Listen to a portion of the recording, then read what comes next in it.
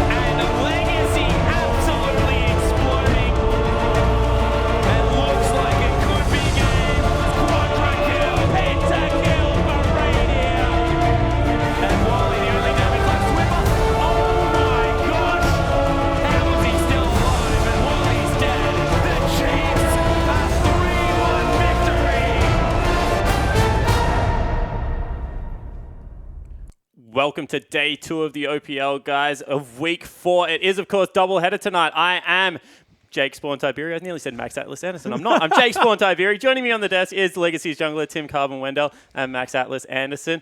Tim, another win last night for Legacy. That's 4-0. Hype train well and truly in motion. How's it feeling? Well, first of all, thanks for inviting me back. Feels good. Feels good. Still a long way to go to the end of the season, but starting off with 4 wins is a good start. Certainly is. And Atlas down that end of the desk, how you doing, mate? Look, I'm personally okay, but I have a bit of an issue. We've lost the beard, ladies and gentlemen. And look, I know I'm personally feeling very upset about this. I know you guys at home, there's been a public outcry. And look, I need you to get into Photoshop, get into Paint, get into whatever you have, and just put a beard on the man. He killed whatever animal was on his face, and we now need it back. Photoshop a beard onto Spawn, tweet your entry to @LOL_Oceania, and include the hashtag IamOPL in your tweet. And the 3 most creative submissions will receive a Warring Kingdoms Nidalee skin, which is in fact Spawn's favorite. So we can try our very best to get this one back onto him. Look, you're supposed to use a photo. The beard's not coming back. And with that out of the way, let's get into this week's matchups, because as we take a look at the standings, Legacy are still 4-0 on the table. Direwolves are just behind them. Our OPL Legends 2-0. Then comes the Chiefs and Sin, followed by Avant and the Hellions, whilst Infernum 1-3, as well as Trident down the bottom of that table. Of course, all the teams, apart from Infernum and Legacy, get a chance to change their results, because as we pull up this week's schedule, you'll see that last night, Legacy were able to commandingly beat Infernum 2-0 in pretty quick order. Tonight, Trident will be taking on Hellions in Game 1, whilst Avant will be against the Chiefs in what is a semi-final rematch in Game 2. Tomorrow night, however, is the big one, guys. It is going to be Sin versus the Direwolves in our OPL Legend match. Direwolves taking to the Rift for the first time since they beat the Chiefs a couple of weeks ago. We're actually lucky enough to hear from Sybil and Juves, as well as Rymeister. There's an interview up at the website. As always, for any of the information on the schedule or the standings, head over to that oce.lolesports.com and get that. With that out of the way, let's jump into the first game of the match of the night. It is going to be Trident starting on the blue side. Pac-Man is their top laner. Impaired is their jungler. BMA in the mid lane. Addition as AD carry and Jake as support. Carbon, this is a team that Legacy spent a lot of time with. I know you personally spent a lot of time with them. How are you feeling about Trident's rough early start to the season? Like a disappointed father, I look on in disgust. In all seriousness, the roster swap hurt them, and they're reeling, but I believe that they can make it up at the end of the season. Do you see a way back in, Atlas? I think it's definitely an uphill battle, like Carbon's saying. I believe that they just need to try and find an identity here, Trident, because with BMA and the roster, they don't have this sort of super go-in carry style player like Claire was. Without him, using this more utility player just doesn't seem to be working. We'll see whether they can change their style and figure out a way to make it work. Well, we certainly will, because they're going to be up against the Hellions, another team that is struggling, but it will be Ryu in the top lane, Cookie, their jungler, Bomb, their Korean all-star mid laner, Frey, their AD carry, and Denian as support. Another team that is struggling, and we thought good things of Hellions, especially their top laner Ryu, but at the start of this season, doesn't seem to be working out. Yeah, it's a little bit of a struggle, and you have to look at the top lane here. It's all about Ryu. He's been changing up his style, going for more of this sort of split push play, and I just don't know whether it's working for the team. I mean, you saw in his last game against Infernum, we saw Ryu, both games on Fiora, split pushing for about 40 minutes. And then at the 42-minute mark decided, hang on, let's give team fighting a crack. Instantly one shots carry, instantly wins 2 games that they were in deficit in. Definitely needs to look more at team fighting this series, I think. Yeah, it certainly does. But is this a communication thing? Because, when I have a look at it, especially when I watched Hellions versus Legacy, we had Ryu getting soloed out and then Cookie kind of chasing for kills across the map with Bomb. Is this something that may be impacting them? I mean, if there's one player on your team that you don't want to have language issues with, it's your jungler. I mean, it's so important to be able to communicate with your team from that role. And so I definitely think that's hurting them. Yeah, and I'm looking at the mid lane here as well, because this is where they don't have that breakdown. Of course, the top lane, because Ryu can speak Korean at the same time, but Bomb and Cookie, they came over here together. They're sort of a duo that want to be able to dominate their lane. And I'm not entirely sure whether they're really looking at what they can utilize on the roster, especially up against Trident, where they've got BMA and Impaired. BMA, sort of the new player to this roster, may not have developed that synergy just yet. Just utilize what you have, right? I mean, there's an interesting dichotomy here, I think, where you have Bomb, who is kind of a carry mid laner, and Cookie, kind of underperforming jungler at the moment. But on the opposite side of the rift, you have BMA, who's the only utility mage, and then even then is usually building some wacky build with only mana and no damage, or getting no CS, but a jungler who's very capable of carrying. So for me, the matchup isn't mid versus mid, but more Bomb versus Impaired. And this seems to be a story a lot with Trident in particular. How far can the one carry of the team who is impaired get other lanes ahead? I'm looking towards the top lane. Pac-Man was a person that we'd heard had changed his style, but seems to just be another tank player up there. I mean, for me, Pac-Man is almost Pack Attack, Jack Attack V2. I mean, the guy's from New Zealand. I mean, how many more things do you need in common? He's from New Zealand. Obviously, it's just Jack Attack. Plays tanks, and he's from New Zealand. Jack Attack. Must be Jack Attack. Yeah. No, look, Pac-Man, known for his tank play, is a good tank player. You know, I thought his Nautilus was all right. His Darius versus Chiefs was not bad as well. Look, in this meta, you need to be able to expand your champ pool, and I think that's definitely hurting them. Yeah, I'm not going to mention the fact that there's Chippies and RoboCenter, of course, top laners from New Zealand as well, so they don't play tanks, so that's absolutely fine. But let's just move on from there. Of course, if Impaired was to focus that top lane, do you think that BMA will then possibly just get run over by Bomb, who is strong in the laning phase? I don't know. I think it really depends on the matchup here. If Bomb picks Anivia, I think BMA could get away with a free lane. But yeah, if Bomb picks something a little bit more aggressive and we see another, tier Athenes, whatever it was, or Oriana, I don't have high hope for him. Yeah, it certainly is going to be an uphill battle on the top side of the rift. The one point of Hellions that we thought would have difficulties, the two non-Korean speaking members, they have Frey as an AD carry, Denian, who was their coach, now playing support. We thought this would be a liability. I actually want to bring up something that happened in your game once again. Denian jumped on that Janna. Actually made the early game pretty difficult for you guys. You took it off the rift for game number 2 against them. Is this an area that maybe we underestimated for Hellions? Look, I think as long as they play a relatively safe lane, I think they'll be okay. They're not outstanding. They're not going to make the huge plays, but as long as they're there to do their role, I don't think you're necessarily a liability. Yeah. No. I think this is amazing, actually. I just want to chime in. I just feel like Denian paints a target on himself whenever he's on the rift, because he seems to be this guy that is the one sort of standing out, right? So he's filling in. He was an analyst, didn't necessarily want to be like a player on this team, especially wasn't a support player. He's originally an AD carry. But now with this target on his head, he gets to play the likes of Janna, and people are like, all right, free kill, let's get underneath his turret and kill him. But he's Janna. He's got so many tools to try and get them out of there. And this happened to you guys. You fell culprit to this issue, and we'll see whether he can continue to make it happen. Yeah, it certainly does look like it's the case, because when you look at the other side of the rift, I know that Impaired speaks very highly of Addition and Jake down there. He actually thinks that Addition can be that AD carry they need, but haven't really seen much out of the bottom lane of Trident so far. I mean, it's kind of a theme that runs through the whole of Trident, I think, is they're really lacking a carry. I too think Addition is quite good. I think Jakey is capable, but they're not about to two-man carry the game. Addition is very much, I hear it coined as the janitorial style. I say more of like a reckless clean-up AD carry. They're there to clean the fight up after you've won it. But for Trident, no one is winning the fight for them, so I don't know how much they can do. Yeah, it seems to be like an identity crisis here for Trident. I feel like they're sort of struggling to work out exactly what works for them as a team, and I don't know whether there's a way to make sure that Impaired can get a lot more money for the squad as well, and maybe he can be that carry that can be relied upon to jump in. I don't know. I think one big thing is obviously Claire leaving. We've spoken about that a lot, but more than that, it's deciding what kind of team they want to be now that Claire is gone.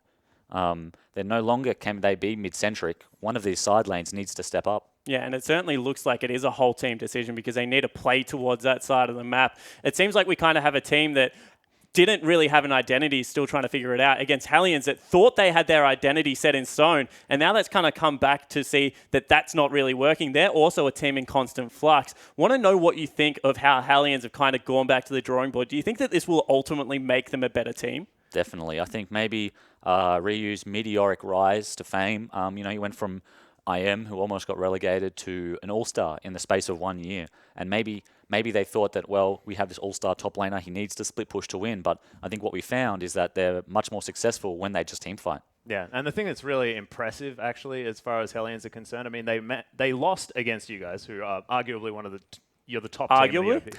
I was always, arguing I with always you. use the phrase Stats don't lie, arguably, mate. but honestly, it's just you guys are the best team in the OPL. Safe to say that 4-0, pretty good track record that's so going to far. put you up top. Don't worry about it. But yeah, so they managed to lose the games against you, but they showed a lot of promise in what they were doing. They were changing up how they were playing the game. I know, Spawn, we were sitting watching the game together, and you were saying things like, look, they're making decisions that are appropriate here, and with the appropriate use of practice and making sure they can get things working, they might be moving in the right direction. We'll just see whether they've made more of a rise now that we get into this game. Yeah, it certainly looked to me that, Hellions were at least making some decisions around the map that were actually getting them in a position where they could win. They weren't winning, but at least they could get there in the end. Guys, however, the players are ready to get onto Summoner's Rift, so I'm going to leave you with Pastry Time and Rusty to get us there.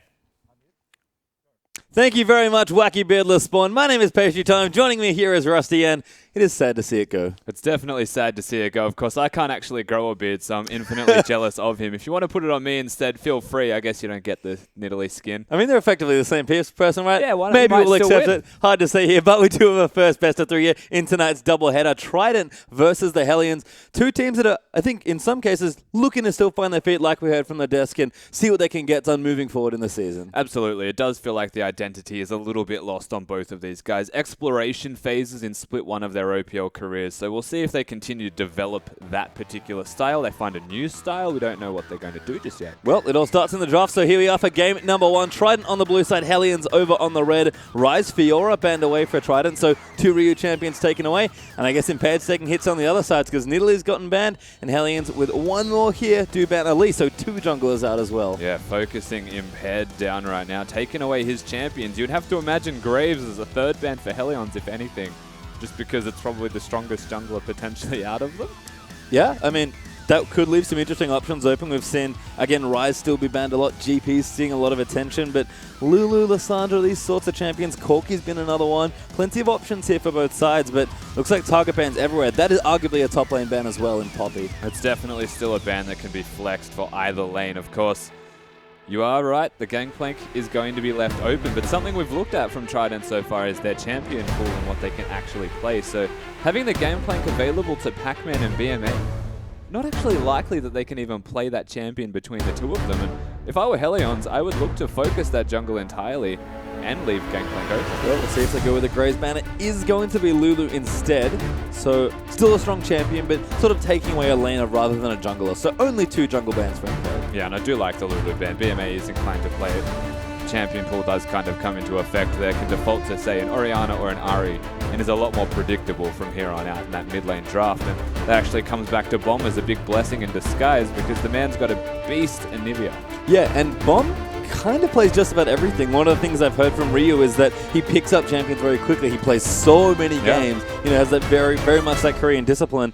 But I feel like we haven't quite seen Bomb get unleashed yet, so today could be the day, but as expected, Impaired's happy to take Graves. Yeah, so they take the Graves away, of course. Cookie has probably going to default to the Lee Sin, I would imagine, based off what he has played thus far. And this is one other champion we failed to mention in the draft was Corki. Yep. We have seen a lot more of Corki, and there is a pickup there for Hellions. Corki Gangplank, that is a pretty scary first red side draft. Corki is absolutely S tier at the moment. He is one of the best mid laners that can flex to AD carry as well.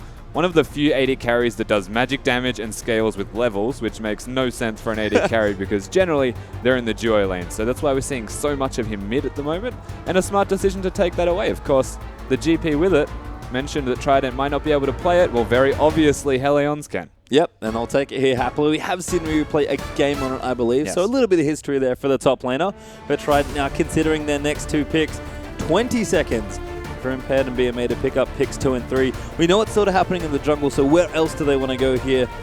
Kalista makes a lot of sense. It's been an Edition champion. Looks like they might just complete the bottom lane here. Yeah, it's not a bad decision. This is actually quite standard drafting from what we've seen at the moment. Jungler, then you pick your bottom lane, then you look to get at least 1 lane reveal from your opposition side who only gets the counter pick then of 1 role. And you actually get 1 of yours, so they do lock that away. Yep, looks like Kalista Thresh, pretty standard stuff, still a very strong bottom lane. Seen a lot of Alistar, who currently is dropping through the draft, which is a bit interesting, but other than that, seems like Trident are doing what we expect, and that's play to comfort. Yeah, absolutely right. The Kalista in particular is just the ultimate in comfort for Edition. who just loves that champion. Something that we didn't actually expect to see a lot of when you look at the Kalista changes on 6.1 onwards. Her laning phase feels a lot weaker with the inability to rend and actually keep her mana pool available. So just a lot more recalling now from his Kalistas. Lane swapping is actually reasonably favoured. Yep, still good utility though, as Janna and Rek'Sai are the picks there. So Hellions still hiding a solo laner here. Could be GP mid, Corki bottom lane, which does leave Ryu's champion open. But I like what Hellions have done here. Again, sticking to what they know. Denian's back on the Janna, and Frey's probably happy with Corki if that's what he gets. It's moments like this you wish that BMA could play the Zed that we so aptly saw. He did flash it, and of course we saw that picked against every single Gangplank from Legacy that they've played against so far. And I mean, it's a smart decision. It completely takes it out. So an assassin, something that can out-trade the GP, just keep him down, is where they'll have to go here. And not knowing what lane it's in does present that issue of where do we pick that? Can we afford to? Because our team composition kind of wants a taint at the moment. Yeah, it does. So we'll see what Trident do want to go for. Again, we mentioned Comfort. Pac-Man was known for their tanks, has tried to step up a bit more to the carries, but I think we'll be happy to take just that champion. Seems pretty good at this point. Trident are going to stick to what they know by the looks of things. Victor Tom Kent should round this out.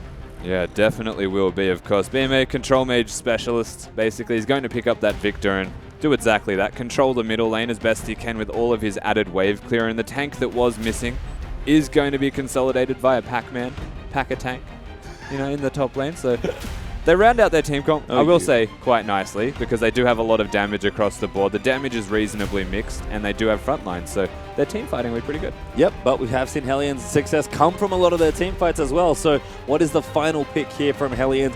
And honestly, which lane is it going to? This is really strong drafting from Hellions. And you have to think about Bomb and how he likes to play. He's got Cassidy in the back pocket. It's a matchup he would be happy with. It is a matchup that he would like. I will say that Victor's picked into Corki a fair bit and has quite a good success rate against that champion in the 1v1 matchup. So there's a chance now that they give the Corki to Frey and they do pick up something like the Cassidy or even an Anivia for Bomb just to give him that control in his lane. Yep, we'll see what they want to go for. He's going to be Cassidy by the looks of things, so Bomb is going to take the Victor Cassidy matchup. That does leave Ryu with the Gangplank, and last piece of the puzzle, Frey will take the Corki. Yeah, absolutely right, of course. This is such an interesting setup here, I will say, from Trident in particular. I feel like they should win from this draft, in my opinion, outside of laning phase. The problem is they're going to be playing against lanes where I would say I'm not actually happy with them having. This is a 50-50 mid lane matchup, right? Yep. But BMA goes on average 14 CS down at 10 minutes. He's in a lane where there's a lot of pressure because you have to try and outskill the player in a 1v1. Choo Z from Legacy, again, won this matchup on the Victor, but there's a chance because it can go either way. The Bomb brings it back. Yeah, and then I guess then we look at the jungle pressure. We've heard about, impaired versus mid laners. Kind of feels like the story of Trident. Impaired, strong aggressive jungle here for the Graves, and Cookie actually moving back from the aggression a bit here with Rek'Sai instead. Rek'Sai is a very uniquely strong champion in the way that you can control vision without having vision in place. The Tremor Sense unlocks your capabilities on either ganking, invading, roaming, doing whatever you would like. So having that on Cookie at the moment will be quite good at looking to deny Impaired above all else, honestly, because Impaired's the man you have to look at on Trident. Yeah, it feels like every time we see a Rek'Sai, it's just like, I'm probably not going to fight you unless you're Carbon. Shoutouts. But as we are going to get ourselves loaded on, don't forget your hashtags, of course. Hashtag TryWin for Trident here in Game 1, or hashtag HLMWin for Hellions.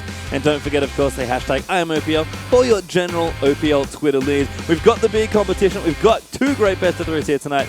This is going to be fun. It's definitely going to be fun. A lot of questions need to be answered by these guys on both of these teams. Can Bomb, the mid laner of Hellions, step up and be that massive carry in this game that they actually need? Or can Impaired finally bring it back for his team in that direction? Well, it does feel like it's a bit Impaired versus Bomb tonight, as we are going to get onto Summoner's Rift for Game 1 of Trident versus Hellions. Don't forget, we have 2 best of 3s tonight, so plenty of League of Legends action if you're just tuning in. But both these teams definitely looking to step things up and prove themselves here early on into the season. And this would be a great best of 3 and a great start here in the first game. And one major stylistic difference that needs to be noted already is BMA's starting items. Of course, going for that Dark Seal, 25% increased healing on potions, but also essentially conceding himself to losing this lane early, knows that he's got the ranged advantage and can auto-attack and poke bomb down, hoping to get to that 350 gold mark uncontested, does delay the upgrade on his Hex Core though. Yeah, which could be a potential issue. It's actually the start we saw Fantix from Direwolves use on his Kassadin. Yeah. So like that sort of build, but again, same sort of theory, right? Want to be safe. Bomb, though, instead does have Corrupting Potion. Teleports everywhere, actually, in this matchup, as well as Addition and Jakey. I'm going to do... Oh, that's very cute. That's very, very cute. Which part are you referring to in particular? This is... So, they, if you remember, and I'm sure you do, they changed the minions. Yeah. So that they're much nicer to each other. That is one of the few ways to try and pull the lane. Yeah, definitely is, of course. Any small Thank you, Carlin, for telling me that earlier. Yes, of course. Any small amount of time where you can delay the minion wave, it gives you enough time to then do the wave yourself. And sorry, a jungle camp yourself, get a level advantage, come back in, and know that a single minion didn't die. If you're a fast clear jungle duo as a bot lane, you'll be okay to not have to do that, but it's always an added bonus to bring it back a little bit further in your direction. Cute at the very least there. As things are going to start out in standard lanes, in fact. Addition and Jakey did tank the Krogs up for a bit, but they should be just fine. And Frey on the Corki this time around. You mentioned it already, S-tier pick around the world here. Normally in mid lane, but perfectly serviceable in bot as well. Yeah, absolutely. One of the strengths is that it can be serviceable in more than one lane. Corki, crazy, crazy champion. And speaking of which, Denian, on this Janna that was banned away from him in one of the games that they played, because there's just no way to kill this bot lane. Yep, they're going to stay very safe here as BMA getting aggressive early on, trying to push that Kassadin in, like you mentioned. Pretty even matchup here is going to rely on the player's knowledge here. Right now, BMA going to have the early advantage as Kassadin is going to need to ramp up a bit. Yeah, absolutely will be. Of course, BMA hasn't used the potion just yet. Bomb falling to a slight disadvantage, you would have to say, but there's always kill threat if Cookie makes his way in. That flash unburrow is very dangerous, especially once Bomb hits level 3 and can force pulse. Well, back in the bottom lane now, you can see level 2 hit everywhere, so nothing outrageous going to happen here. As a Cookie actually going to meet the enemy jungler. Does spot the crab now. He's going to spot Impaired, and Impaired just going straight in for him. Cookie will tunnel away from him, but Impaired looks to get this early neutral advantage. Yeah, bullies him away from the Scuttle Crab, of course. Cookie's going to be fine. It's just a bit of extra gold in the back pocket. And the major difference between the two is that going for the Gromp opposed to going for the Scuttle Crab, the Gromp takes health from you. And Rek'Sai kind of wants to be as healthy as possible. So being able to get that Scuttle makes jungling a lot easier for you, especially ganking after you do a camp. Well, Cookie is going to go back by the looks of things, so we'll see if he does want to pay some attention to these lanes or simply keep the farm up. Impaired, though, level 4 now. Doing that Gravesinger flying through the jungle. He's going to spot a wall, but it's going to run straight into Bomb here. Bomb, a little bit overextended. Gravity field's down. That'll force the flash, and BMA a little low on mana, but Impaired. Nice force there. Yeah, an easy flash forced out of Impaired with complete conviction, runs in, doesn't bother clearing the ward, and was, of course, notified that there was that ward there. So smart play from Impaired. Forcing out a flash on a Kassadin pre-level 6 could set him up for disaster. Going to force the teleport here as well. Just Doran's Ring and Boots here for Bomb, as BMA will likely might have to use his in return as he's looking to go back relatively soon. But Bomb, now without that summoner, is a potential target. Kassadin pre-6, always something junglers look to. Yeah, and this is the kind of situation, looking at BMA's health and mana bar at the moment, where I almost would have had Cookie come straight to mid and dive him, just because there's nothing BMA could do. Well, BMA going to go back now as bottom lane action is happening. Frey gets hooked in midair by Jakey, and first blood will go to the Thresh. That was an unbelievable hook from Thresh as well, using the Flay, trying to bait out the Valkyrie for as long as possible, but the second he throws out the Flay, hits the hook, takes them down so very easily. I can't believe that hook connected. It was through a Jun and knock-up as well, so angle-wise it kind of looked a bit off, but smart play here from Trident's bottom lane. Nice kill. Yeah, really nice stuff as Cookie now going to maybe look topside, but I think he might have been spotted out. He's going to go back towards the mid lane now instead as Addition and Jakey, we mentioned both these teams in different ways, sort of looking for their next carries to really step up and solidify the team structure, and a surprise kill from the bottom lane. Yeah, absolutely a surprise kill. Now Cookie's no, he's just saying hi. Yeah, it doesn't commit. Just fires out the Pro Seeker. Is going to move BMA over to that far right-hand side of the lane. And Pac-Man in top lane, still doing just fine here, farming up a Storm, but Ryu has gone back. He's got the Sheen, now got some boots as well. Even a Pink Ward for a bit of extra vision. GP happily farming with just a slight edge over Pac-Man. And you have to wager that's already a concern for Trident. Not being able to keep Ryu down on this gangplank of all champions in League of Legends. You don't want that one to scale that fast. And at the moment, by having that Sheen first item, that is complete confidence pick here from Ryu. And if he can continue to control this lane or just stay in control in this lane, then it starts to get rough. Certainly could, as BMA did take the trip back and also use the teleport, worth noting. Cookie, though, going to donate blue over to Bomb, or going to try to. Hook is going to miss. Bomb will get his buff safely impaired. Not quite enough vision to maybe try and steal it. And Cassidy successfully gets the donation. The right idea, but just not there in time to actually look to take the blue away or do anything actionable whatsoever. They don't get anything, but it's a bit of free time. You know, Jake already won that bottom lane with a free hook, free kill, you know. Try and make it work elsewhere on the map, and then just come back to bottom. Oh, look at what Bomb's doing now, though. This is where Cassidy can start to find traction in the matchup.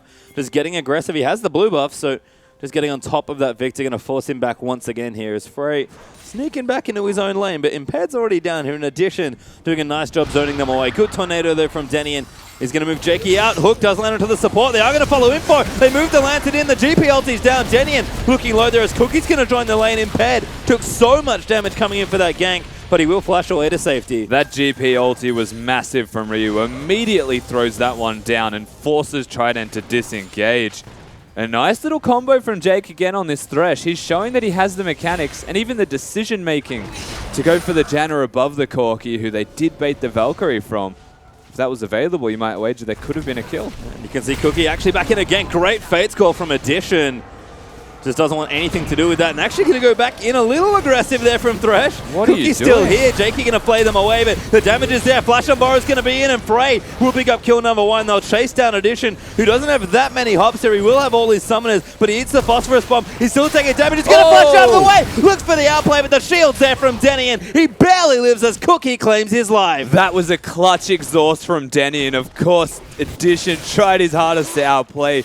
Didn't use those summoners. I was wondering when they were going to come out, and instead gets overconfident and baited in. Summoners available for Denian. Barely keeps them alive. That was close, but not enough. Yeah, great play there from the Hellions bottom lane as BMA will pick up his blue buff now. We'll see this one again. I have to think Addition, he could have got out alive, but he wanted the big play. It felt like slow motion, and you remember he's about to flash as the Umbaro comes out. Instead, goes for the kill. The problem was he actually hit Denian with the Q, and the exhaust was just enough to keep them both alive. Oh, BMA though, as we do pop back in alive. Bombs force that ulti out actually in mid lane. Starting to force that Cassidy and pressure. Rotovator's on the way relatively quickly. Got the Blasting Wand and the Ruby Crystal up already. And most notably, a 10 CS lead as BMA with no teleport is forced out of mid once again. Yeah, this is not a great situation for BMA, and overall, fantastic one for Hellions. They're working around the bottom side of the map. Over-aggression from Jake caused that almost double kill for Addition to happen. And the turnaround 2 kills that go to Hellions that probably should not have in the first place, followed by mid lane winning for Bomb, is a massive shift in power. Gangplank's still scaling. Yep. Ryu loves split pushing.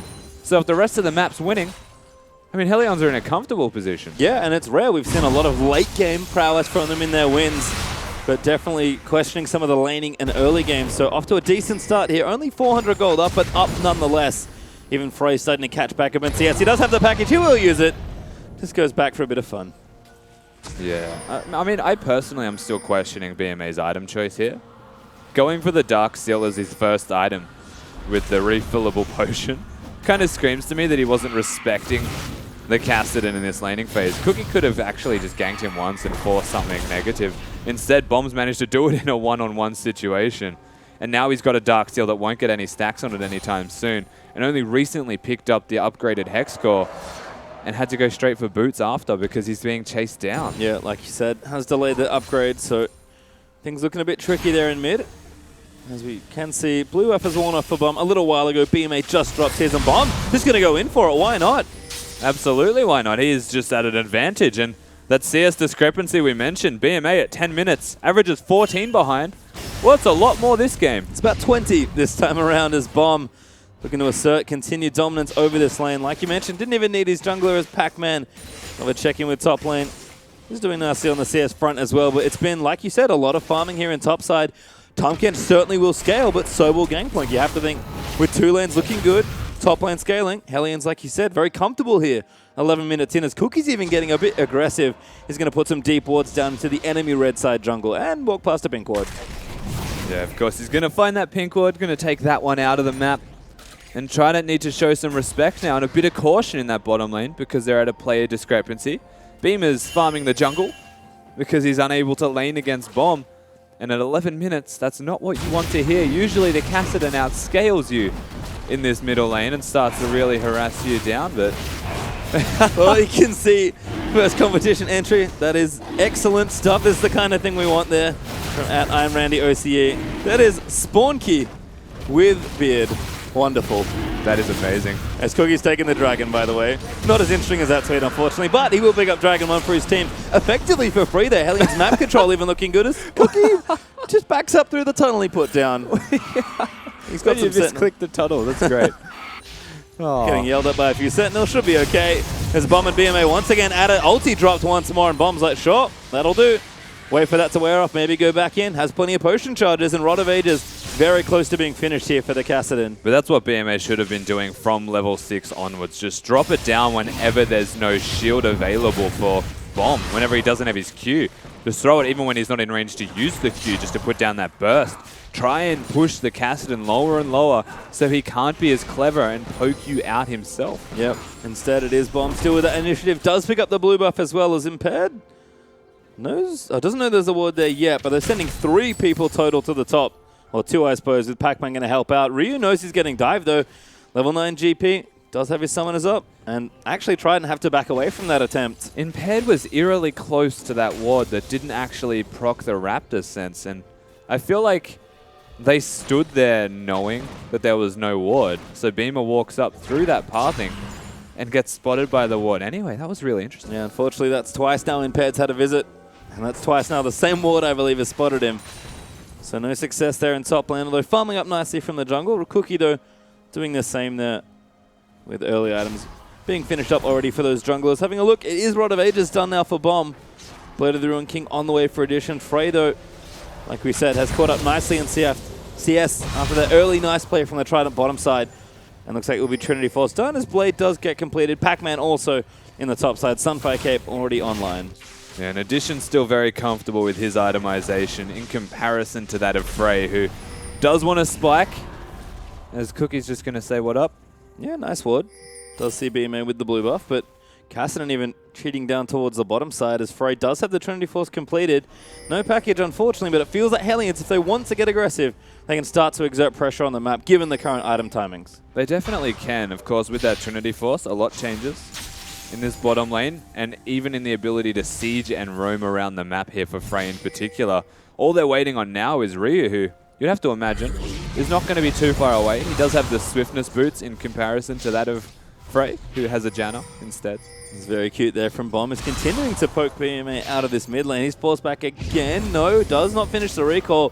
But rank 2 ulti now as Bomb dings past level 11. And the pressure is just unrelenting here. In fact, he's grown that CS lead massively. Impaired will spot Cookie. Cookie going to go in for it. Impaired, all right, now knows what's up. I'm going to chase in for it. Teleport down as well. GP ulti's used, but they'll take the time against teleport. Pac-Man does cancel it. And Impaired, I think, lucky to get out alive there. Pac-Man would have gained nothing from that teleport. All it was used for was to zone them away from Impaired, to give him a look at escaping, and it was successful. So a big cooldown wasted by Pac-Man. But of course, to keep your teammate alive, definitely worth it here. As Jakey now actually zoning Frey again. Looking for the hook, will land it. Not going to follow in though. Addition with the blade. And with Impaired down toward the bottom side as well. Cookie also here, so it could be 3v3 time. As once again, Bomb just doesn't stop. No, it won't stop again. That CS lead is growing and growing. Cookie. Very nice play here from Impaired. Does bounce end of the line off the wall. Cookie going to get chased down as Impaired with red buff. Quick draws in, but not quite in range. Nice tunnel out from Cookie as Fate's Call back in the bottom side. Jakey needs to line up the hook, but he can't quite find the line. Frey and Denian do use some summoners there in a different exchange, but they'll get out safely. Impaired putting a lot of emphasis towards this bottom lane now. Time spent and essentially time wasted, because Frey and Denian are going to be fine. 2 summoners used. means they've still got half of their summoners available to them. And having a Janna with exhaust still means fairly unkillable for this Corki. And it's going to be difficult for Trident to look aggressively still. And as we check back in the top lane, I guess that's the other half of that story, is that it's just, some free farming as Ant Roman Kisa with another entry.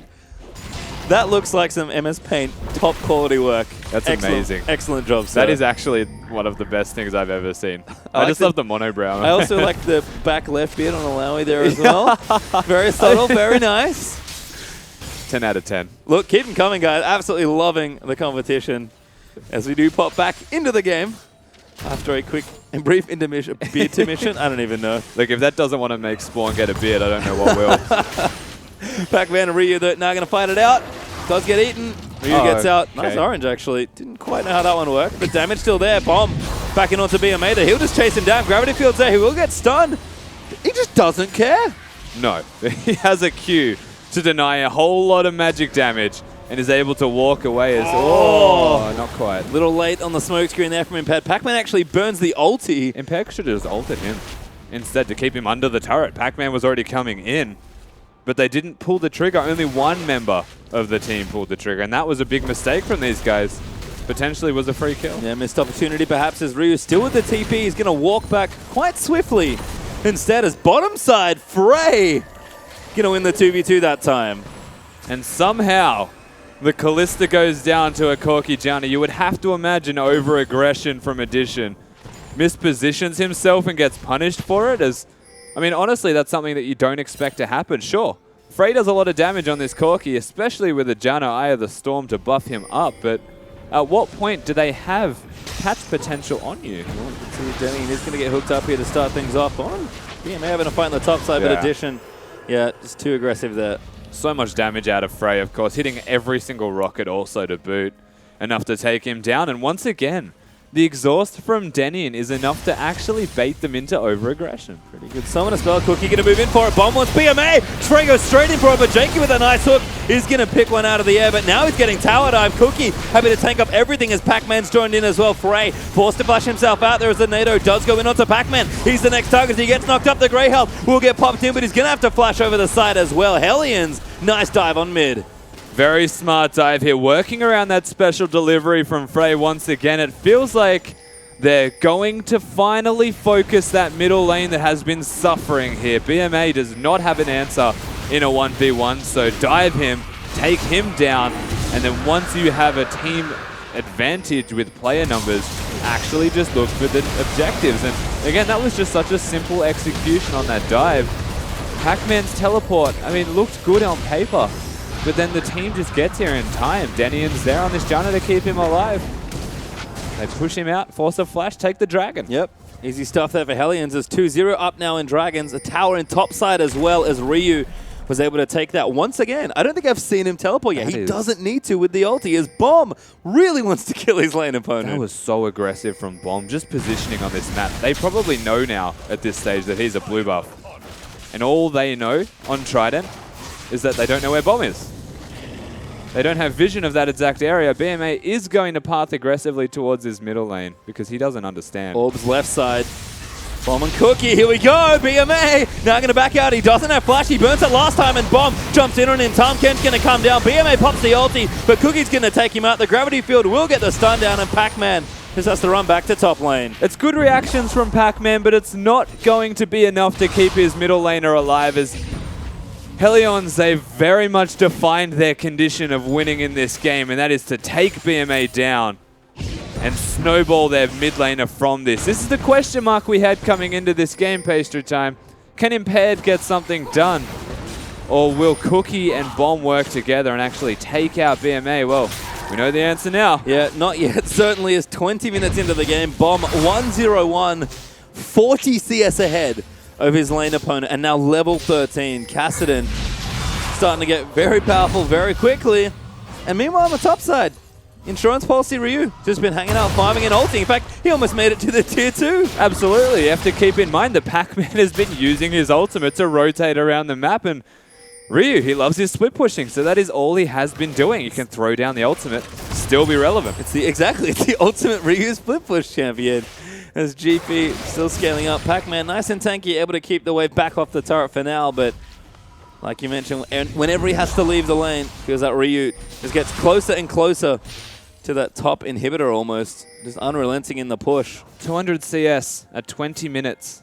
Bomb is a massive Kassadin right now, and BMA is trying his absolute hardest to keep himself in this, but this is more than once right now that we've seen him confined to the Wolves.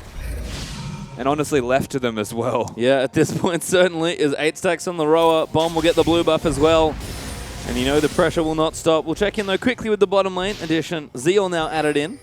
So Hurricane on the way, of course, after the Blade of the Ruin King. Yeah. And Frey, it looks like Infinity Edge second. So nice and aggressive, very expensive, but very strong Corki build. Absolutely expensive, but when you are a 2-1-2 Corki in comparison to your lane opponent here, and you have yourself a gold lead that is about the difference between items. Shield in there, Impaired actually down as well. Fate's Call gets popped, teleport down onto Denny, and he's going to be the first target. GP ulti as Denny and does pop the ulti, but BMA's there with the TP actually. And Jakey, of all people, gets the support kill. I don't know how Jakey managed to pick that one up, but again, the collapse. Trident this time, they put it together, and they get a pick. Of course, this is not the best situation. They're lucky that Ryu did have to go back to base for his Infinity Edge, so they don't get any top turret, they don't get the mid turret, and Trident, they actually just get themselves a free pick. Well, Ryu walking down as well now, so could have a skirmish here under this bottom outer tower. Ryu has made it, tower still there. Nice and safe for now as you are going to keep chasing in. Cookie, he's going to get flayed away, but Frey is just going to chase in now. BMA hits a rocket. Cookie, insta-flash on Borrow gets one as BMA falls down. Jakey trying to disengage the fight. His Impaired and Pac-Man are also on the flank. Damage is massive from the Graves, but Ryu putting down barrels. Pac-Man being a disruptive force, eats the Corki and shuts him down. Now Cookie getting a hook out, but here comes Bomb. Impaired, the first target there as Hellions look to turn things around. Cookie lowers, Pac-Man will get the shutdown. Ryu still kiting it around, but he does get eaten once again. But Pac-Man, Grey Health getting low. Jakey with another hook, lands it onto Bomb this time. That's a good hit if they can get it, but he rip walks out to safety. The barrels barely not enough to get kills. And Pac-Man left to his own devices. They will dive him if he stays. He takes the Lantern out, but Hellions will claim the tower. A very long, very extended fight from both of these teams as it felt like the advantage went back and forth between them. Playing the numbers game here, Hellions and Trident, but of course, the end result is that sooner or later, the Kassadin comes into the fray and takes them all apart. As that's actually their AD carry, and we're going to watch him right now take apart one member of Trident, the GP. Has used a lot of his kegs, something to keep in mind. And they do nicely kill them, as Impaired. Killed that one before he could explode. Potentially game-changing, that particular keg kill. They come in, and this is honestly the Pac-Man show. He just takes apart every single member, almost single-handedly, just stands in front of their faces. Jake hits some good hooks, and Trident, they consolidate the best that they could, but eventually they still lost their turret. Yeah, it just feels like Bomb maybe a little too strong at this point. GP finally joining a fight. Does look good for Hellions. You can see 2 dragons up, 2 towers up now, and actually a very healthy gold lead. 5k up at 24 minutes. Nothing to scoff at. And Hellions starting to group a little more aggressively. Bomb with the TP back up. Looking for level 16, but he's starting to split push now. In fact, Ryu's pushing as well. Welcome to 1-3-1. So we're running the 1-3-1. It's very difficult to kill a Corki Janna, especially with a front line of Rek'Sai, who is this tanky already. So at the moment, what is the answer from Hellions, or from Trident rather? They'll be content with having Pac-Man deal with the Kassadin. He does have magic resistance in place and a lot of health to his name. The thing is, if they send Victor or they send Callista down to deal with Ryu on this gangplank, then I'm not sure how that's going to work out for Trident. Oh, Pac-Man eats Bomb as he's actually going to force the flash and rip walk out. That was like... That was an excellent interaction. It's the longest tongue in history to pull him back into that mouth. Hellions does get the Dragon 3 though, starting to scale up there. And now the outer turrets as Ryu's going to ulti top side. Trident will stand their ground and take it, but 3-1 the turret score now. And those Dragons scaling up especially. Bomb is just going to get annoying. He will. Finds BMA, cancels 2 backs. Impaired is going to go back though.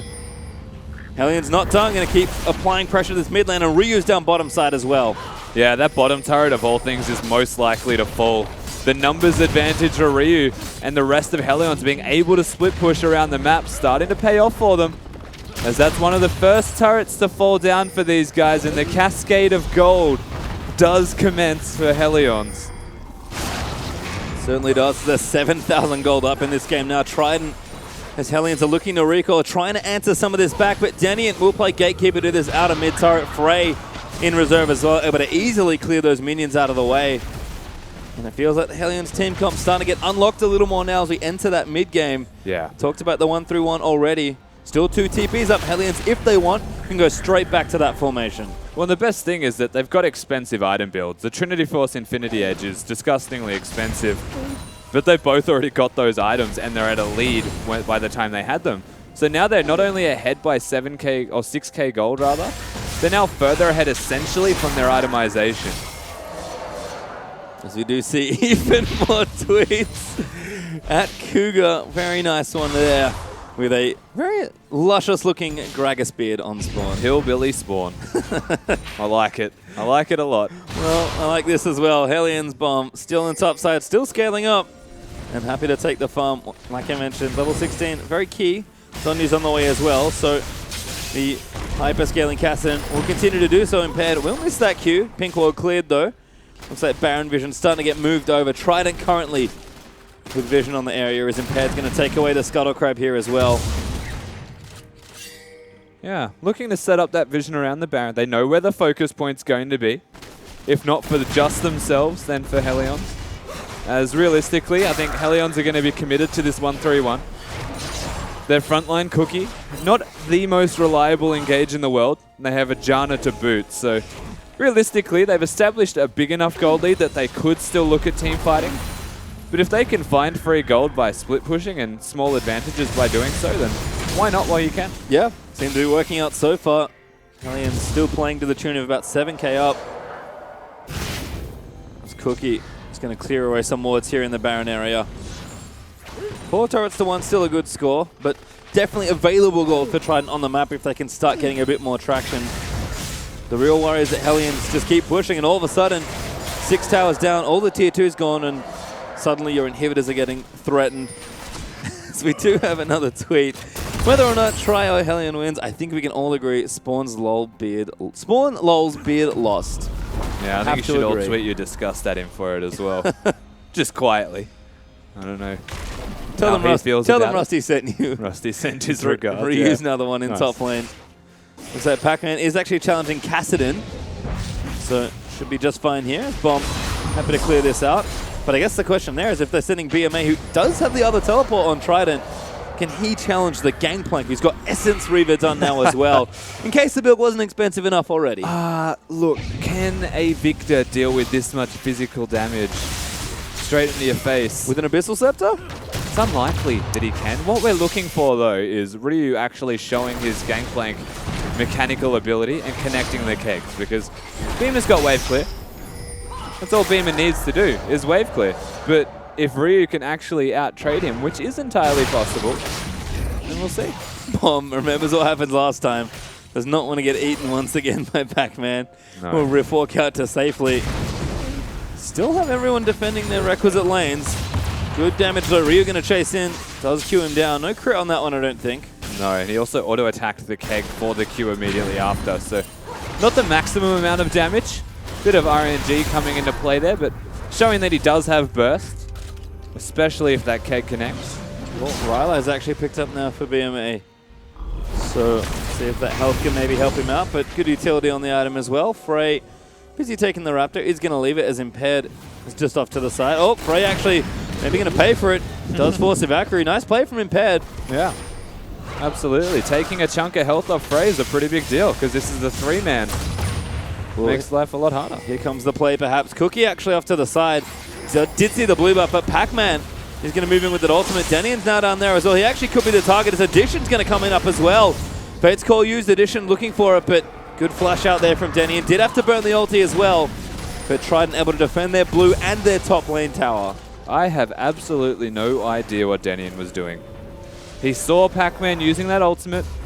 He saw that the hook didn't connect onto Cookie, and then walked next to the Tahm Kench's face. And was like, sup, man? And then almost died. Had to flash an ult for it. I'm not sold on that strategy. Of course, Frey did still need to recall, so they can reset a bit more here, Hellions, and of all teams, we know that they're comfortable with their late game team fighting, and they are working towards their penetration items now, you would have to imagine. Yeah, well, they've got 3 items now on all the carries, and they do have 3 pretty big ones.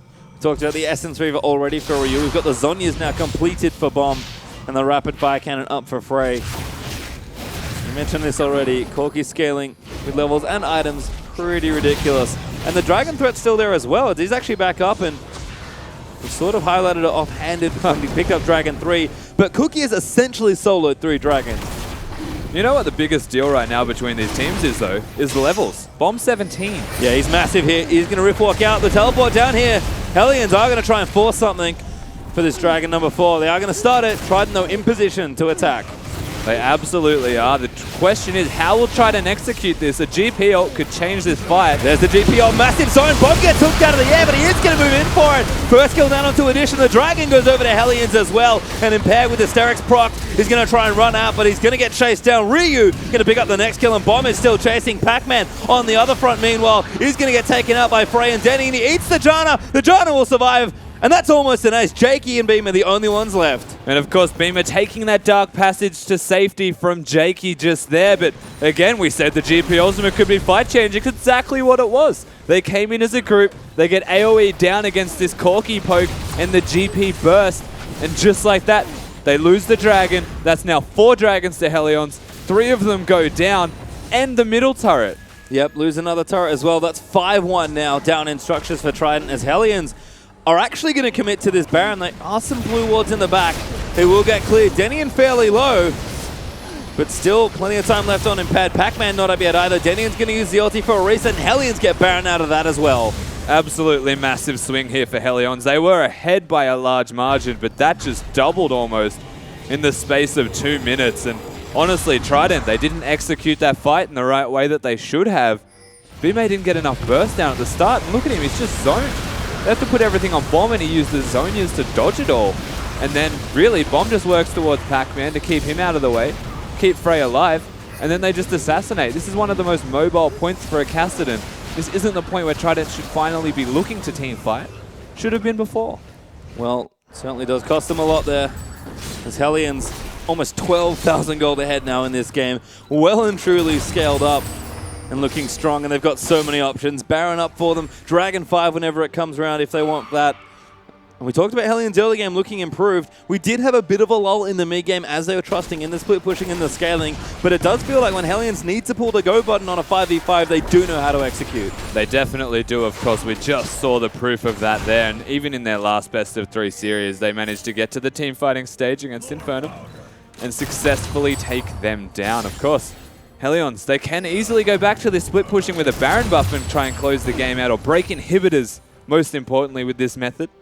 Pac-Man still going to be able to keep Bomb down, though, you would imagine. Yeah, should be okay there, as he's just going to keep him occupied. Poke coming in from the Corki as well. Don't forget Frey, now the QSS looking just fine there. It's also a sheen on Pac-Man. Yes, it is. Going for the Frozen Fist. I guess so. Even more annoying. As Ryu going to take his tower out. Arms the barrel, shoots it. Creep wave down, and that's 6 turrets now for Hellions. All the outers and all the tier 2s are now gone. It is just the base left here. Trident are going to need to hold on to these base structures, or Hellions are going to storm right through the front. They definitely are knocking at the front door at least. Desperation already. They want Ryu. They are going to move in for it, but he's going to try and get out. Great juke of the hook, and that's it. Time control to use, and Hellions died mid lane. They'll break the center. Bomb going to chase down Impaired, and he's going to keep going. Addition eats a whack to the face and almost dies as a result. Bomb maybe a bit too aggressive. The inhibitor still alive as Cookie going to get caught out and hooked up, but the damage is there. They're still moving in for it. Frey will get the inhib. Rek'Sai will die as a trade there. Pac-Man, though, looking a little unhealthy. Hellions looking to disengage and will. But good NATO actually as Additions has to be eaten by Pac-Man. Now Frey gets himself out. Valkyrie's out from under the ulti. But Hellions got what they wanted. They broke the middle of the base. Yeah, it was good target selection from Frey to ensure they do get the inhibitor before they move away and disengage. Of course, Bomb over-aggressive with very good reason, as he can just casually walk it out. Here's a Cassidy after all, and a level 18 one at that. So many turrets now falling, and the hardest part is breaking this base with the composition that they have. Trident feels so desperate. I like the conviction and the attempting to gauge onto Ryu, But the fact that they didn't take him down means immediately. And they Ryu, go. his massive bomb. Does not have a death cap yet, by the way. I'm not sure we're going to get to that point, but he does have the blasting one ready to go. Ryu also, Ghostblade Zeal, has so much crit. Yeah. Is that too much crit? It looks like too much crit, but I think he's okay. No. No, we're good? Yeah, it's good. Oh, look, I trust your math much more than mine. I promise you that. I don't think he's even at 100. That's disappointing. Yeah. I think he's got 80. Well, Phantom Dancer now for Ryu. Have to No, readjust it's 100. the math. There we go. Yeah. Sorry, I didn't see Essence Raven for a second. Okay. Forgot it had crit. Yeah. Well, got plenty of good stuff now. There's Ryu. Full build. Everything done there. Bomb on the way. Hellions assaulting this red buff now. Impaired wants to make sure it's his. Does technically belong to him as Ryu gonna chase down Addition. It's dead done. This takes him out. The Fate Skull will not complete. Ryu, Orange is out of the hook. TP down in here as well for Bomb. Ryu will chase out now. Bomb's looking for the flank. Pac-Man has eaten a carry. He's going to move himself out with the Dark Passage, but Bomb looking to keep chasing. Will force the flash out of Victor. Ryu's still and in. he's just still going. Ryu looking around the side. Sets up the Kex. Bomb. Huge ulti there as the AoE comes out, and people drop everywhere as Ryu is going to move for the dive. Beamer gets absolutely evaporated. That's the ace. The double kill comes out from Bomb at the end, and Hellions will claim game number 1. Never give Hellions the lead in the early game. BMA really a big struggling point in this particular one here. And Bomb and the rest of Hellions, they work around their strengths and they run over this Trident lineup. Talked about comfort for both sides there, and Hellions. Strong pick, strong game plan, great drafting, and for once it feels like the execution was finally there. Absolutely. Honestly, that last team fight even just came down to Ryu getting a solo kill, getting out alive, and then coming back in for the second fight, showing absolute confidence in his team. And overall, Hellions, they're starting to pick up their strength. Certainly are, and that's a great game 1 for that, but we are going to break it down further. Let's pop back over to the analyst desk. Thank you so much, Julian. That was a very impressive game out of Hellions, but I want to take it back to the start. You know, both teams drafted very confidently, but it was more where Trident put their focus down in that bottom lane, looking to get themselves ahead. I mean, they picked Callista Thresh early. That's a kill lane, 100%. Best kill lane in the game. Their intentions were clear. Yeah, of course. They made it work early on. They managed to pick up that first blood, but once again, the Denian factor just comes up trumps. And you actually mentioned it. We've got a replay for you guys to pull up on your screen. And Denian just seems like they got ahead. It was fantastic, but they weren't that far ahead. And they just went for a weird turret dive. As we pull the replay up on your screen, it was... Carbon, take us through this one because it was a bit overzealous. I mean, they got denied here, didn't they? Look, I think it's honestly just a mindset thing. I mean, they did get the first blood, but they come in here, they throw Thresh at the tower basically with nothing. He didn't even play, I don't think. And I don't know, they just get bopped. They think, well, we got a free kill. Let's go back. Try it again. Almost a very nice outplay here by Addition. That was so close. A pity, but definitely a massive mistake on the part of Trident. Yeah, it certainly was. And the thing that I want to point out there is two things. The mindset, obviously, of what was Trident's bottom lane. Because even when Addition was like, I can maybe flash away from this, he went for the, I'm going to outplay, and this is going to be what gets my team ahead. And the constant revisits from Impaired down into that bottom lane, we were speaking about it. Even after that 2v3 went awry, they still continue to go down there and see if they can eke some sort of advantage. I mean, I do want to give Addition a little bit of credit there. We did speak before the game that Trident need a carry, and he clearly tried his best to do that there. Didn't work out, but at least he's trying. Yeah, the thing I want to talk about is it looked a lot like desperation here from Trident. They may have been feeling the fact that, you know, towards the mid lane, BMA wasn't being able to find any room to move against Bomb. Like, things were looking horrible there, of course. In the top lane, Ryu just free farming, gangplank. He puts a timer on you. The really, really scary thing is they're looking at a Kassadin and a gangplank, and they're like, we're Callista Thresh. Holy crap, we're going to make something happen. Yeah, and that was really the only winning lane. And the scary thing is they gave up a jungler which gets your lanes ahead in return for a jungler like Graves who needs to scale through the game. And we talked about this a lot. When we say Impaired, please play a jungler that can carry, we're not talking about a jungler that can 1v9. We're talking about a jungler that can get in there and impact the lanes. I mean, we asked him to carry, and quite frankly, he was almost not there. He picks Graves and then farms for the first 15 minutes, and he was not even ahead of the Rek'Sai in CS. Yeah, it certainly was not. And what it led to was these late game team fights. We've got one at the Dragon Pit. This is the big team fight that ultimately will win Hellions the game. And Atlas, take us through this because much more coordination out of the Hellions lineup. Yeah, and that's exactly right. We are going to roll out the replay right now, and as you can see, it's the coordination. That's what this is all about. The ult goes down from GP immediately. You've got the Riftwalk in there from Bomb. So much damage down. You can see in the back line, Frey's able to get the work done with the poke, but it's all about Bomb moving around this fight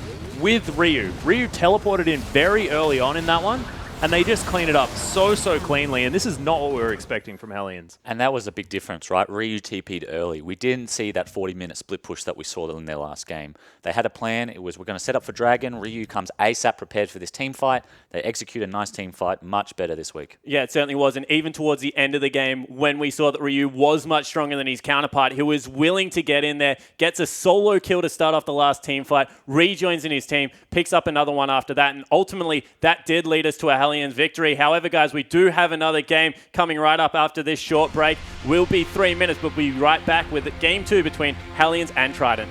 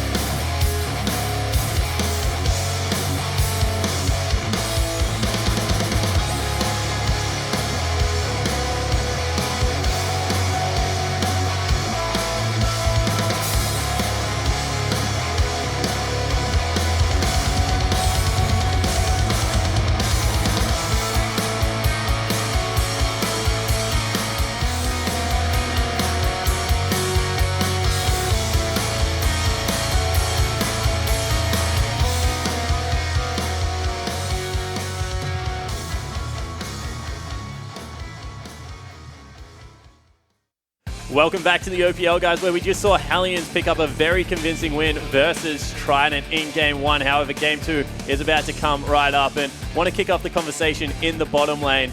You guys saw fit to ban it Game 2 when you played against Hellions.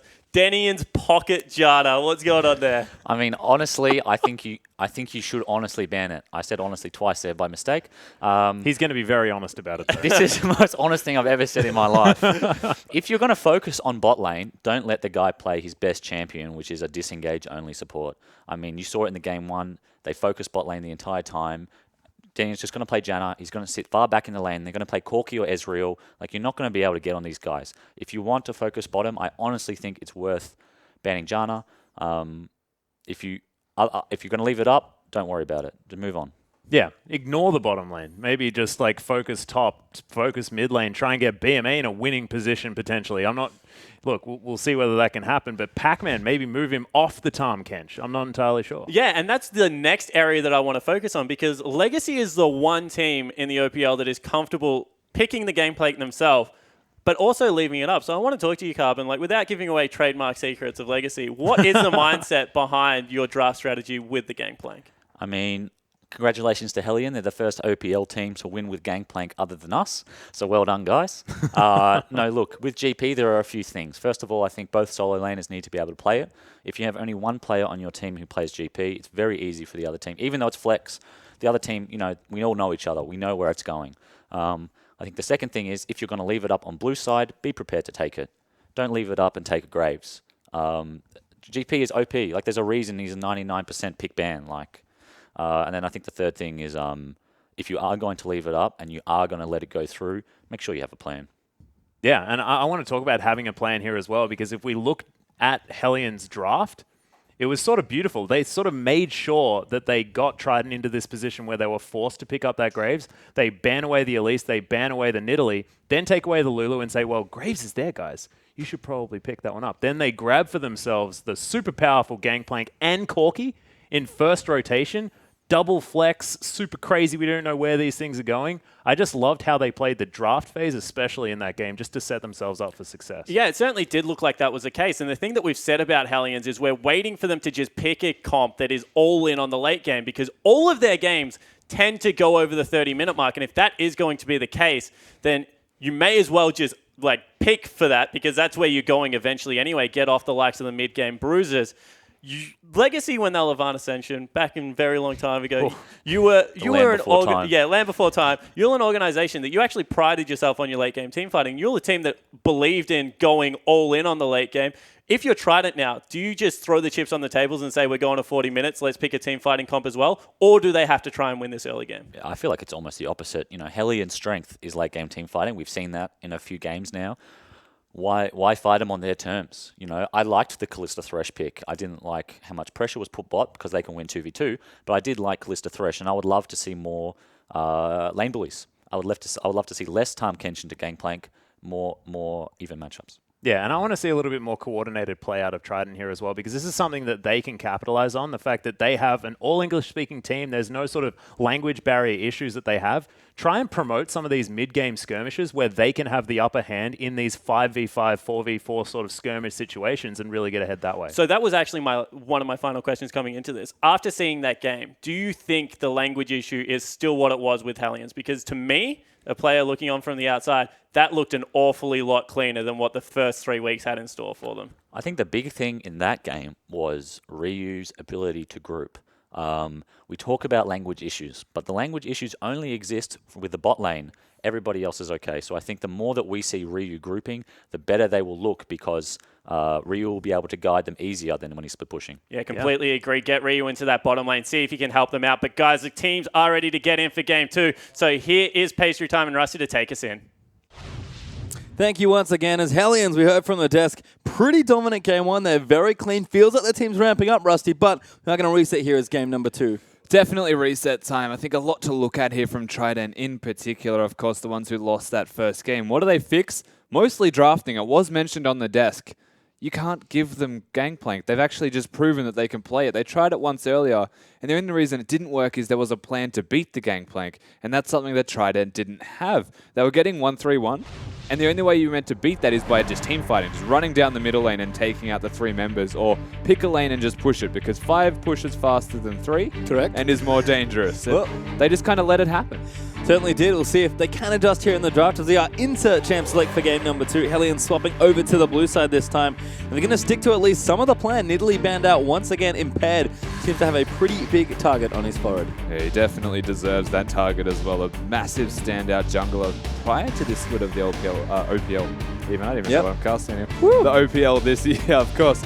He is a very strong jungler, so rightly so getting the attention that he deserves. The rest of the side of Trident are probably the ones with the champion issues. So instead of actually targeting the limited champion pool that the rest of Trident have, they're taking away the strongest members, strongest champions to make it easier for them. Makes sense, as Rise is going to be banned once again. It is kind of a Ryu ban in some ways, but because he was playing it last year, but definitely just an overall strong champion, so Trident aren't going to let that through once again.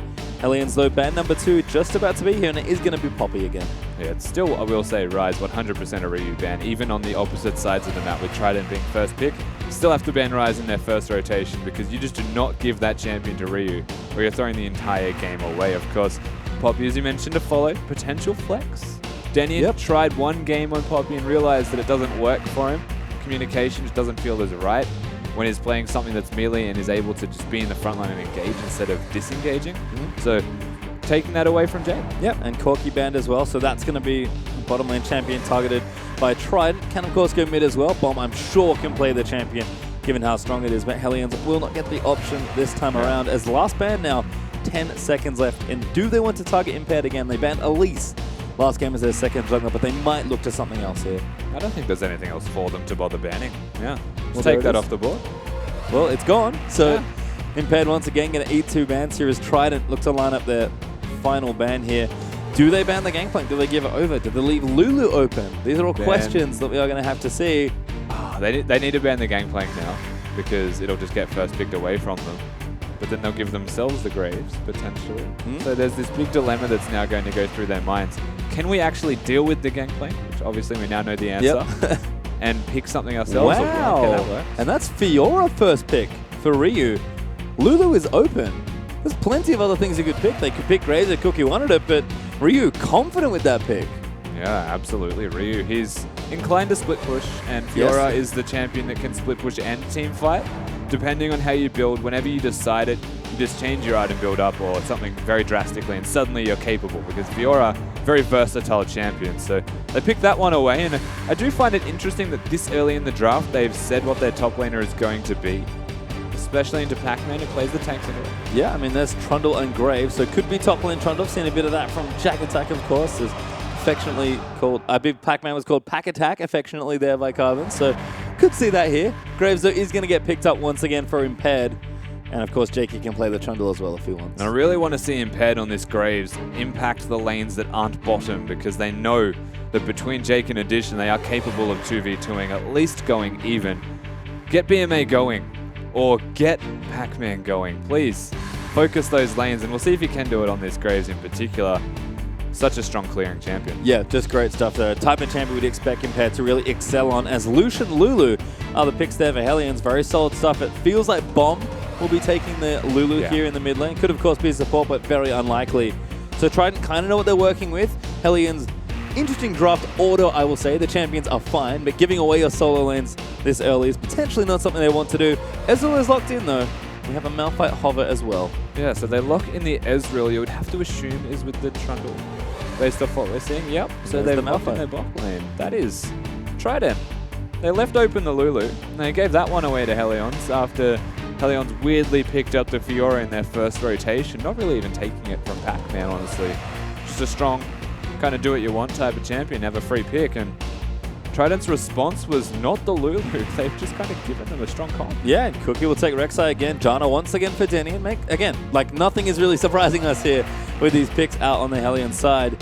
Again, the way they drafted is, like, the order-wise is a bit odd. They almost picked their own champions for themselves, and they're not quite. We'll have to swap a couple here and there. They tried it with one final pick left. Don't think it's going to be Blitzcrank there, Jakey, but you never know. Well, Yeah, I guess you never know. Of course, looking at Trident's team composition with BMA, you would assume to pick, just go to Oriana. Have the Malphite Ori, look at her. And it's something that even Carbon disagreed with on the desk, is you don't try and out-team fight the team fighting team. There's a lot of teams in there.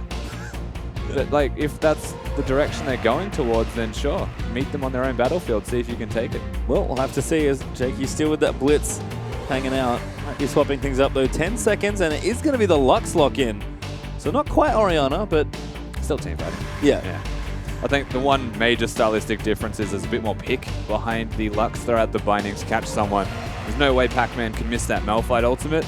I'm just so worried looking at the team composition that Hellions have got, because there's a Janna Lulu, and they've got a Fiora to buff, and they've got a Lucian to buff, so neither of those guys will die. And again, thinking about draft order for Hellions, which was the thing that seems sort of strange, it feels like Ryu just knew he was going to get to play against Malphite. Because this matchup's actually pretty good for Fiora, and Pac-Man's like, well, I guess I have to take this now. It did kind of feel like that. I don't know if Pac-Man should have ever felt like, oh, well, I need to take it once the Fiora was picked. I feel like he would have actually been better off with the Count Kench again.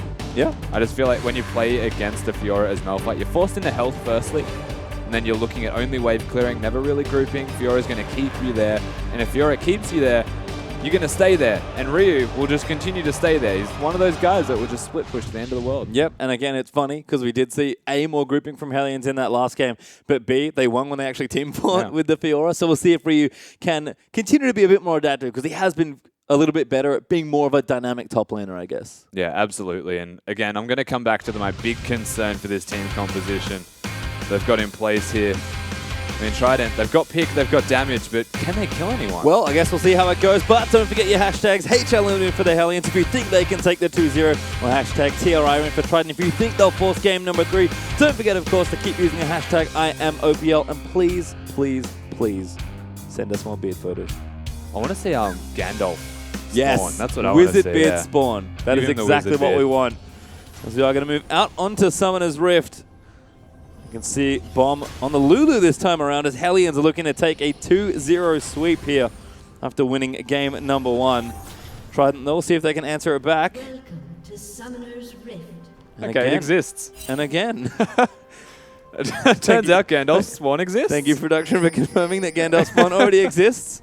We'll have to think of something new for you guys to do. But again, please keep sending in your submissions as addition. Gonna miss that first Mystic shot, but he's gonna ward that brush. Yenian now revealed out. I've got it. Okay. So this will make Spawn really happy. So Yep. just trust me when I say you should do this. Ragnar Lothbrok, just make him that.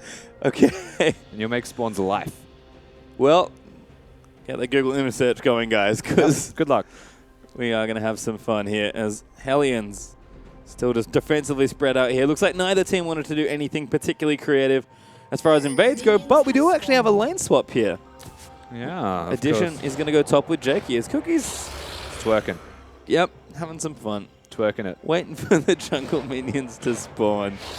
Successful lane swap as well, though. Ryu already joining in. Changing angles. Well, Ryu's coming, so he's got to address him. Say hi. And double jungling for both sides as well. So we'll see how this thing works out. Yeah, so the double jungling's very interesting here. I think that Ryu and Cookie are quite fast at it. You have to keep in mind. There we go. Gandalf, we knew it existed. Thank you very much for bringing that one up. It is actually so very majestic. That is wonderful, as Ryu is actually going top lane now, just assisted. Cookie with the first camp is not actually continuing to jungle, so we'll be in a 1v2 situation. But doesn't know that just yet. And that is going to give Pac-Man a bit of an early edge as he's continuing to jungle. And now Ryu knows what the problem is. Yeah. We'll see what he wants to do here, now that he is 1v2. And that's the interesting question, is where will Ryu go from here? Will he just join up and do the blue buff with his jungler and then work around the rest of the map, or will they look to contest this lane swap and actually stop the turrets from falling down and slow the game down themselves?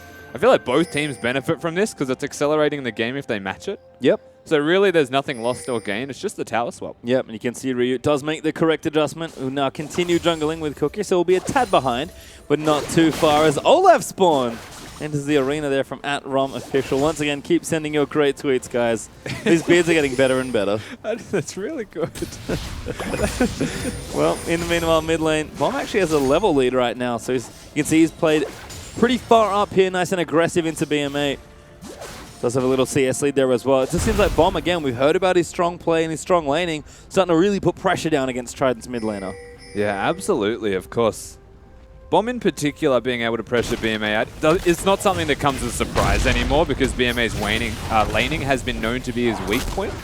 So if they can actually find a way, Trident, to bridge BMA into safety past this laning phase, things might get a little bit better for them. But again, this lane swap's an interesting dilemma for Trident because they're the ones putting it into place, which gives Bomb the knowledge that he's going to be in a 1v1 and can try and pressure BMA out. Which is exactly what he wants here. As you can see, fast pushes are almost completed for these first outer turrets. Hellions are going to get them here. This is going to go to Pac-Man. He will get all the gold. Oh, no addition going to come steal some. And Ryu going to take it all here. So pretty similar looks for both sides here. Ryu even able to deny all the minions away. Pac-Man going to do a similar job. Does hit a tower shot on the way out, but keep the wave here. And now we can see fairly standard setup here. We'll see where the dual lane story wants to go. And just how much farm these top laners are going to be able to get now that the first towers have fallen. So the major difference is Pac-Man 100% has to recall. Ryu is going to be healthy enough to stay and try and let it freeze back towards him. And that's an issue for Trident because a 4 CS Malphite just took a tower shot, went down to about 200 health, and now the wave has to reset for him. He has nowhere to go. Yeah, you can see both dual lanes actually going to join these very long lanes as Jakey actually going to look to get aggressive perhaps onto Ryu. Doesn't have the riposte, but just gets pillared up. Jakey going to move in, but addition's not there. Ryu just going to walk it off. Go back to his tower and actually recall. Yeah, and honestly, he can choose to go wherever he would like. Pac-Man looking to gravitate towards this bottom lane where the rest of his team is, and 4-man takes down the turret once again. So going for that double turret swap, whereas Ryu, a little bit greedy, I'll say, managed to delay the wave somewhat, get some extra CS in his back pocket, and be quite comfortable with that. He's going to be a bit late to top lane push, but should be okay there as Trident 4-man strong now as Pac-Man makes his way down. And they should take this quite quickly. For Cookie and Denny, though, they already had a head start. Yeah, they were there miles ahead of their opponents in Trident before Trident could get to that bottom lane and start hitting the turret. So Ryu's just going to walk up to top lane, get some free turret gold for himself in his back pocket once again, and Trident are actually all going to share this one. So the gold disparity between top laners is continuing to grow, and that could be a worry if anyone gets a freeze here from Helion. I was going to say, I think you can tell Ryu is the captain and owner of the team because he's a very polite team. It's 2 different towers he's going to collect that gold off of.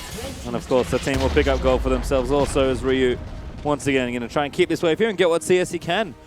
14-5 so far. It is early days, but 10 CS up already is nice for the Fiora. Well, 10 CS on basically what is already only 5 is actually a sizable difference when you think about the items they'll have, especially when they match against each other. The Dragon not giving gold is the biggest misplay of all from Trident if you want to look at this lane swap.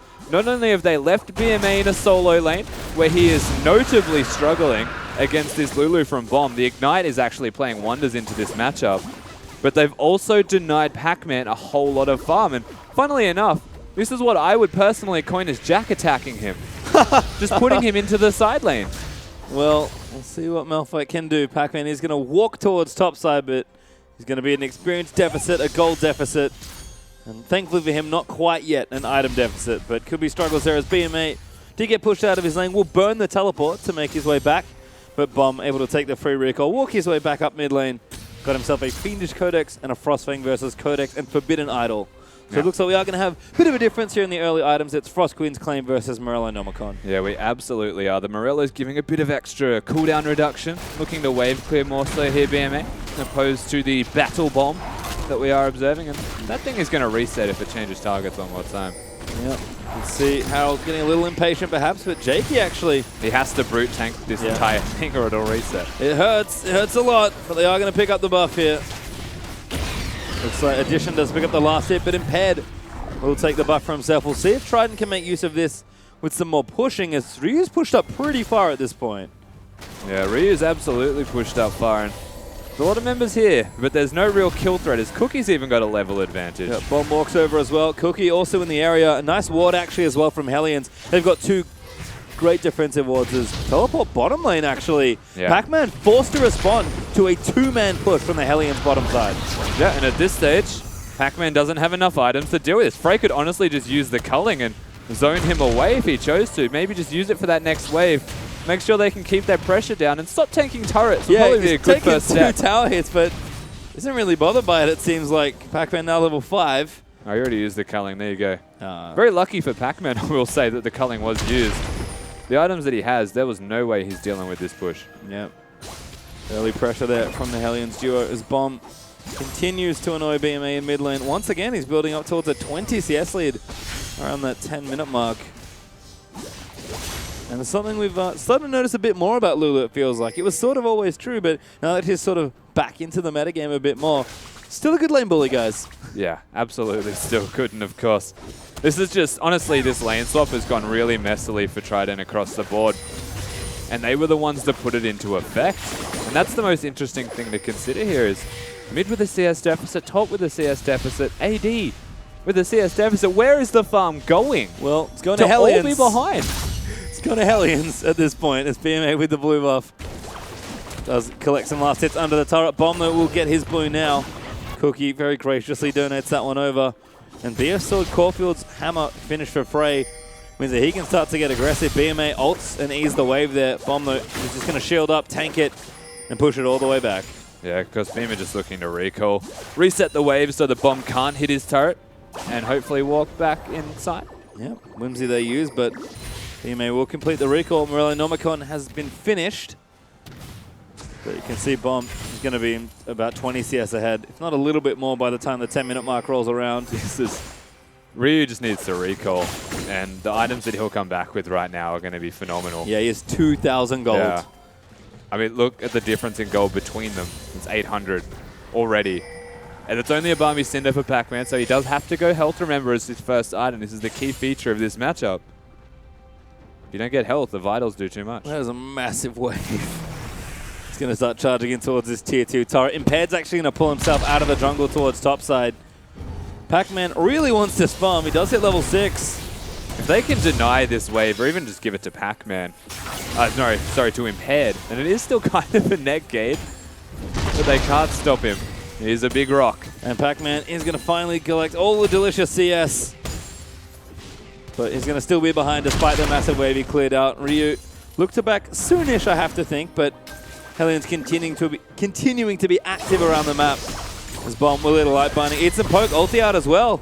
Bomb actually. Yeah. Huge amount of damage from the Lux. Good damage, but you have to remember, Bomb will have some money in his back pocket to get his next item, so he's looking to clear it out. Oh no, sorry, he's already got it. I looked at the wrong thing. Yeah, no, look, it's just a lot of damage. Bomb is going to chug a potion, take the Raptors, and maybe think about not eating the light binding next time. But we do have Tiamat and Jerem's Fist completed for Ryu. So he's going to be at least starting off with a Titanic Hydra, but the item discrepancy is just silly at this point. Yeah. And Ryu can safely go back to top lane. I feel like most of the discrepancy in items immediately is going to be in this bottom lane also. Frey and Denian, they've picked themselves up a sizable advantage for their AD carry. And having a Janna to boot, even right now, this burst could be bad. Well, you can see Frey and Denian tried to get a bit cute there. But Addition does check it with a ward. He's going to use the ultimate. Pac-Man trying to keep this wave up here for as long as possible. But it will push eventually. Yeah, the thing is he has a Barmy Cinder, so what is eventually is going to be sooner than he would like, given the still advantage in farm that Ryu has. And honestly, like, we're just waiting. Hellions, they're a late game team. They just want to get to those team fights. And at the moment, Trident are kind of letting it happen. As that's a Spawnvin. The TV Sky in there. Shout outs to Master Comics Man, as that is a Draven spawn. I like it. It's A amazing. little different. Good times. It's not so much a beard though, is it? It is technically no, but I'll allow it. Cookie and Pad, though, are going to have a jungle battle. Pac-Man's in the area. Ryu also available. But Cookie just not taking too much damage at this point. And Pad actually hasn't finished his jungle item just yet. Looks like he has a shop to complete before the Warrior enchantment is online. Yeah. And it's tricky stuff here. Hellions already up 1,000, actually 1,500 gold just from farm. Pretty much. Not a whole lot to be gained. Remember, Trident put a lot more emphasis on that dragon, and that was a period where they did waste some time, and that was time where farm was taken. So by doing that, that's where the gold lead stemmed from. Of course, if the dragon still gave gold, things might be a little bit different. Won't be much closer, certainly, but Ryu actually having a way pushing towards him now. Going to zone Pac-Man out once again. This is definitely an interesting aspect of a lot of these early tower shoves. You get some pretty wonky looking lanes around the side, but Ryu's definitely benefiting from it. There's back and forth, and there's trading, and there's freezing pretty much in all of the above with those waves. And it comes down to who executes better, which is why if you're experienced in lane swapping, you start to stand out more in early games. Oh, Denian says no. Good Tornado, though, is going to juke end of the line as well. Should be okay, but Impaired could smell blood there. Yeah. It feels like Impaired's just always sitting in bushes, really, trying to find unsuspecting victims. Denian gets a little bit too close, but Trident now have actually grouped up as 4 in mid lane. Yep, Bomb actually absent right now. Does pop the Frost Queen Sperm Ghost, but Pillar actually could keep them out here. This is good seed coming out. Live Binding hits as well. Bomb going to eat the ulti. There's not enough damage. He couldn't get a range for the E. Ulti even used again onto Bomb, who's still holding the Wild Growth. And Hellions will clear the wave out, but Trident are not done. I like this from Trident. They've got a lot of poke between a Lux and an Ezreal, and Bomb keeps eating those light bindings, and they need to be careful here, because honestly, this turret's going to fall. Got to find a way to break the freeze as well, and Trident are going to go straight down mid lane. There's another one. Yeah, binding onto Cookie, poke out. Cookie pretty tanky, so should be okay, but Bomb's almost overstaying here for a couple of CS, and Hellions lose a crucial turret in mid. They do lose the next turret, and that's where the gold lead starts to close back. But believe it or not, there was no real way for Hellions to deal with that because of the freeze from the Fiora, and still they find themselves a gold lead. I mean, not quite enough, I suppose. In fact, yeah, still 1,000 up is impressive from Hellions, but seems like they're happy to trade that mid-outer, which, again, is such a central point of control on the map for continued farm on Ryu. If there was ever a game to look to Ryu to really get the late-game Fiora going, we've seen it before. Yeah. This is the one. He has been given so much here by his team. And I think most curiously is where to try and go from here, because usually you see a lot of time dedicated towards getting that middle turret. And once you break that middle turret, what you actually look towards is a win condition to get yourself further in the game, get more and more gold. Sure, you can take the dragon as you would like, especially considering Ryu's just not going to break this free for any time soon. He is most content on this Fiora. So sure, you take the dragon, but it's dragon number 2. Doesn't actually give you anything really in the way of stats. Not yet, at least, but Trident, if they can take it, could be on the way to some of those later game dragons, which certainly do matter quite a bit more. Hellions, though, are looking to defend here. Ryu goes back, he buys his Hydra, and he's got teleport. Hellions actually going to try and fight this one out. Frey and Addition going to have a bit of a party, but Addition's kind of outnumbered. Flash on Burrow there from Cookie, and first blood goes to Lucian. Hellions really love that. Oh, that flash was sick. That was a good flash from Bomb. Pac-Man did ult from maximum range, so quite easy to react. And Addition kind of walked towards the dragon, going to help his team, but they didn't have vision in that area. Why would you, honestly? Yeah. And he goes down for it, just like that. That might be the Frey bush. That's twice now I've seen him hide there, trying to pick off Addition. But that one, with Cookie's help, did have to burn the flash. But Rek'Sai able to help Lucian secure that, and Hellions actually brute force them off the dragon as the ulti comes down, but it's not enough. Lux ulti doesn't have it. And Jakey, the support, is going to try and do something here. But I don't know if there's much he can. Yeah, he's just a trundle. That Pillar of Ice does 1 damage. It's a true damage, to be fair. So, I mean, there's a chance. It's just not likely, ever. So, he does have to disengage. Just keeping tabs on how many members there are, giving knowledge to the rest of his team and saying, well, you know, you're right to push here, do as you would like. So, just communication reasons from Trident. But again, Trident, you're taking it to Hellions on their own terms here. BMA still behind in farm, even with all of the nice pressure that it feels like he's back in this lane a little bit more so because he's against the control mage. But it's still not enough. Yeah, and Bomb is going for kind of a greedier build as well. Rod of Ages second by the looks of things, and given again the fact that Hellions do like to scale, looks like they'll be just fine now. And Ryu finally pushes the way back towards Pac-Man. That CS lead will start shrinking, but 2,500 gold up for Hellions with just a kill on those 2 towers. They do claim a dragon for themselves, so they'll even that back up as well. But again, it just feels like the tempo favors Hellions. As Denian, lucky to be alive, actually, does juke the binding. Denian is actually in a position to be instantly killed from a BMA combo, probably even through his Eye of the Storm shield. because BMA is level 11 plus. So 12 now with his large rod and Morello's. That is actually enough burst to kill probably like a 1,000 health Janna. Yep. And there's that pick potential you mentioned. So Trident, they can set up maybe some more of that Sieges. Could be in a good position to use the Ezra on the Lux to great effect. But right now it just feels like Hellions are, again, running Trident all around the map. Impaired's actually down here clearing as Jungle Graves and Ryu now with the Ravenous Hydra completed, so did change away from the Titanic. He's just split pushing. And Pac-Man can just sit there and take the farm, but eventually Ryu's pressure will cause someone else to go there. Well, we're at the point now where the 1v1 sustain indefinitely favors Ryu. And he should be looking to combat this, but he's just missing knowledge on the members of Trident. Of course, they're now revealing themselves and staying bottom, so Freedom will start to alleviate itself. Ryu will work his way towards that top lane turret, and this is where it starts to get a bit spicy.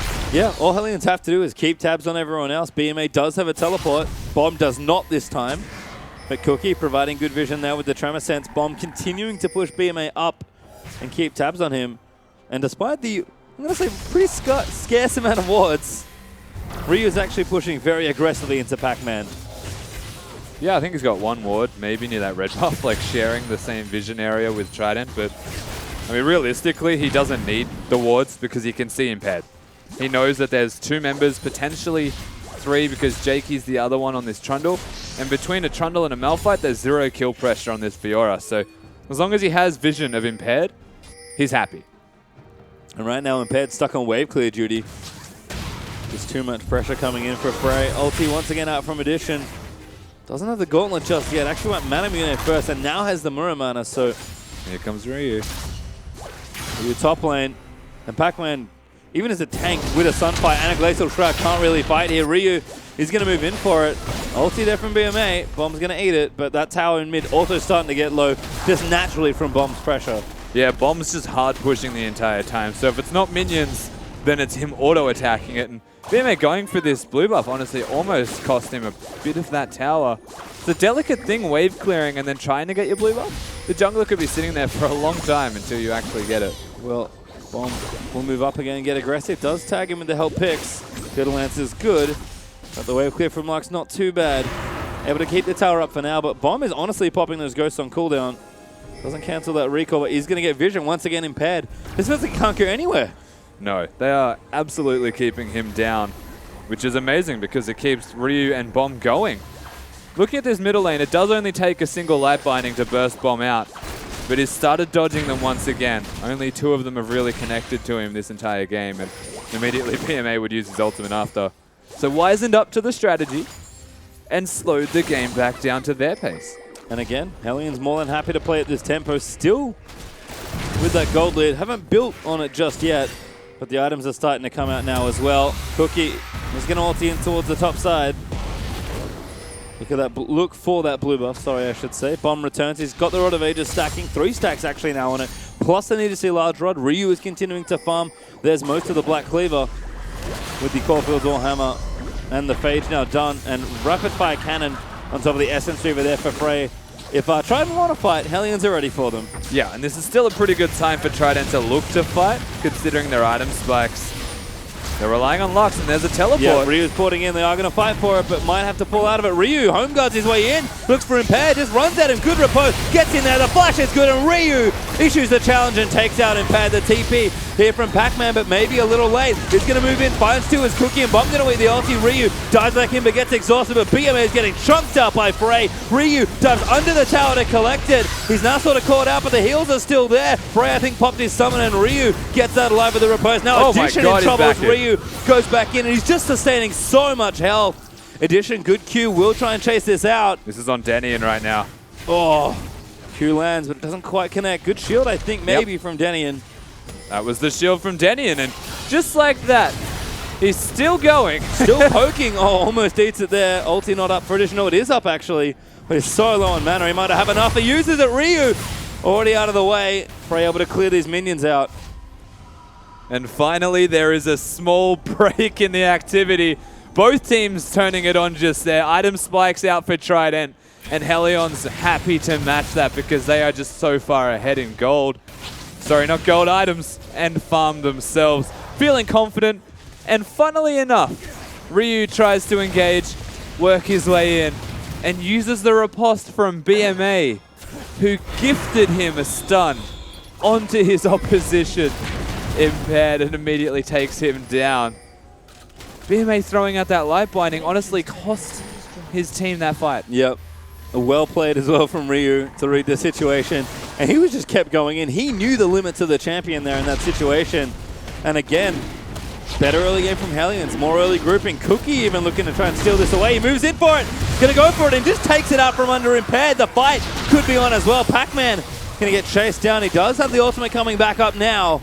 It's up now. Trident going to look to turn things around. Light binding though does not connect. And Trident, little bit split. Bomb's going to rejoin the team. And Trident will have to back away from it. Yeah, Bomb actually flashing over that Dragon Pit to safety as Pac-Man started to threaten him as well.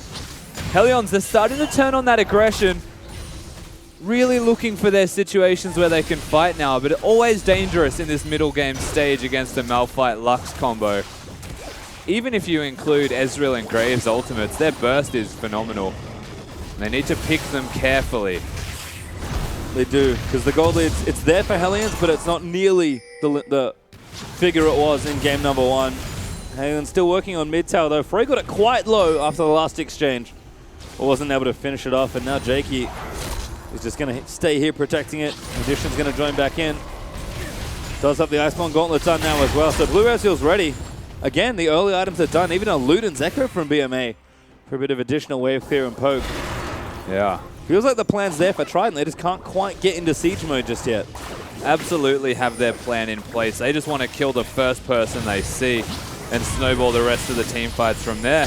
Easier said than done against the Lulujana, and that was always the immediate concern coming into this particular game from Champion Select.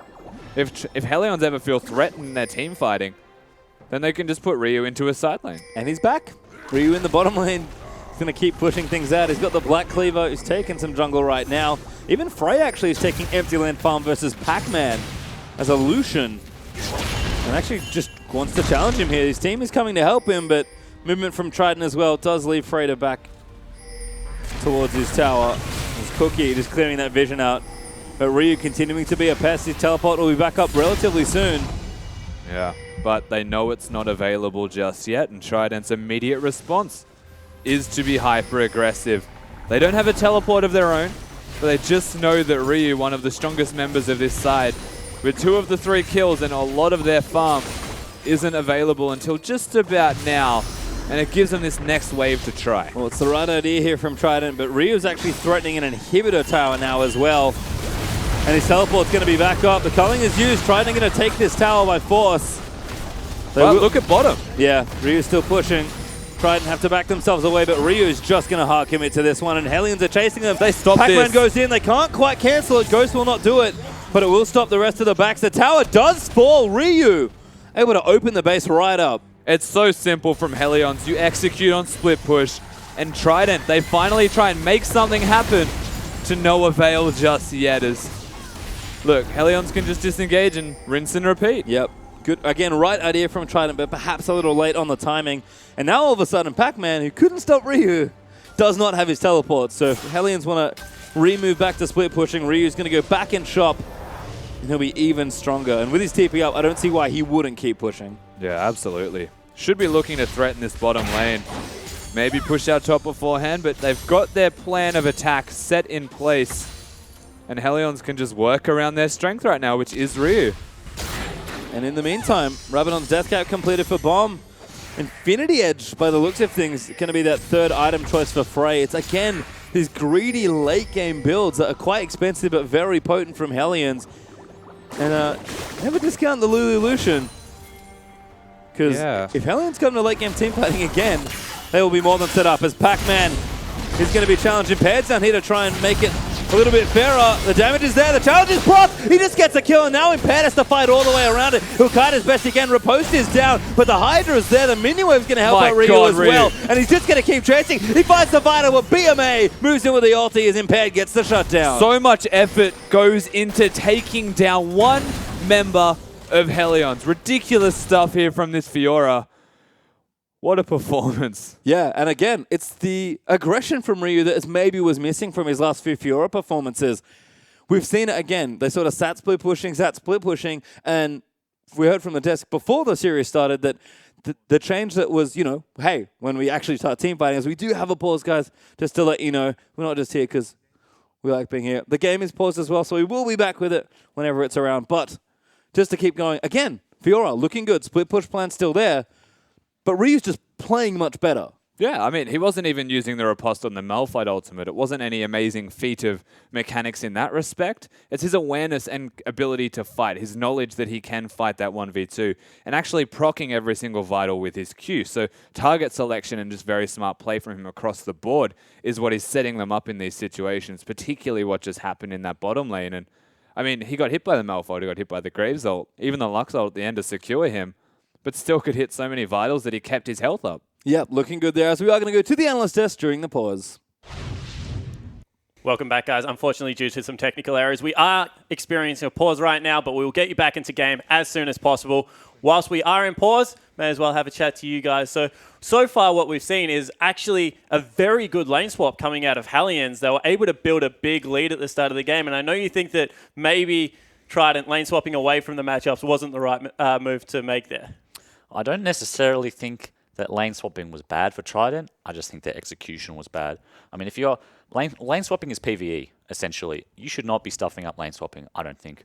If you're planning on lane swapping a game, if lane swapping is part of your repertoire, please know how to do it properly. There's no excuse for stuffing it up. For example, if your Lulu's in the bottom lane, make sure you take the turret. Don't let the minion wave bounce back. Is that what we're talking about, Carbon? Yeah, James. That wasn't me. Okay, that was my top laner. And he did get punished when he got home. He was home. Actually, that's a good point. That's a good point. Yeah, no, but what that actually led to is a really interesting mid-game because we looked at Trident's team comp and, we were pretty critical of it when we were sitting here on the desk. And then they went to the good old-fashioned OSARAM, which is the mid-lane 5-man push. And this team comp is starting to make some sense. I mean, they've been down about 5k, 3k, 5k fluctuating for most of the game. But honestly, we talk a lot about it. We make a lot of jokes, but the OSARAM is exactly what they need to do right now. You saw just earlier they're winning 4v5 or 4v4.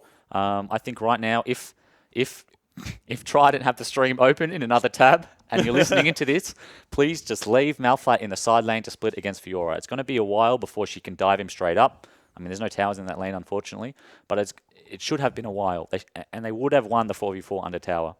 Yeah, a little bit unfortunate. I want to go back to the draft. You did mention this because this was a point where I kind of thought that Trident had dropped the ball entirely. I saw that second round come in. You've got like Rek'Sai that was so powerful in the hands of Cookie in game number 1. It was something that he was definitely looking more comfortable on, a way for Cookie to really make his way around that mid game and really cause some impact. Decided not to pick it up. Lulu was available as well. That's now in the hands of Bomb. Rek'Sai Lulu would have been such a good second-round pickup if they went for it. Instead, they decided to grab the Trundle and the Graves, and I was like, oh, this is looking ridiculous.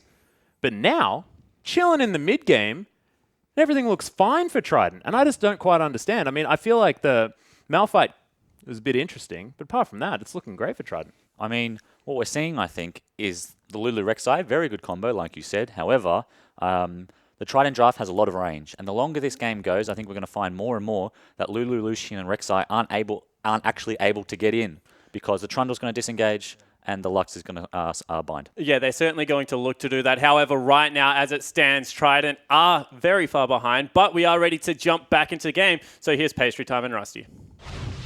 Thank you very much for some additional insight there, boys, as we are going to get ourselves back into the game after a pretty quick pause there. But like we heard from the desk, Hellions back with another early game lead as we do pop back in. Yeah, they absolutely are. And the most important thing is we saw this from the Caitlyn pick, having a bit of extra range. Jinx can do it, a bit of extra range themselves, and they have a Lulu Janna to complement that AD carry. What they've got is an aggressive build Lucian who is mobility-based, not range-based. And so he's going to have to play these team fights impeccably to actually get Hellions into a comfortable 4v4 situation. In saying that, they have more than one strategy that they can put into place here to actually combat what Trident have to offer. And smart grouping there from Hellions. Take themselves a third dragon, or Dragon 3 I should say, the 4th overall of the game. Trident did get the game's first one. As Frey is going to keep pushing in. He's got the Infinity Edge completed. That is just ridiculous. That is wonderful. So good. I like the sunglasses. It's very subtle. The deal with it. Yeah.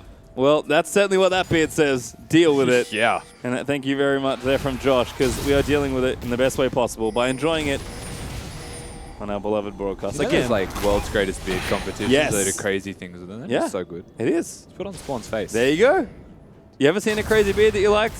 Today is your day. Get it on Spawn's face, and you too could win Warring Kingdoms in Italy. As Addition able to take the red buff down. Frey still applying pressure to this turret that been pretty stubborn, I have to say, for Trident. They're using all their wave clear trying to keep it up, but Hellions eventually will get this, and we have different problems for Pac-Man.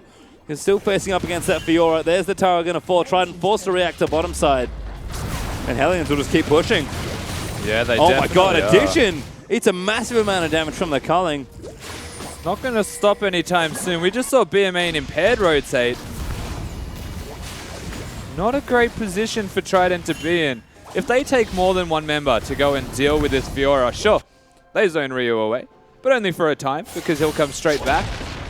As this is no surprise to see. And the other thing is they're now pushing in that middle lane. Yeah, they open up issues there in the center of the map, and as soon as Hellions can take this tier 2 in mid, it's going to be an easy transition point between mid and bottom lane, and that inhibitor is going to start dying. In saying that, I am a little bit concerned with Frey's item build at the moment, because if he gets touched by a single light binding, he is dead. He is 100% dead. Lulu and Janna, they do a lot of work in keeping him alive, but that's also a lot of trust being put in place here onto this Frey, Helion's AD carry. And a Trundle Pillar makes it that much easier. Yeah, it certainly does, and Frey's playing up so aggressively to try and get those passive procs onto the turret. Ryu going to get chased out briefly as Pac-Man is going to force him back out. Oh Bomb my hits a God. double binding! Huge ulti, that's going to force out the Wild Growth there as Cookie stands his ground and fights, but he's going to get pillared. That'll force the flash out, and BMA barely misses the second one to continue the fight. BMA hits the dream light binding right there, and just as we were saying, Helions, they put everything into keeping those two members alive. Thankfully for them, they do stay alive. Not by a large margin though, I will say, as you have to think about this happening one more time when there's more items on those carries. The second Lux has either a Zone User or a Death Cat, whichever she will go towards next. Those two are dead.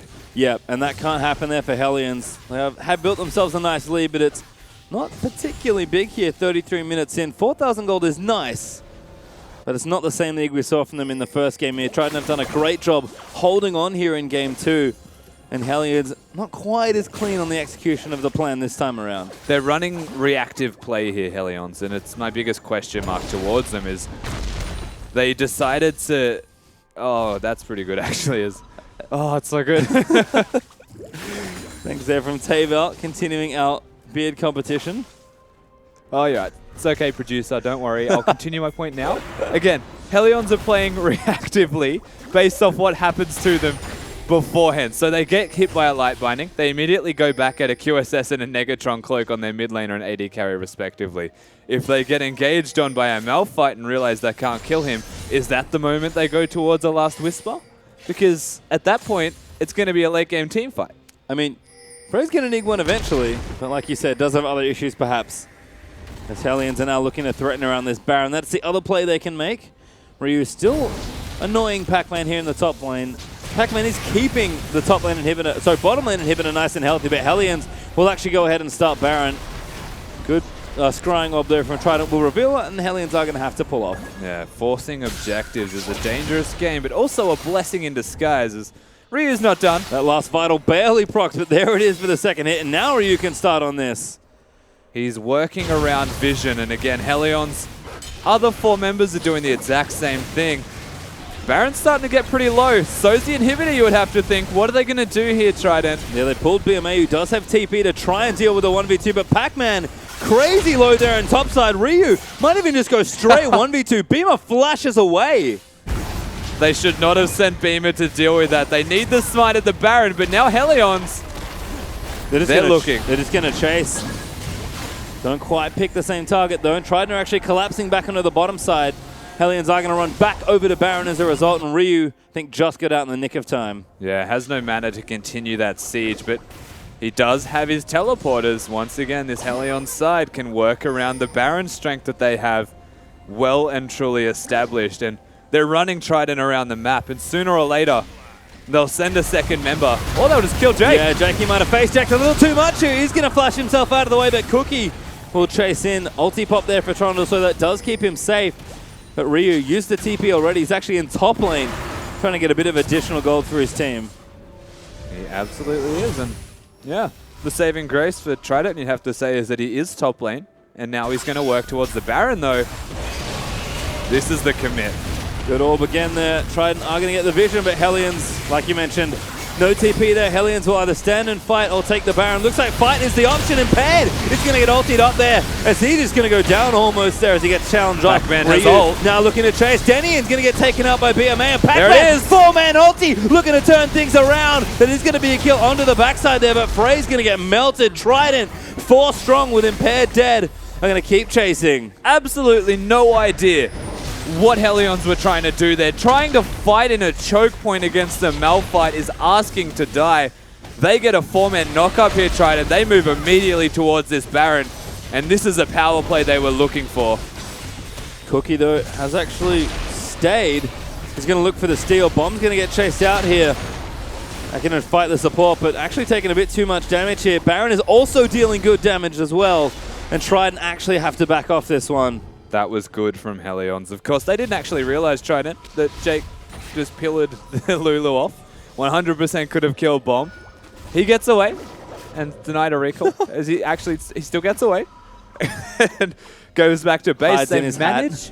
I cannot believe they managed to force a reset just there. Well, that was the fight that Trident wanted.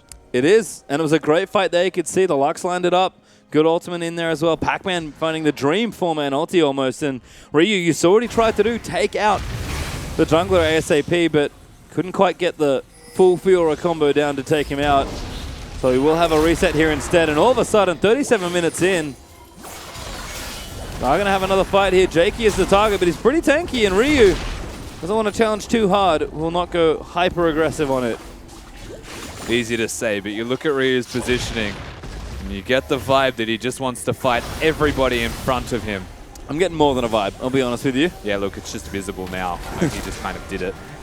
It's still not done. Jakey perhaps out of position. Vital procs. Going to keep moving in for it, but they'll just take the poke. Bomb actually going to get pelleted up there. Pac-Man wants it. They are going to combo in for the kill. Bomb is going to pop the ulti, and that's not enough to kill him. He will finally die as Pac-Man tanks up the culling. Hellions have to run themselves back out of the choke point, and Trident are on the offensive. Hellions, can they get everybody else out safely? Tornado looks to disengage them.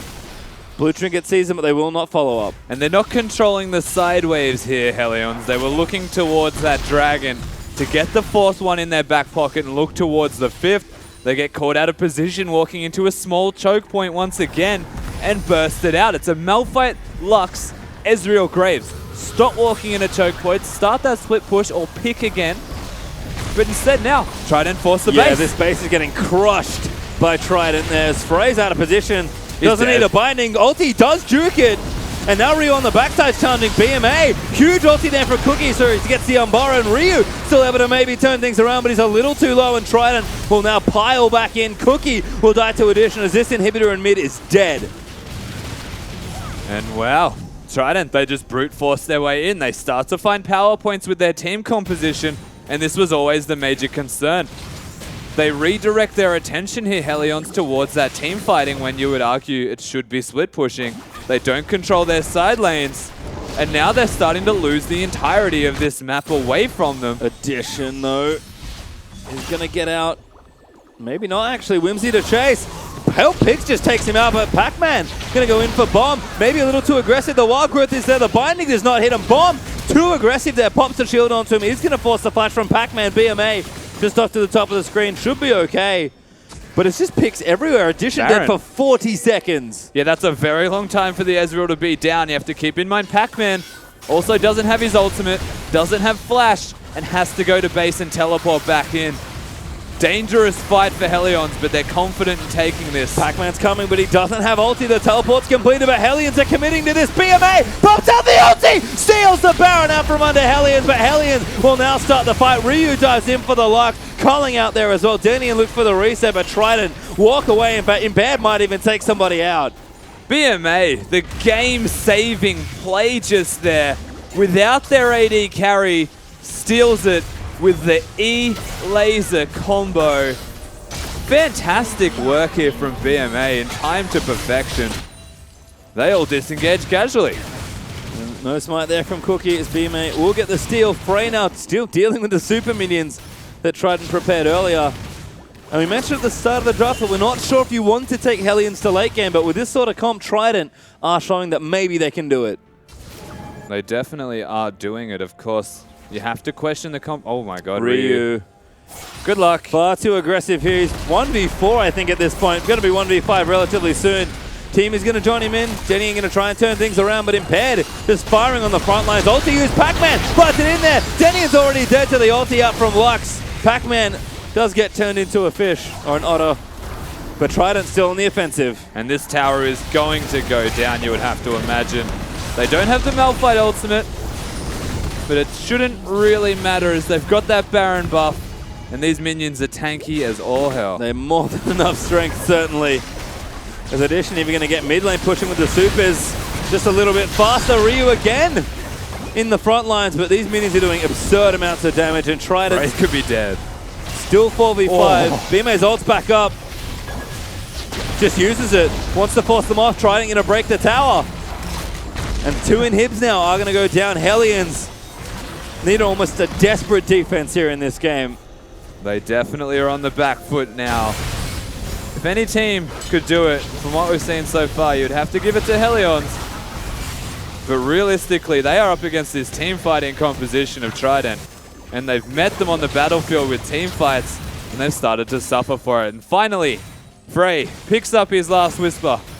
Malphite might take damage now. Well, we'll see. Pac-Man is very tanky. But Yeah, might. I mean, this is pretty tanky. yeah, look, I think might's the correct mentality there.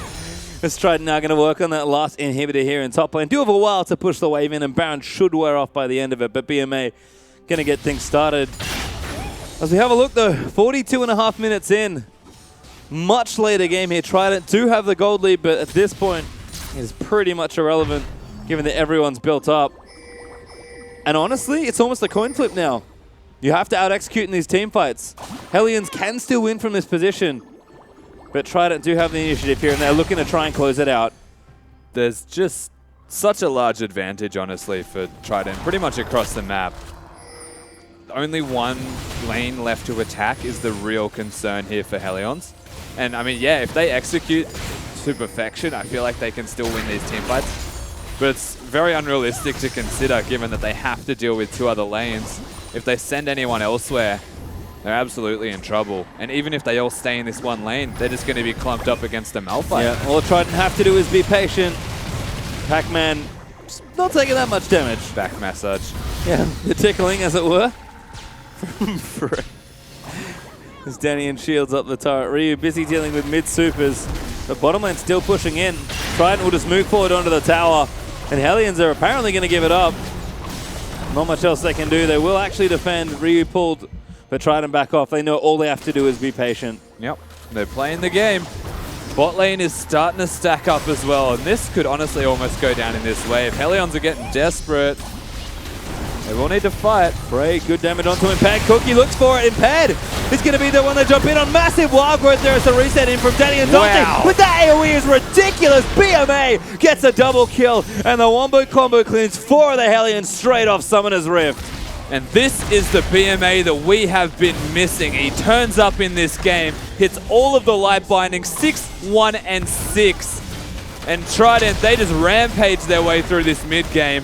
And they're going to close it out and make this a game 3. They turn up in the team fights when it matters. We will push to game number 3 as Trident finish off the remaining structures. Rough early game there for the team, but Trident pull it all the way back. They absolutely do, and that's the most interesting thing here, is they said, we'll meet you at this late game. We'll meet you with these team fights. They actually beat them at their own game. I mean, you kind of said it. Comp was relatively straightforward. They did the things they needed to do. Hellions maybe put themselves in some sticky spots there. Yeah. And just strong overall play late from Trident. Yeah, I mean, Trident, they played impeccably. Hellions didn't really consider continuing that split push, and they do go down. Well, we'll see how that all happens. We are going to pop back over to the analyst desk. Thank you so much, guys. A very convincing win there in the end for Trident, but I think that we have to take stock of the situation. The start of that game, we mentioned it in the break, certainly didn't look like it was going in their favor. You mentioned, Carbon, that mid lane push is where you think that Trident figured out how they were going to win the game. Yeah, I mean, I thought that was really nice, honestly. They were, I think, in the pause we said it, about 5k behind or so, and they just all go mid. They ARAM straight away, take a free mid tower, they just had no business taking, and move from there. Yeah, and this is something that you wanted to talk about as well, Carbon. The split push is what they went back to. The first pick of the Fiora, and it just didn't quite work out. I'm going to actually interrupt you there because the split push did work out. Fiora took a base turret, was sitting on an inhibitor, actually 2v1. I'm going to say that the thing that didn't work out for the Hellions is when Ryu decided to group with the team again, because you saw that he burnt the teleport into the top lane after he'd won a 2v1, and the game kind of went downhill from there. No teleport, can't execute on a split push, have to group up with the Malphite, and they kind of got destroyed in those team fights. I really do think that before that point in the game, Hellions looked like, especially through the bottom lane, there was a huge opportunity for Ryu to take it over. When they were 5,000 gold up, no one could really take him in the 1v1. Well, no, they couldn't, but yeah, then he sort of just doesn't play the split push correctly, right? Teleports to the top lane exactly like you said, and it just didn't work. I mean, the big thing here is I think the split push worked because of Malphite's mistake. Malphite came out of tower range with the Graves to try and kill them, almost got 2v1'd, right? I don't think the split push worked that well. Yes, he 2v1 in the base. That was very impressive. But did he get the inhib? No, he's not actually putting map pressure on. Yeah, wasn't able to revisit there. And once the teleporter burnt, it actually led us to this situation, which was a Baron that Hellions thought they had to commit to. They just got one pick. They were ready to pull it in. But an unlikely hero here, Atlas, pops in to save the day. Yeah, look at BMA. We are going to roll this one out. Look, throws out the E. And there's the ult, and explodes the E at the same time. So much burst damage, and you saw 500 health there on the Baron, just a slightly early smite there from Cookie. I mean, we just watched the replay, and Cookie actually didn't smite at all. Oh, he didn't get there? No. He man. had the opportunity. He had about half a second there to smite. I mean, it's a reflex thing, you know, so I don't, as a jungler, I feel his pain. It's one of those 50-50 ones, though, because you know that you're going to have a window because no one can detonate all the spells at the same time, but it is one of those flip of the coins. Like, you just got to hit the button. I mean, it's just so much damage. I mean, your smite, I think your smite did like 850 or something, and Yeah. Lux ult plus Lux E is doing significantly more than 850 damage. Yeah, and we slowed that down as well, so we saw the 500 on the screen for a little bit longer than Cookie would have. Yeah, it certainly did, but that seemed to be the big momentum builder. All of a sudden, Beamer, who was 50 CS down in a laning phase, playing a lot more confident. You know, the bottom lane, they were down, I think, 100 CS at one point in that game. They were able to step up because gold became irrelevant. They got it to that late game, led to this replay, which is in the bottom lane. Carbon, you spoke a lot about how this team comp works. I feel this is the easiest way to demonstrate it. Yeah, well, what we didn't see before this was Ryu getting caught split pushing again. They get the bot lane siege, they have Baron, which is obviously super useful, and now this is what I like. They just come mid, bot, and they just set up the siege. They have a huge wave, 2 cannons. All they need to do is sit here and poke. There's nothing that HLN can do. They can try and engage, as you see, but they have no real engage tools other than maybe a Rek'Sai flash. I mean, this is sieging. This is our drafting. Certainly is. It seems that at this point of the game, it was pretty much over because, as you said, no engage tool, no ability for Ryu to get in there and wreak havoc on the back lane. It did lead to 2 inhibitors going down, a final team fight in the top lane. And I want to take it back to something because it is the draft. We actually had a tweet in from the Trident analyst saying, you know, finally the desk has figured out what my drafting capability is and that, you know, have 4 weeks, have a little bit of faith, boys. What I want to argue, however, on the other side of this, there is a flip side that you've drafted your team into 3 losing matchups and sent every lane down by at least 50 CS with a non-ganking jungler. Can they afford to do that in another game? I mean, theoretically, you've just lost a game in convincing fashion. Is the thing to do bank on your late game? I mean, they didn't even make it in game 1. So on a theoretical level, do you really think like, okay, well, we didn't make it past 35 minutes game 1, but let's try and get to 40 this time? Yeah, and you have a feeling as well that, I mean, it's not all about the Trident draft being good necessarily. There weren't a whole lot of answers here that Hellions had in order to deal with what they brought in the late game at the same time. You mentioned the low range, and I feel like, you know, if they had have adjusted a few things, grabbed some extra range perhaps on the side of Hellions, it would have been a very different story. Certainly was a potential, but one thing you do have to give credit for is Trident went into the game with a game plan and were able to pick up the win, which means, guys, we're going to game 3. It is 1-1 right now between Trident and Hellion. Game 3 will be just around the corner, so don't go anywhere.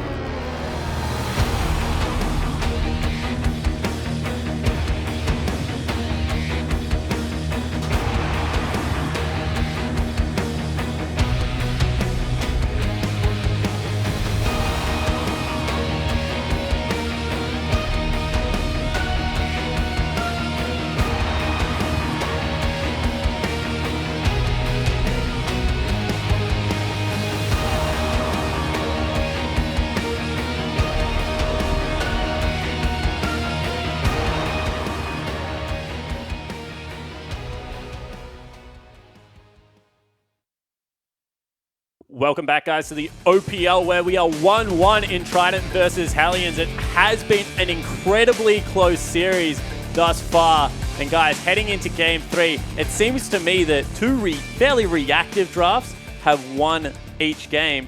What are we looking at going into this one? Because my biggest change is, can you afford to go late game against Hellions again? Yeah, look, I'm not sure. I think draft will play a big part. I think Hellions definitely have an advantage with the red side.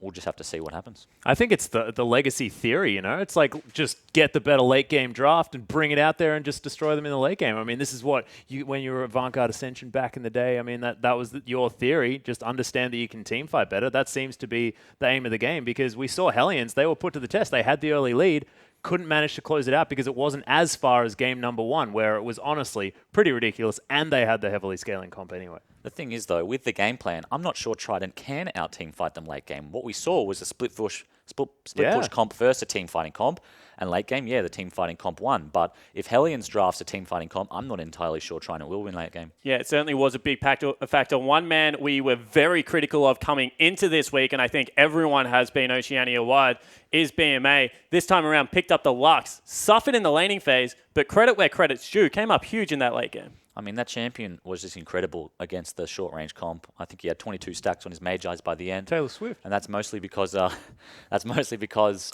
one can actually get on him. He's so far back. The only person who could possibly kill him was a Fiora TP or a Rek'Sai like Flash on Burrow.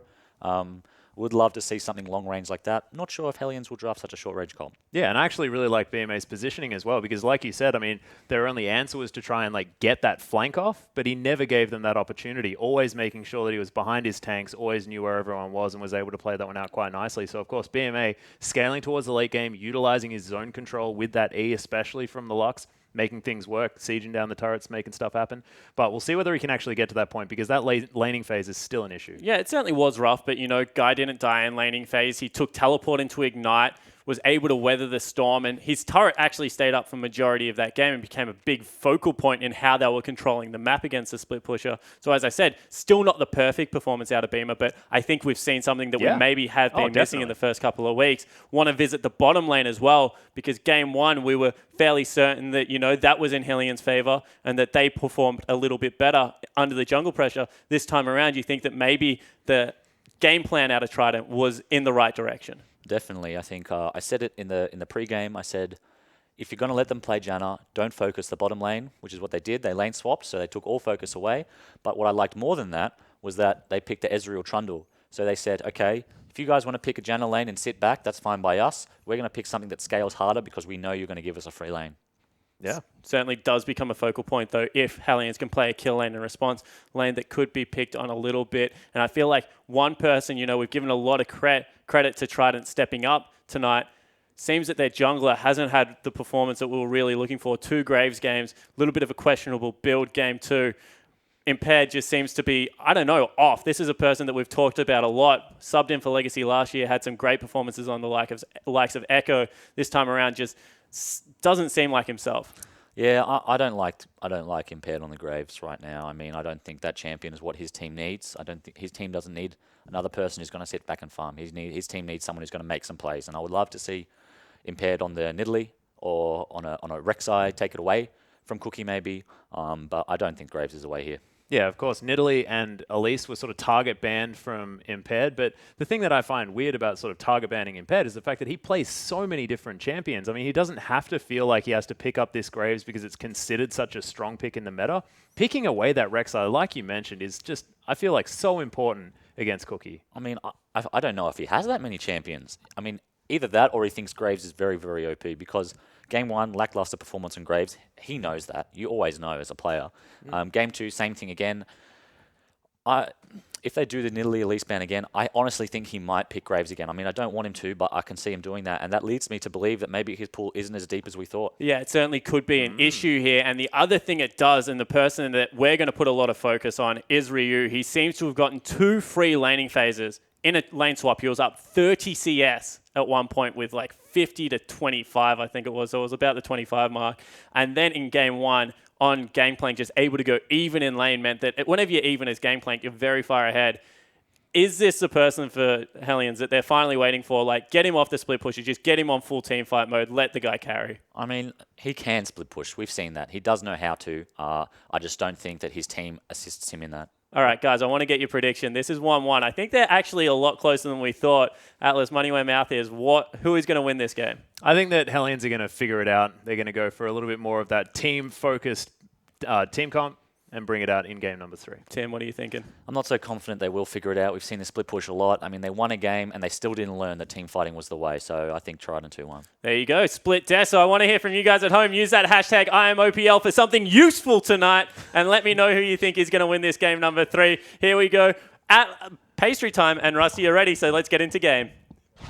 This is what happens when you cut the beard off, Spawn. Your head goes crazy and you call me Atlas. We are here, though, for game number 3, and this should be a fun way. Don't forget, we have another best of 3 after this with Avant taking on Chase, but before that, Rusty, game 3, Trident Hellions. I did think that having a Gandalf build would make him a little bit I wiser, know. but he just doesn't seem to get the names right every single time. Of course, we are now in Champion Select for this particular game, and the desk mentioned a lot of things that need to be addressed and potentially not fixed, but worked towards from both of these teams. Trident know how they can win the game now. They've proven that in that second one. Teamfight does make it so that you can scale and teamfight better than your opposition and execute on that. Hellions, they've worked out that they can split push effectively, that they find advantages through lane swaps and towers that they take down to unlock that split pushing, but they never consolidate that any further. The rest of the team doesn't help him, as Carbon mentioned. Yeah, I feel like we've definitely seen hits and misses from the two teams as they've split the first 2 games. With that, let's look at the draft here for game 3. Trident Hellions one more time tonight as Rise and Nidalee once again will just see bans.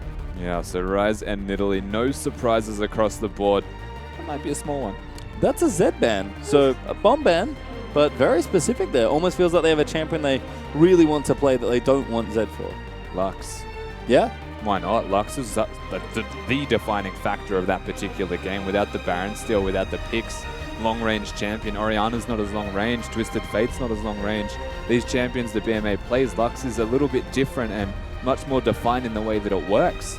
So maybe they're banning the Z on the knowledge that they don't want to pick a bad matchup or something that's dangerous for the Lux. Well, we'll have to see as Poppy does get banned again by Hellions, so keeping things simple there as far as their ban structure goes. Trident now do have to consider they're on the blue side, they'll get first pick, and they'll take away the Gangplank. Yeah, smartly so, taking away that GP. Leaving still, of course, the Fiora and many other options available for Ryu.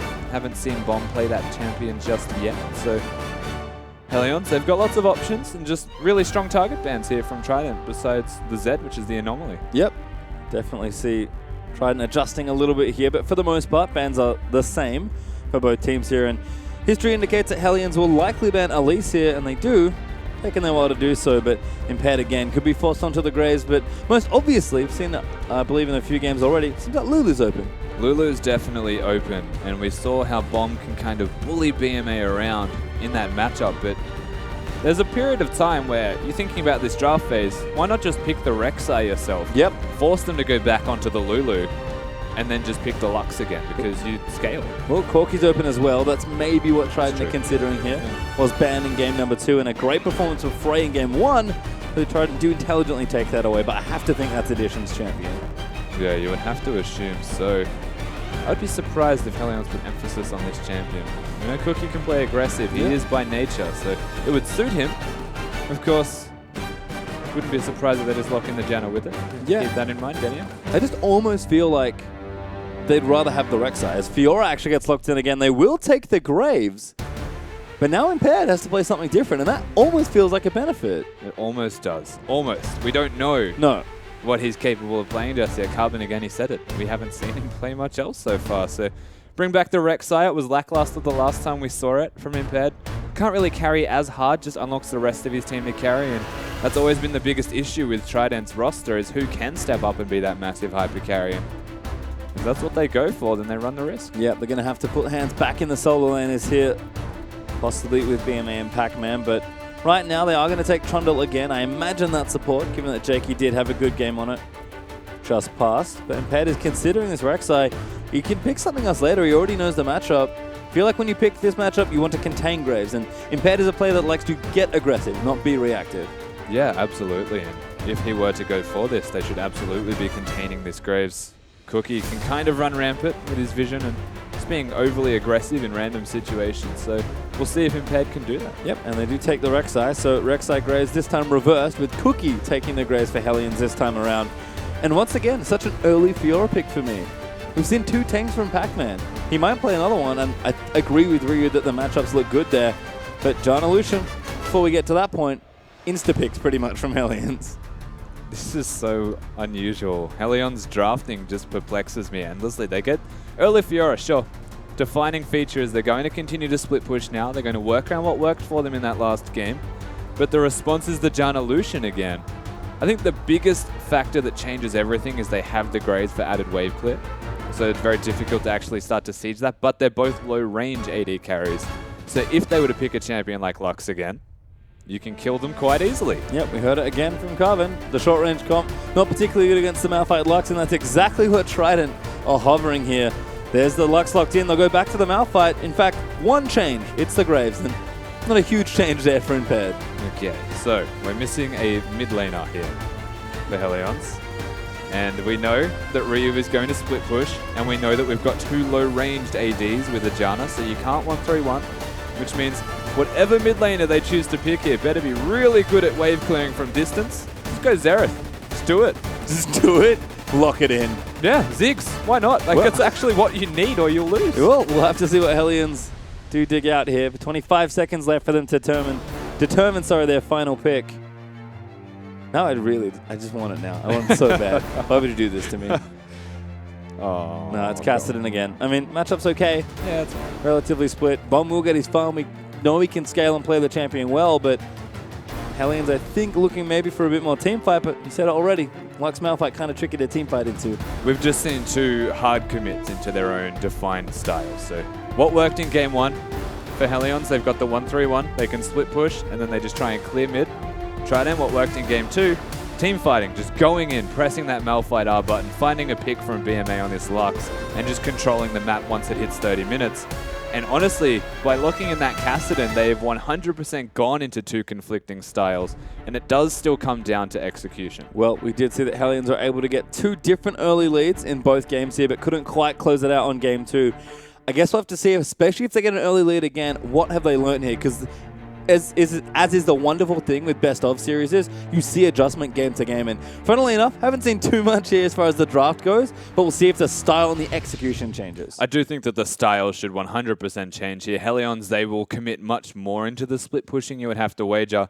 Kassadin's also quite good into the Corki once they get going. In comparison to the first game, there was a lot less magic damage in any split push options, and I feel like this isn't a bad thing for Hellions by any means. I'm just very scared for them given what they're up against. Well, we'll have to find out as we are going to move into our final game. Don't forget your hashtags here for game number 3 is hashtag TRI win for Trident, hashtag HLN win, depending on if you think Trident or Hellions, pretty much which analyst you agree with on the desk is going to take that. And of course, don't forget I am OPL, and don't, most importantly, forget, use the hashtag for good. Send us spawn beard photos.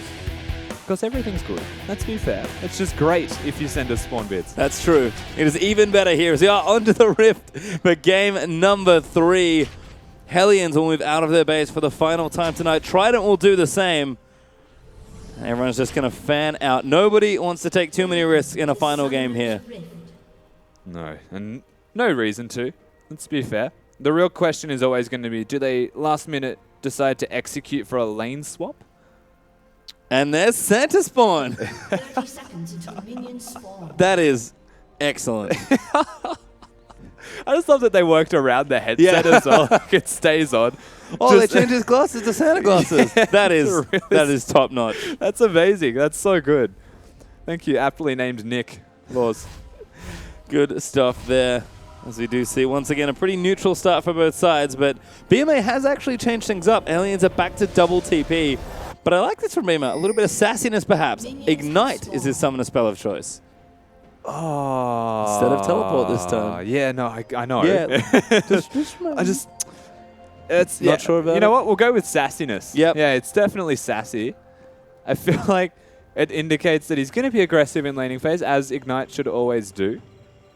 Can he kill a Kassadin? That is a great question. And you know what? We'll find out later. As BMA and Bomb will take to the 1v1 one more time here. No lane swaps this time. By the looks of things. Everyone going to actually break back out the standard lanes. And Cookie, starting up here on the Krogs, is going to clear things out. Impaired on Rek'Sai. Be interesting to see how these junglers played their reverse matchups. Because it definitely feels like Cookie did a good job containing Impaired on the Rek'Sai versus Graves in the first 2 games. We'll see if Impaired can get maybe more aggressive with the Rek'Sai, or if he can make sure Cookie doesn't get unleashed from that jungle.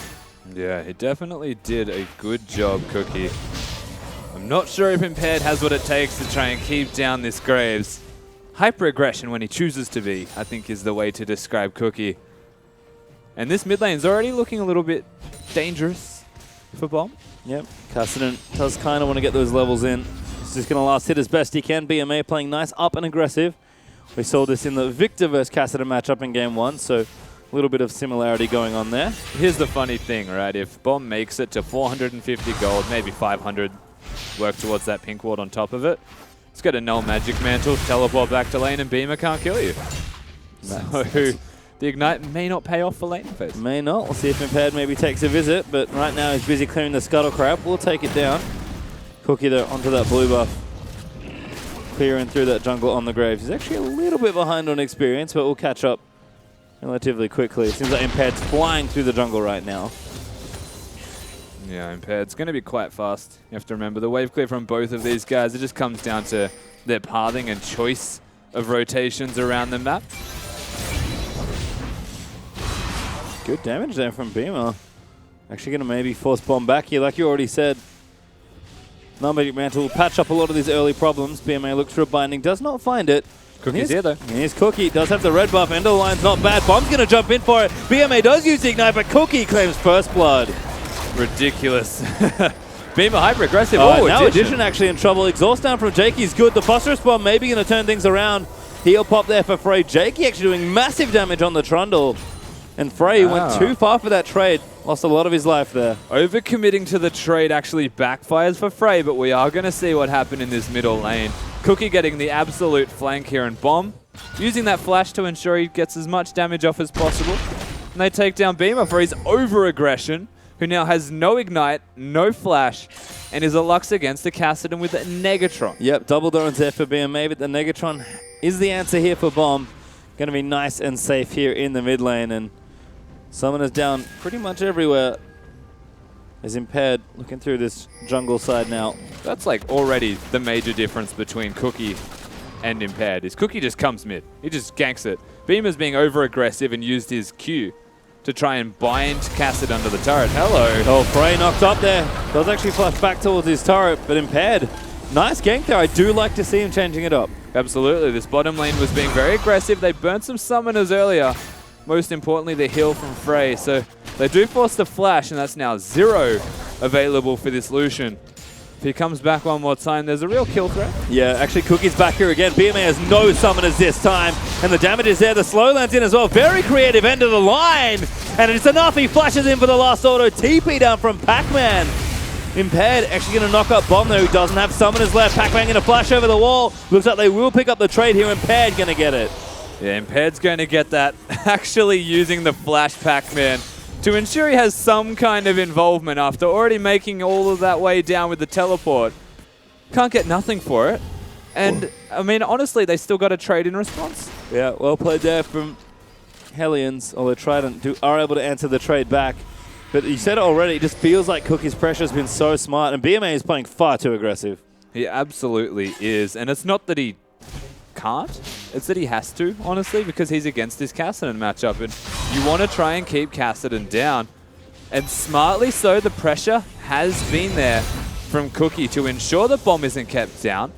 Just means that Impaired focusing the wrong lane by even ganking bottom instead of being around mid, keeping BMA alive. We saw this a bit from Impaired in the first game as well. Did come mid once as Graves, did get a flash, but then went bottom lane, tried to get that lane snowballing instead. We've seen the addition of Jakey. Corky Trundle seems perfectly safe here.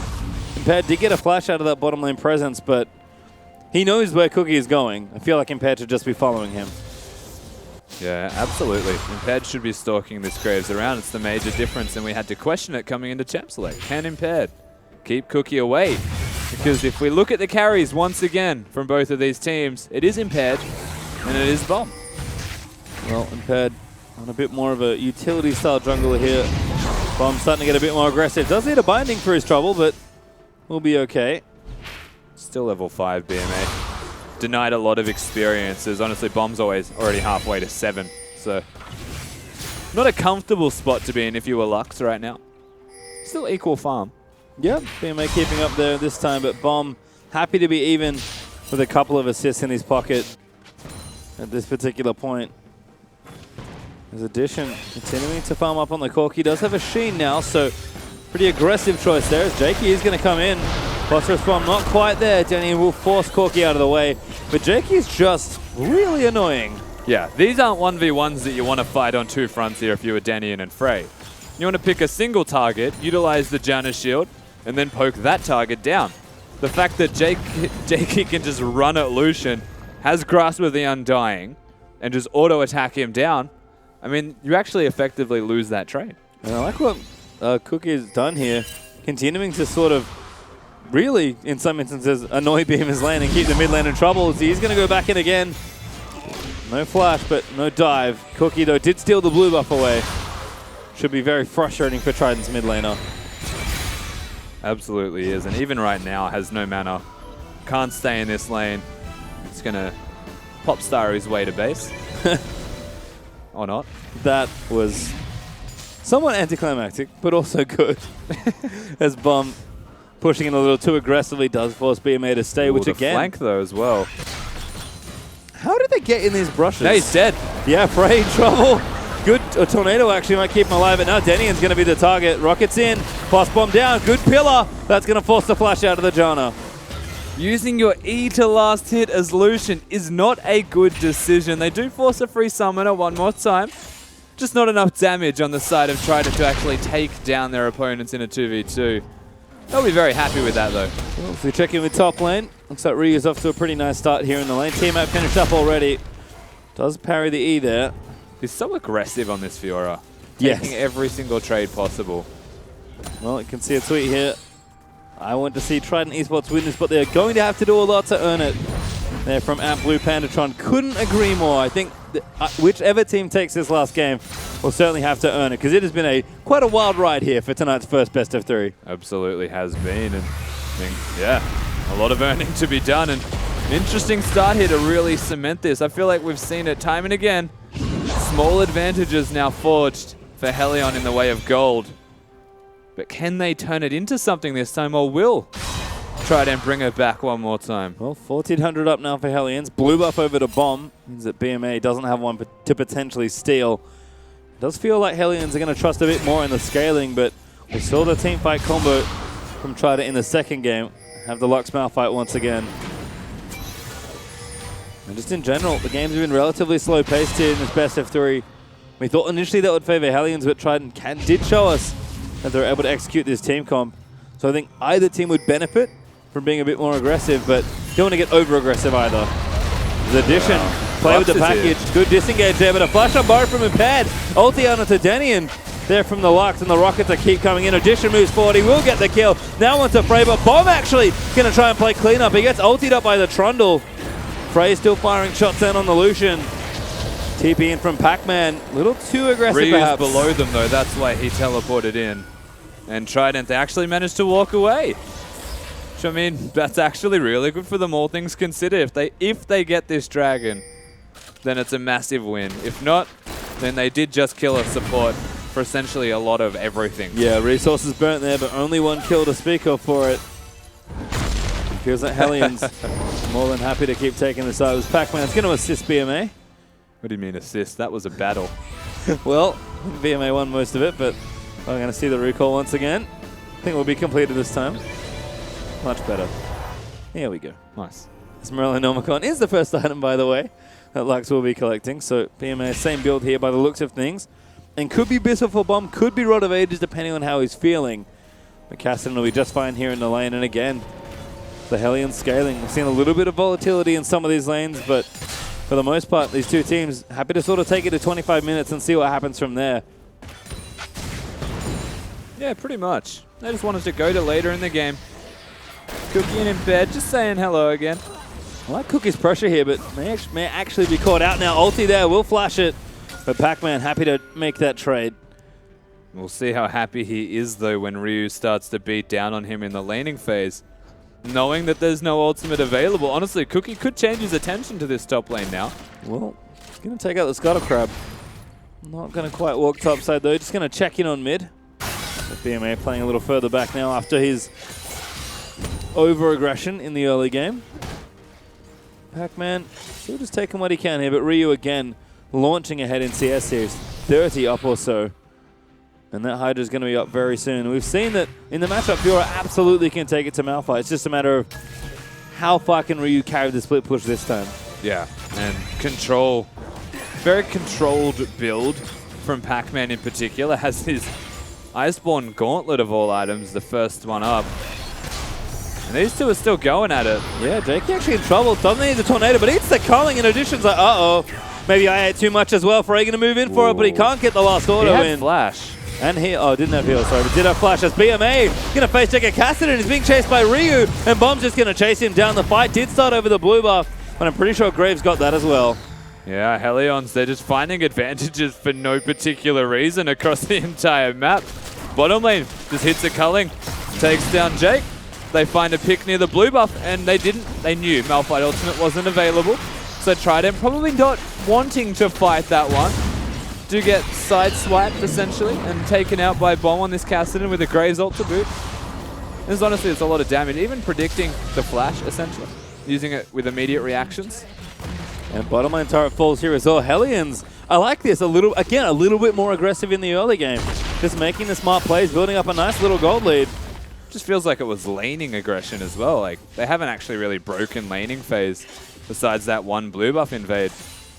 And that was smartly so as well because of the Malphite ultimate. But like realistically, this bottom lane winning like that, kind of just getting a free kill out of thin air, then getting the turret, just doesn't really make sense. They just mechanically outplayed their opponents. Yeah, and Hellions have definitely shown some of that brilliance we have expected. I have to say Cookie's pressure has been great this game on the Graves. Almost feels like, I mean, it is really two different junglers playing the champion, but Cookie able to do exactly what you want to do with Graves and just aggressively invade. 20 CS ahead as well of Impaired, who's not been able to contain him just yet. Is actually really good for Hellions where they are set up right now. BMA would be in a side lane without a teleport as their primary source of pick in the, as it has been coined many times, Oceanic ARAM style of play. If Bomb stays down here, he can start to siege this. But now the Beam is grouped, actually starts to favor Trident more. Bomb does have his teleport. Ryu's actually mid lane right now. Looks like he got the top lane started, perhaps. They have to culling, though, for this wave. Yep. There is Frey going to use it. Jungle Shield on top of him as well. Jake, you're not quite able to get the pillar down. But this is where the real game begins. They don't have culling. Their wave clears very low range. And if Trident want to continue to siege this, how do they actually stop it if you are Hellions? Well, you can see another great I'm a cutie pal style beard there. Lovely stuff. Pie. Spawnty pie. Koku starting to break the spawn beard metagame. Yeah, that was that's all in. I like it though. I like it a lot. Hope Spawn's the one voting on this as well. Oh yeah, I hope so too. Then again, he probably wouldn't have a single winner. True. We can't have that. The winner is the one that says has no beard. I think I'm the winner at this point. This has been fantastic. Yeah, exactly. I think we all win. Hellions are grouping in for the Dragon. They will be able to take it out. Impaired in the area, but Not going to entertain a steal. Cookie, no smite, no problems. Just going to take it out. Although Trident are looking to get aggressive here in mid. Frey doesn't have his ulti back up. BMA again looking for the binding. Does land it, but doesn't follow up with the rest of the poke.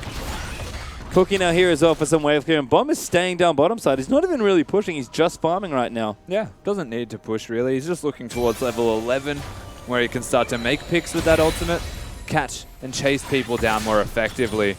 Also considering the Pac-Man's build immediately changed after the Iceborne Gauntlet, going for magic resistance, looking to combat and deal with this split push from Bomb. So I feel like being able to split push as he is and then immediately rotating the group again could benefit them to some extent. Well, BMA used his ulti, so that's decent damage there on the mid lane turret from Hellions. We'll see if they can continue this pressure here. Beamer again, no TP this time as Bomb sticking down here, but he's going to get forced back, it looks like. I don't actually think he's even forced back. He has an Abyssal Scepter, so he's actually well equipped to deal with a Malphite or Lux at this point in the game. Even Corki, that Abyssal Scepter pickup is massive for him. And once that rod is done, I don't know if anyone can actually deal with him. Well, there is the Catalyst completed, so Bomb is almost there on that Rod of Ages. Will get delayed, of course, because had to build the Abyssal first for lane, but smart choices in general here for Bomb and his build. Rod of Ages should be just fine here, even though it will be a touch late. BMA, though, back in mid lane. Melonomicon done. Had that off from a while ago, I think. There's an Amp Tome here as well, so likely the same Ludens build we saw from Game 2. Yeah. But Hellions are more than happy to play the ARAM, it seems like. Just continuing to wave clear. Yeah, I guess they feel content with it at the moment. I think the saving grace of why they actually feel content is because BMA is 0-3. His damage isn't that crazy at the moment. He can't actually burst anybody out, which is what we were seeing from him in that matchup against the Lulu. We just hit the Q, just ult the Lulu, push him out of lane, then start to siege and take everything down. Instead, Hellions have control in this middle lane. They're the ones putting it into effect, which means it's free on them to rotate top and bottom, try and make picks whenever they feel comfortable doing so, or just establish CS advantages. Yep, and what they're doing right now is just taking those two teleports and continuing to accrue farm here. Bomb is spotted, but he's just pushing these waves down, and somebody has to answer them. No kill threat just yet, you have to think. Both Fiora and Kassadin still farming up, but damage is being done to these turrets. And Bomb's items will come up soon, and at some point, it won't just be annoying farm that Hellions are getting. It'll be your structures or your life. Yeah, absolutely. And this mid lane structure is starting to get threatened, as is the bottom turret at half of its health also. Hellions, they're starting to mount up towards this moment. The question is when they pull the trigger. BMA not being level 11 is actually a pretty big deal also. That ultimate cooldown and damage just not there yet. Yep. And these two sharing a lane is honestly hurting them above all else. Yeah, they both want the experience. Frey going to pop the culling. BMA going to eat a pretty big chunk of it, actually. But Bomb still playing into Impaired now, who actually is one of the better people to answer some of these pushes. Does have the Rek'Sai ultimate available. But Bomb, he'll just collect the CS at this point. He's still ahead of Beamer in CS. Just all the time in the world for Hellions, and that's a scary thing. It really is. The top lane turret is probably the one that's just inevitably going to go down with this mid lane one. And it's just that easy. It's a bleed out right now. Yeah, absolutely. I mean, it's smart from Hellions. Deny the blue buffs. BMA just doesn't have enough mana to sustain this sort of siege, and Hellions eventually are able to break it. All of a sudden, they take the crucial mid lane turret. They're 2 turrets up to nothing here. And actually a pretty good gold lead, about 5k. Yeah, again, we have to remember, this is the gold lead that we saw in that last game, where Trident started to team fight, started to find their strengths in their team composition, group up and take these objectives, and start to poke and siege. Pac-Man being here is a good indicator that they're trying to look confident and take this mid lane turret. So is top though. Yep, have to agree though. This is a very important point in the game. Mid lane turret will be answered by Trident, so a good group there. Ryu is working on top, but it seems like the plans we expected are the ones we're going to get here. It seems like Ryu's going to keep split pushing. Bomb's likely going to go down there as well. Try and form a 1-3-1, but Trident know they have to group to stop this. Bomb's also pinged this, and he knows that multiple members will come towards this bottom lane. No reason for them to go top just yet. There was already a minion stack building. And Hellions, being given all of this notice, have now started to work their way towards Beamer. And they're actually going, towards Beamer. He does get chunked a bit, but Hellions are sending people top lane to help Ryu. They're going to sack this bottom outer turret. This is so good. Impaired's like, all right, I guess I have to What go. is it? Pac-Man's going to go in as well. Turret is going to die, actually. Pac-Man, I think, had to cancel that TP. So another turret trade, but this time it's Hellions, as Bomb's going to chase them down. Just try and deny those recalls for as long as possible. Massive 3-man force pulse, but he eats so much damage on the other end of it. Jakey going to move in for it. Addition now going to fire away as Cookie able to kite himself away. Bomb will live. Cookie no ulti. But Trident just getting run around. Yeah, and again, the difference between the second game and this third game is that BMA does not do enough damage yet. An Abyssal Scepter picked up for this Cassidy, who is very hard to kill when he has the Q on. Kind of the difference between this and the Lulu at the moment. The mobility keeping him alive to get out. Yep. And, like... Rotavator's just done as well as... There's an absolutely... Gangplank? I think so. It's a cracker of a beard. From there was nothing. Gragas. It's Gragas. How did we miss that? I just saw the Gangplank. I did was see it like, in why there. did I just attribute that to Gangplank? I don't Because know. I saw him. I don't Look, even know. it's okay. Oh, it's not, because Spawn doesn't have one. I agree with that. Agree with that. As Hellions grouping back around Dragon, which is back available. But again, all the teleports up. Everyone getting stronger. Hydra done. Black Cleaver on the way for Ryu. SM2 with a rapid fire cannon for Frey. And that Rod of Aiders that definitely helped Bomb stay alive in that last little exchange. Package there for addition though. Rapid fire cannon not quite there yet, but strength here for Trident. And they are just going to muscle their way into this Dragon. Meanwhile, top lane, split pushing. We do see Ryu kind of just playing around a lack of vision at the moment. If he did see them, I would no doubt... he's just teleporting in. Yeah, he's going back for a flank, I think. Looks like they want to make a play. Where is Ryu? He's hiding. Oh, is that? Well, didn't have a deep enough ward, I guess. Not sure what that was. Well, Pac-Man doesn't have his TP, but Ryu, bit of an overreach perhaps on that play. Hellions might be able to go bottom lane as 5 and try and siege while Pac-Man's busy topside, but... Oh, yeah. No, they absolutely can. There's no teleport available for this Malphite. He has to walk. But against the Lux, the wave clear and the burst that can come out of that, what was the plan actually to be there? Well, I do like the potential to group there for a fight, but execution not quite there for Hellions. Frey busy mid lane instead. And now kind of an advantage lost there for Ryu. He needs that TP to really threaten with the split pushes. Now it's only Bomb with that teleport available. That was actually quite close for Frey. He didn't have his Relentless Pursuit available, so could have forced a flash from Pac-Man. Didn't actually do it, and here we go. Rinse and repeat. I mean, no surprise that we're seeing this exact setup. This is the game plans we expected. Hellions are just going to keep split pushing, feels like until the end of time. And Trident just need to find a fight. They do need to scale up a bit more, like you mentioned. They are behind in gold, and they don't quite have the same power they did at the end of Game 2 with everyone really scaled up in items, but they'll get there eventually. So Hellions, I think, know that this game is somewhat on a timer. Need to make sure they cleanly execute this split push. But more importantly, almost win the game in time.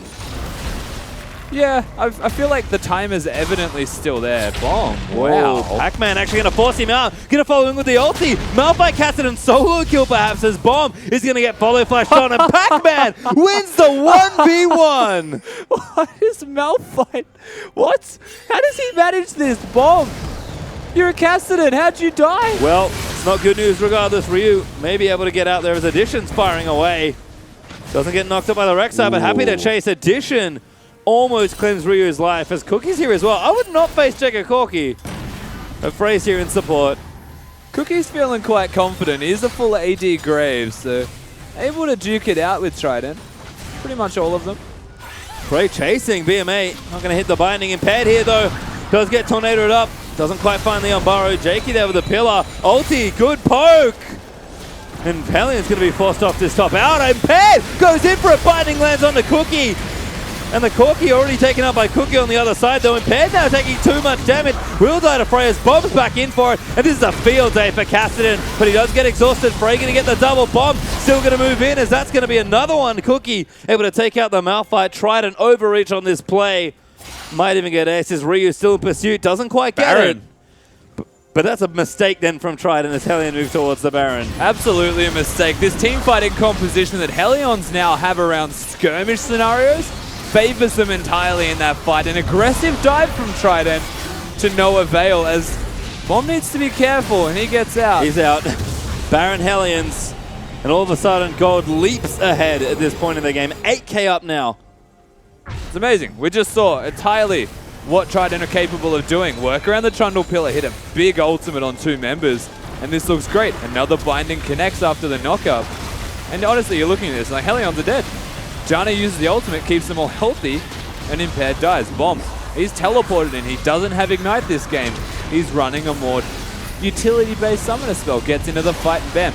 Just like that. The team composition that Trident put together that was out-fighting that of Hellions, even with a 5k gold deficit, is now being out-team fought because Bomb's got a Kassadin with a teleport.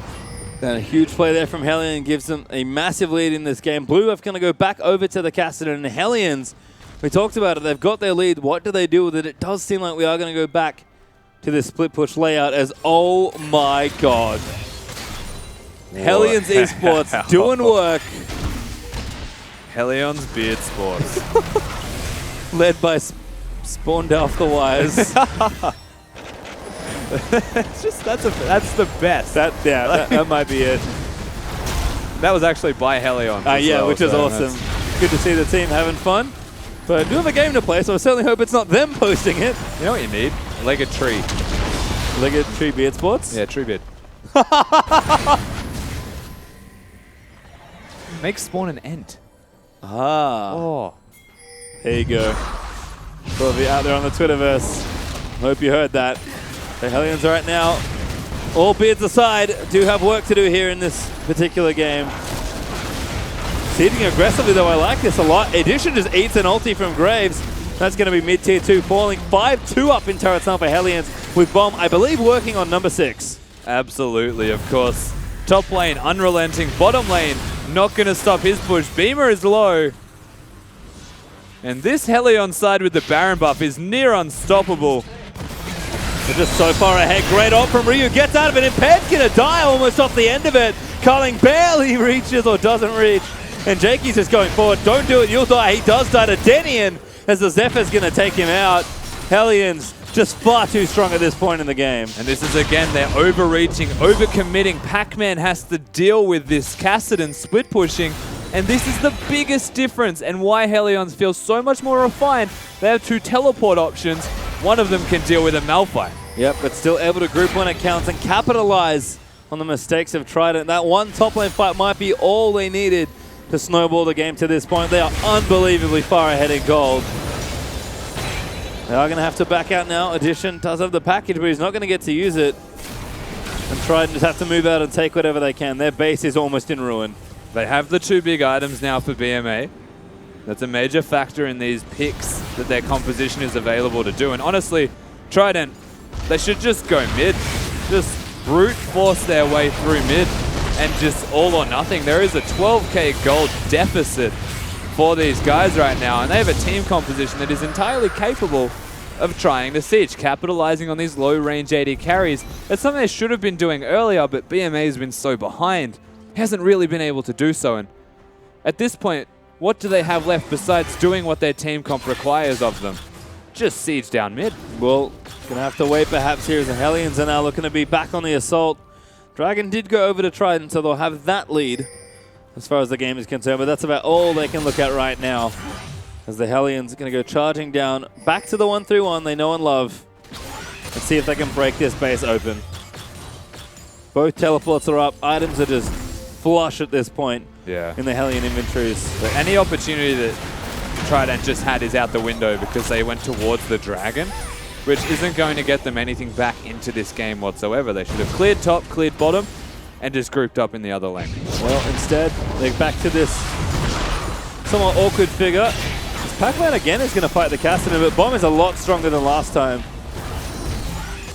Pac-Man pretty tanky though, able to shake it off. As Ryu still working that top side. Hellions trio are being nice and safe here, which is what they need to do. But slowly but surely, this base is going to get pushed in from all 3 fronts. It is getting pushed in. My concern again, looking at this Hellions team composition, is they've got a Lucian Graves in that middle lane. They can barely hit this turret if you want to look at what they're up against, and that is the wave clear of a Lux. If you eat the Lux binding, you're probably going to die. They're still running the risk here of being our team fought, Hellions. And that's why they're continuing the split. They're unrelenting in this split pushing this time. And all it takes is for one mistake from this Trident lineup, whether it's Edition, dealing with Ryu, which is very difficult to do, or it's Pac-Man dealing with Bomb. All it takes is one, and the base is broken. Well, Trident Wave Clear holding up for now. Baron buff wearing off as well. It does help them quite a bit. But we're sort of in a holding pattern at this point. Both teams know what they want to do. But with no major objectives up, no actually buffs at all. Just minor jungle camps available. Yeah. Could be here for a little while. This holding pattern still favors Trident. Yeah. They're getting farm onto their carries. There's another 5 minutes of this. They'll have 3 items on all of their carries, and that one bind can win them the game. Yep. We could see heroic bindings from Beamer in the second game. His addition gonna eat damage. You can see when the vitals show up in the right spots, Ryu can almost insta-kill somebody. Yeah. Now Addition has to go back and potentially deal with this top lane after recalling, so a slight moment, a slight opportunity for Hellions. Well, here's space for Hellions to try and get work done, though. They just need to break one section of the base, really. PMA, they're going to burn the ulti. Pac-Man going to zone them out. Even Cookie still getting chased down. Not able to really hit the turret much at all. That Cookie's Whoa, a little he too far into forward. That was aggressive. Does survive, though. Forced to burn the flash. Hellions just not quite closing the game out as cleanly as you might expect with a lead like this. Which means right now, we're waiting on Bomb to get a Void Staff. Above all else, he needs to be able to deal with this Malphite, and Pac-Man builds a Spirit Visage, just starts to push him back, and they're keeping it at bay. Hellions have not broken this base yet. And that's important for Trident. Baron buff did not yield them any inhibitor turrets. And that means Trident, despite the massive deficit that they are still in, do have chances here in this game. Now able to move out of the base as well. Try and get a bit of vision down. Baron is back up. Blue buff is up for Bomb as well. These are all things that teams have to consider. It seems like we are going to move the fight out of the siege and into the Baron pit. Yeah, of course, this is where you should find a complete advantage for Hellions. They've sent Ryu back to that bottom lane, so they're split pushing down there much more effective. Danny in. He's going to flash. And here it begins. This is going to be that ARAM. They're now grouped up as 5, and unless Ryu can break the base, Trident are in a point of power. Yeah. They're now grouped. This is exactly how we saw the position we saw Trident win from last game. Although Ryu is going to cause some problems. The Culling's there, but Trident going to face tank a bunch of it, take a tower. What work can Ryu do there? Because Trident just took a tier 2, more than 10,000 gold down. This is Ryu against the entire Trident team. Hellions are stopping recalls, so this could be and should be the inhibitor. Well, this is what Hellions needed. They needed a way to break the base. Ryu does create that opportunity for them. He is going to get this inhib. And Baron is up. That's a good inhib to take with Baron being back up. Yeah. You can see the immediate pings from Hellions towards it. They know what's up. And I mean, honestly, Trident broke their own base just there. These teleports, if they fight for this Baron, will be pivotal. You can't leave Ryu alone. Bob goes in for it. He flashes onto Jakey. Ulti up from Graves as well. No kills withstanding, but Hellions playing insanely aggressive around that engage. Yeah, I mean, look at the bottom side of their base. It's a Fiora and a Malphite just duking it out. If the Malphite at any moment thinks that he can teleport to help the team fight, which is very important, then Fiora will take the Nexus. This pressure that they're putting down is what's allowing the rest of Hellions to be super aggressive. No reason not to be this aggressive. They don't have to do the Baron yet. No, they'll just go back and shop, spend their money. Got plenty of time with that inhib in bottom lane gone for a few more minutes. And they know Trident can't really leave their base. So it looks like Deathcap actually on the way for Bomb. He has a needlessly large rod after that blasting one. So no Void stuff just yet. Wants to be able to take out the carries, it looks like. Yeah, which means Ryu is now the one that's going to be soul split pushing for the most part. Keeping in mind one inhibitor being down. They don't necessarily need Bomb to split like they did before. Unless, of course, they get the Baron and decide that they just want Ryu to end the game whilst he's top lane. Oh, Ryu can take the Dragon while he's at it. No real challenge here from Trident. So Ryu will just take this one uncontested. As BMA actually pushing pretty far out in that top lane. Yeah, still good vision though if you look at the river. He knows that no one's near him. Good play there as Frey able to meet that minion wave. Dragon dies. And I don't think we'll be seeing Dragon 5 in this particular game, but you never know. As Hellion still playing themselves around this Baron. It really just is, despite the deficit, feels like it's one fight away. It definitely does. For either team. Yeah. Yeah. The gold lead doesn't matter as much the later this game goes. Because really, they still have a Lux Malphite composition. The Ezreal was only really replaced by a Corki. That's the only major difference. Trojishan's not too upset. Corki does do plenty of damage. So as far as team fighting goes, he's good to go. And Trident, I know that Hellions want to do this Baron. Hellions have started it.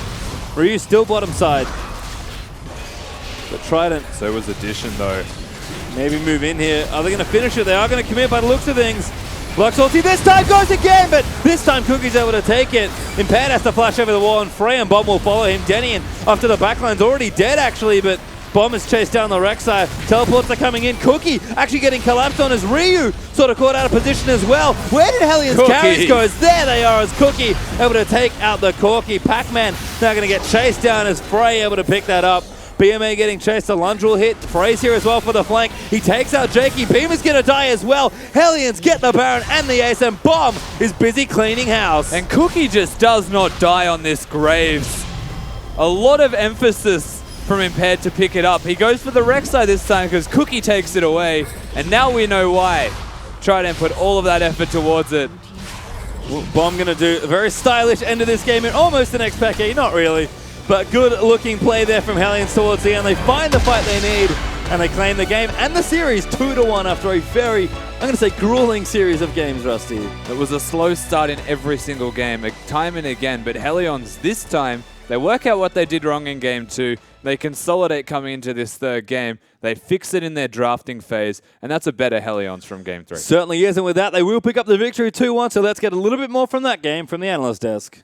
So much, guys. That was a 2-1 victory in the end for Hellions, but you have to say, as far as series go, this was probably the best we've seen out of Trident so far. So let's kick it off with these guys going with a similar game plan as they went in game 2, you know, looking to take it late, but a couple of hiccups in the early games. I think one significant difference between game 2 and game 3 was Lux's summoner spells. We saw the Ignite for whatever reason instead of the TP.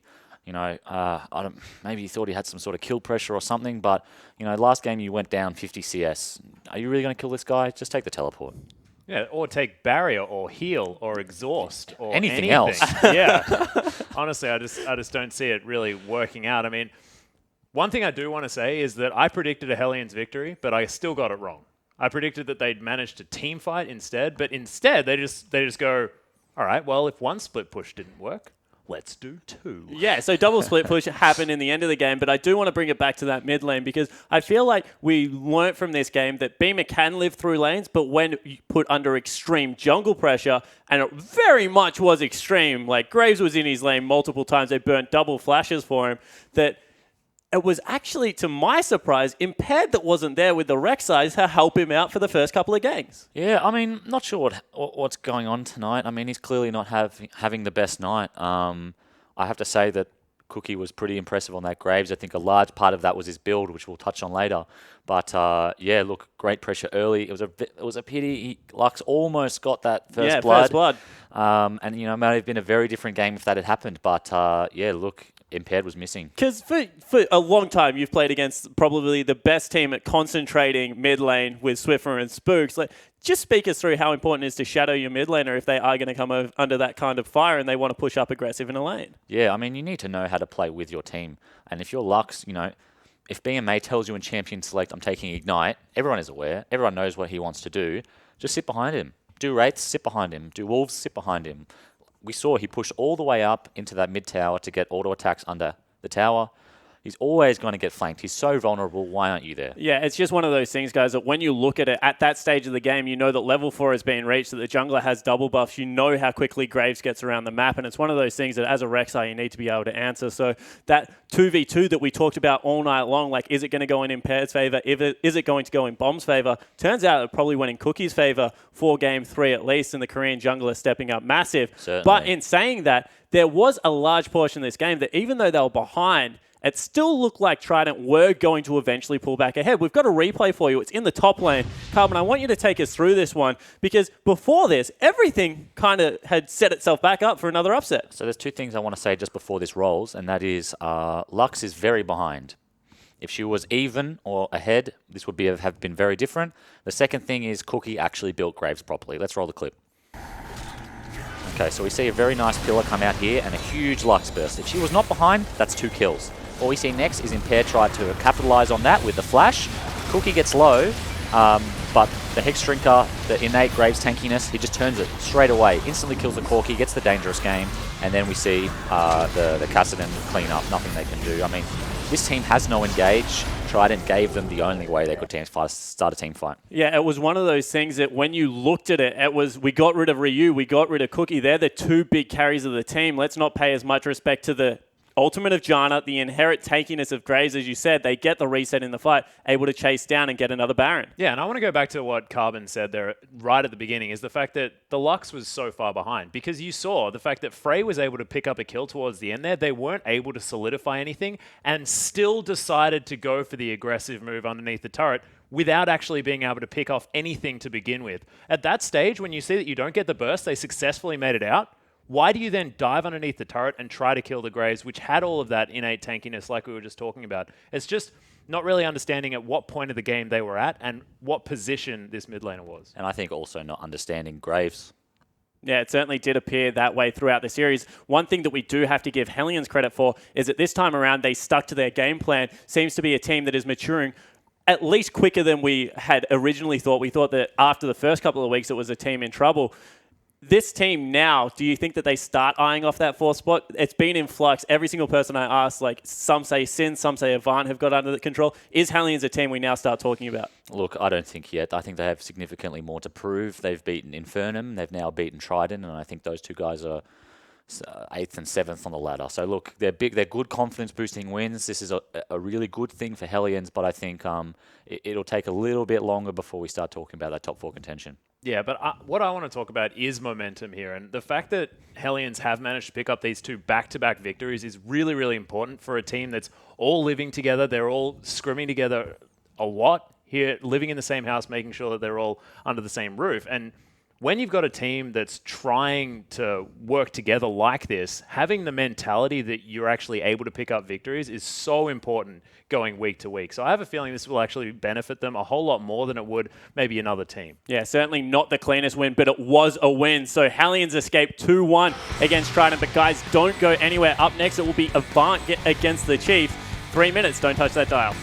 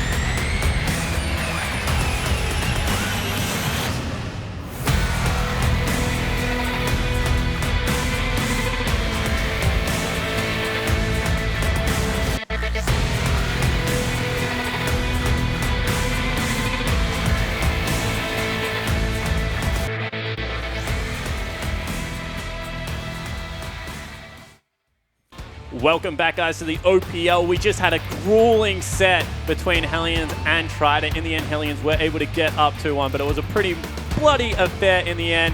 However, during the whole broadcast, for some reason, we've had a Twitter conversation running. It is meme my face with a beard.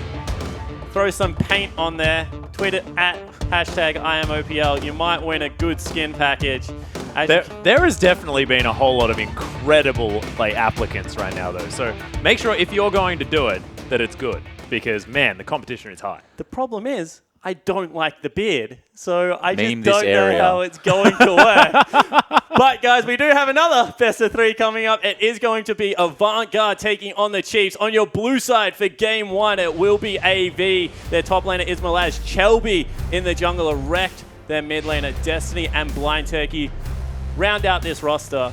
Avant was a roster that was put together very late in the offseason, and no one really had that many expectations of it. I just want to get your guys' quick opinion. You know, you've seen them on Summoner's Rift a couple of times now. What are we making of this new AV team? A bit up and down. I mean, they dropped a series to Infernum, but I don't think that overall that they've looked that bad. I think there is potential there. I think we're just kind of waiting for them to settle in. I think they're just super unpredictable, both positively and negatively. No one was expecting Destiny to be able to fit into the AD carry role so incredibly effectively. I had no idea he knew how to farm that well. This guy's a support main predominantly, and he's ahead 40 CS of the clock most of the time. Ridiculous stuff.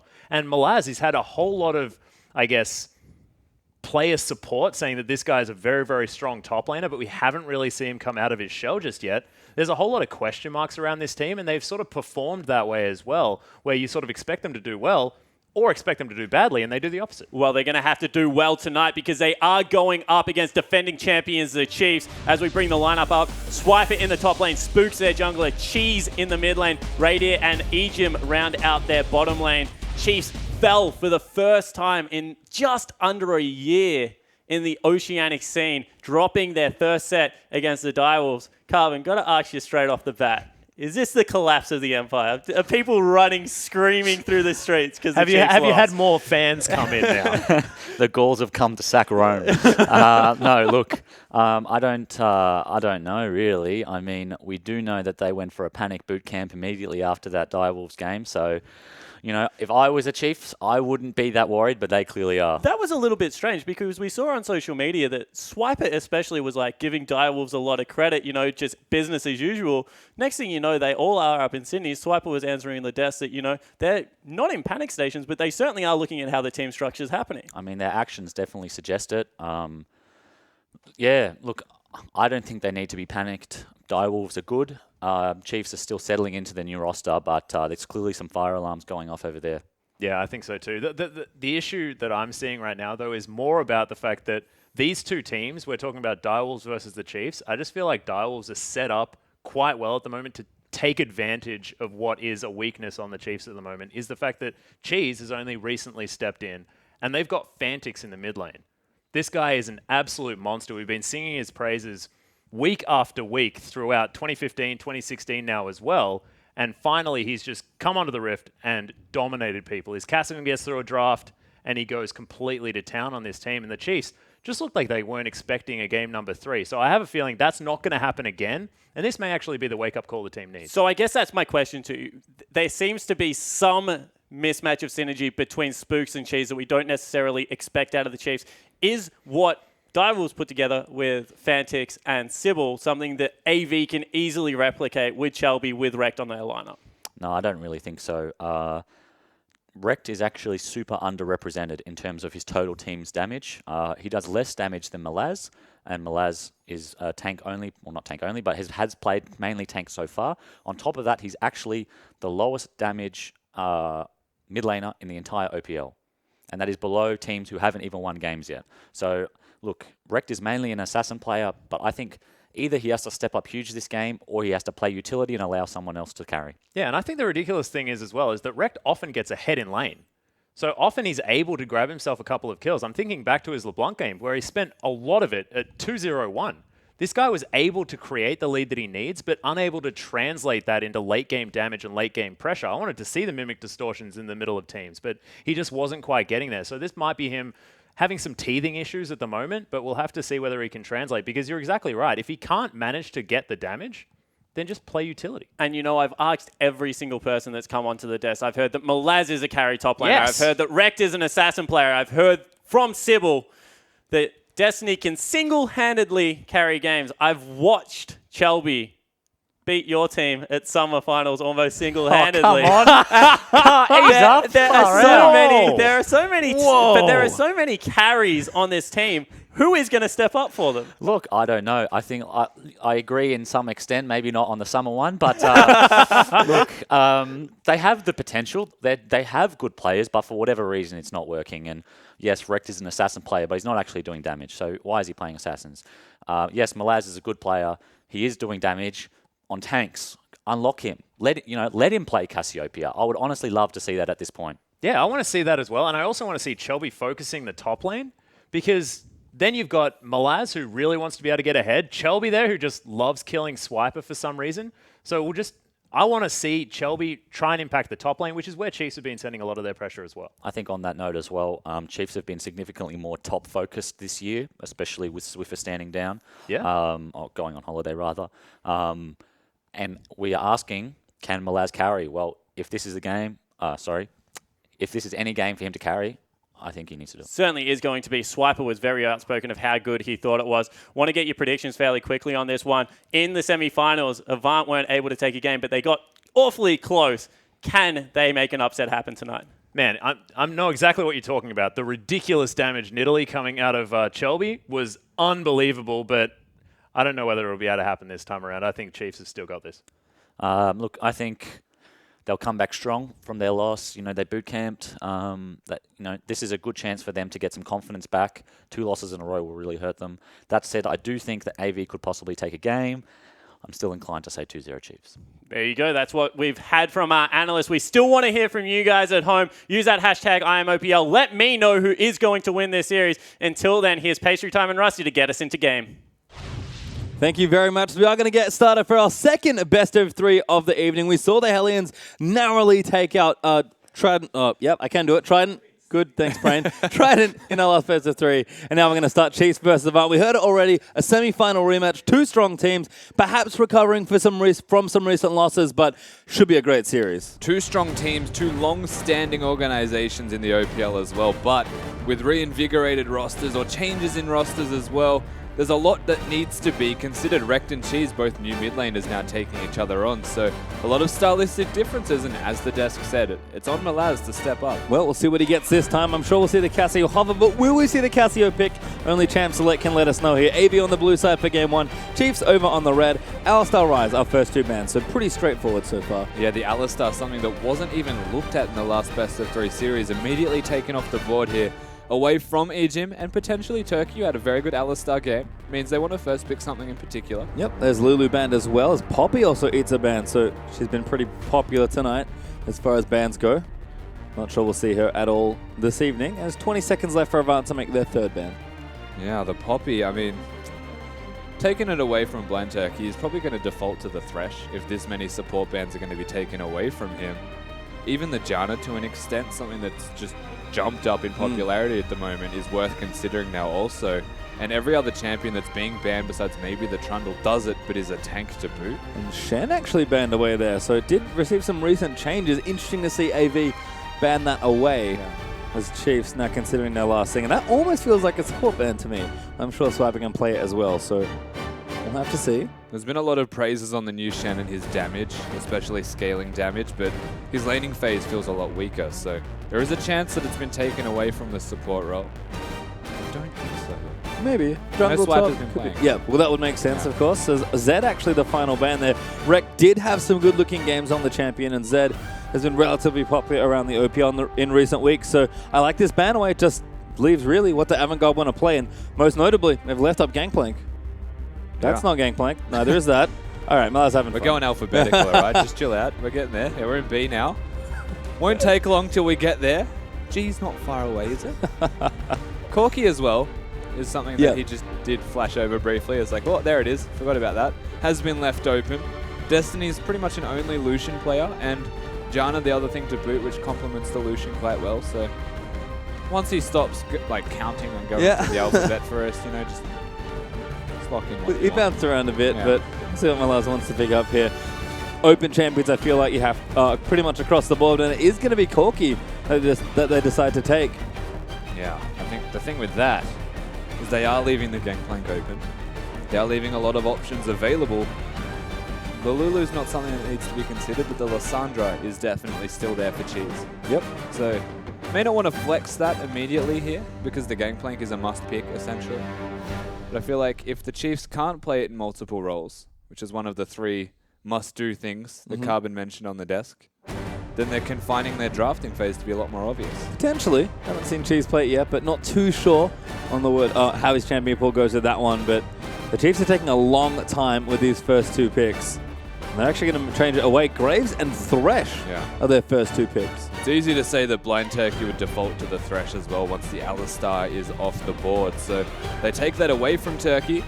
Of course, he could just go back to the Trundle or Janna one more time, but the Engage tool has been taken away from him. A confidence pick as well. So Spooks picks up the Graves to boot with that. And that's a very interesting thing to me, because Spooks isn't the most proactive invade-heavy jungler at the moment. He's just vision control and tries to let the rest of his team work and complements that to kind of help them snowball. Lots of options still available for Chiefs there, and Evander alike. Yep, I mean, I'm going to go with Braum actually, so that's the support Turkey ends up with. Elise still there, and Shelby will take it once again with Graves banned, but seen this matchup quite a bit here, and maybe apart from Carvin shenanigans yesterday in that particular series, I personally think Graves is just fine here. Graves is just fine, of course. It was even mentioned by Frosker in your ability to clear Spiderlings and actually 1v1 trade against an Elise, especially if she's flashing over your red wall to invade you. I feel like there's a pretty easy option there to trade her with her. Yeah. But, you know, to each their own. We are into this particular one, so of course Spooks will be perfectly fine is the point that we're making here. That or Carbon's good. I'm not sure which way I was going there. Oh, you know what? We'll have to find if OC Faker is just that good later on. But I do want to see Spooks maybe change things up. I agree. He hasn't been playing the same invade, pressure-heavy style that he maybe was known for initially. But Spooks does seem to be feeling a little bit better. I'm sure the Chiefs have, done a lot of work in the last few weeks here. So we'll see how he does on the Graves. But Fiora and Callista are the next 2 picks there for the Chiefs. Yeah, so they pick up the Fiora, and Raider getting Callista is not a big surprise to me. I think that it's one of the champions in the last split we actually had to ban away from Raider because he was just so good on this champion. So picks that one back up for himself. The blind Fiora as well, the other interesting decision. Malaz can pick whatever he would like now, knowing it's going to be a battle-heavy top lane. I wonder what Malaz has in store here, because again, we've heard about the carries, but we've seen Tanks and Morgana really as the picks that he's shown us so far. Malaz has deep pockets when it comes to champions in the top lane. So knowing his matchup, we'll see where he wants to go. But Rekt is going to have to blind pick as well, don't forget. Yeah. Rekt will probably pick something not assassin-ish. Yeah, I would have to imagine. just break everything for us. Yeah. Although this is not a bad change. Lux the pick up there for the mid lane, but Jack's actually on the top side, so it's still kind of on. It's like the Jack attack spectrum of carries, where it's like more like Trundle Olaf than like Cassiopeia, but it's definitely a bit more towards the carry side. Yeah, I feel like this is much more what we want to see from Malaz, to say the least. He's going to be fighting the heck out of Fiora at the moment. And there is this really interesting mind game in that 1v1 top lane, because you can counter-strike and you can either instantly stun or you can prolong it as long as possible and actually force the riposte. There is a big mind game in that 1v1 trade, and it could go either way. Well, tough to play against a player like Swiper, but we'll see if Malaz can get it done here on Jax this time around. He's going to make his first OPL appearance. But the Chiefs do have a mid lane to pick by the looks of things. Chee's going to get pretty much whatever he wants here up against the Lux. Can't imagine he's too upset with the matchups. Go Swain. Don't go Swain. Atlas can't handle that. Well, it's not Swain this time. It's going to be Ari there instead. So relatively standard stuff. We'll take the safe matchup. Yeah, Ari's also good because you can go Abyssal Scepter pretty much immediately on it and be perfectly fine. I'm seeing a trend. Ari, very forgiving, and yes, the trend might just be Abyssal Scepter. Who'd have thought? Good against Lux. Yeah, pretty good. Magic resistance stop you from dying. Yep, sounds like a plan. As Cheese currently has teleport, actually. We'll see if he sticks with that particular summoner spell. But I feel like looking down, kind of what we expected from both teams. I think big question for me is Malaz. How's he going to do on the Jax? And Spooks, how is he going to do on the Graves? Yeah, and I mean, Swiper picking up the Fiora. We saw it in the last best of 3 with Ryu looking to split push, control the lane, and then utilize that control in the lane to then bring that to team fights and just get a positional advantage.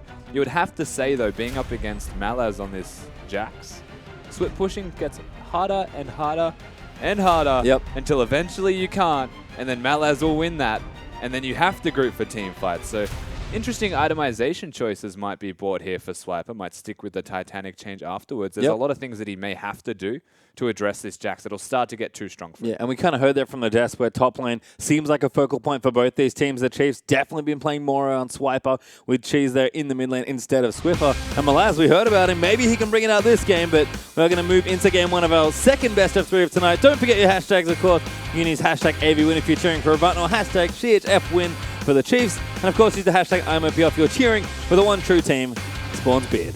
Is it hashtag bring back the beard as well? Let's get that in there. Why not? You guys have been so good with the beard entries. Keep them coming, and any other banter you want with the hashtag IMOPL. Don't feel like it, tweet it at LOL_Oceania. But please, use the hashtag bring back the beard. We're going to start things off with a bang. Double duckies in the river. And a frog.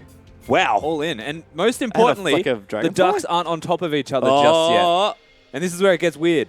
I just don't understand. Duckception. Like, you could just keep swimming. You'd be happy. But, like, just doesn't... Yeah, look. Well, he's happy there, it seems like. And Avant and Chiefs are going to get themselves onto Summoner's Rift, which I'm sure they'll be happy to take to each other here for our first game. Both teams were going to bounce back from losses last week. Chiefs suffering their first loss in a while in an upset there from the Dials, and Avant, I have to say, a bit of a mild upset there for them as well. So teams will be looking to regain some form and some favor. Yeah. But it's going to start probably here. Shelby versus Spooks, the Graves and Elise matchup. And most importantly, regain some composure as a team. The fact that they go immediately to the boot camp makes you question whether they are comfortable with their performance. I feel like they do have a lot to improve, and Spooks just showing that he can be aggressive is a very nice start. Of course, he will have to, honestly, find his own personal identity within this team. He said to me that he was not an exploitable jungler anymore. He did say that. Well, and we'll see if it's true. Yep, the best place to prove it is definitely on the Rift here, as we are going to have standard lanes by the looks of things. And to be perfectly honest, I am very happy we have standard lanes. I think with the way the draft's worked out, with the players here, I think it's going to be really good stuff to watch. Well, I mean, we're looking at a Corki Braum bottom lane, which is very much a kill lane, up against what is the kill lane in a Thresh Kalista. So that's going to be very volatile. I think there's a very high chance that things go on everywhere there. Oh, 2 top lane carries as well could create some fun, as Malaz actually starting the blue buff, but looks like he'll just take the Sentinels. Yeah, just one of them actually. Pick up the gold, bit of XP, and then run towards the top side. Shelby is going to take the Gromp though. Doesn't need too much help here on the Elise. And then probably going to go over to that blue buff there that had a bit of additional help from Malaz. Here is mid lane, Cheese versus Rek. Cheese did swap to Ignite versus the cleanse there from Rek, but the one thing we love about watching Cheese, you never really know what's going to happen. Yeah, and I feel like Ari just personifies Cheese in the perfect way. He doesn't really need to carry. Oh, Spooks. This is good from Spooks here, but I don't know if he's going to make it over in time. He's going to, not quick draw, but he's going to look to invade. He's got red buff, but Shelby, I think, already backed out. He's going to get quick drawed on now. End of the line hits the little Sentinel, though. And Shelby, he's going to get forced back here. Spooks able to fire good shots as Destiny barely lives through the Thresh Kalista all in. Yeah, the level 2 from this Raider Ejim combo. Overwhelming, as Spooks is not going to relent. Knows that Swiper is pushing in. This pressure. Does good play from Spooks there as well. Does find the bounce off the wall there as Shelby is going to get forced out of his own jungle. Spooks now going to take the Wolf Spirit and smite away that camp. And we talked about it. Can Spooks play more aggressively? First 3 minutes say yes. Yeah, all signs are definitely pointing to yes, as he doesn't just invade. He forcefully invades, takes the jungle that wasn't even deserving to him at that point in time, and just effective play from this Graves. We said the matchup isn't as bad as it seems for the Graves. In fact, it's good, and Spooks is proving why. Yep, and he's going to even take the Rift Scuttler on the way out as well, so massive amount of counter jungling there. Just a CS lead between junglers right now. It'll be 9-2. Once Spooks clears that out, and now he's going to have his own jungle to do. As Malaz up on the top side, good riposte there from Swiper. Yeah. Vitals proc in there as well, going to walk all the way around for another one. Lunges in for it. Swiper looking good early on in the matchup. Yeah, absolutely out trading just there, and that's the interesting thing about this matchup is if you actually use your counter strike and then dash, super easy for Swiper to predict it. But see if Malaz can maybe adjust a little bit here in the matchup as bottom side Radio already with a CS lead. You can see Turkey and Destiny trying to keep up where they can, but this is what Radio and Egypt are known for since they started playing together. Just unbridled aggression, especially in this lane.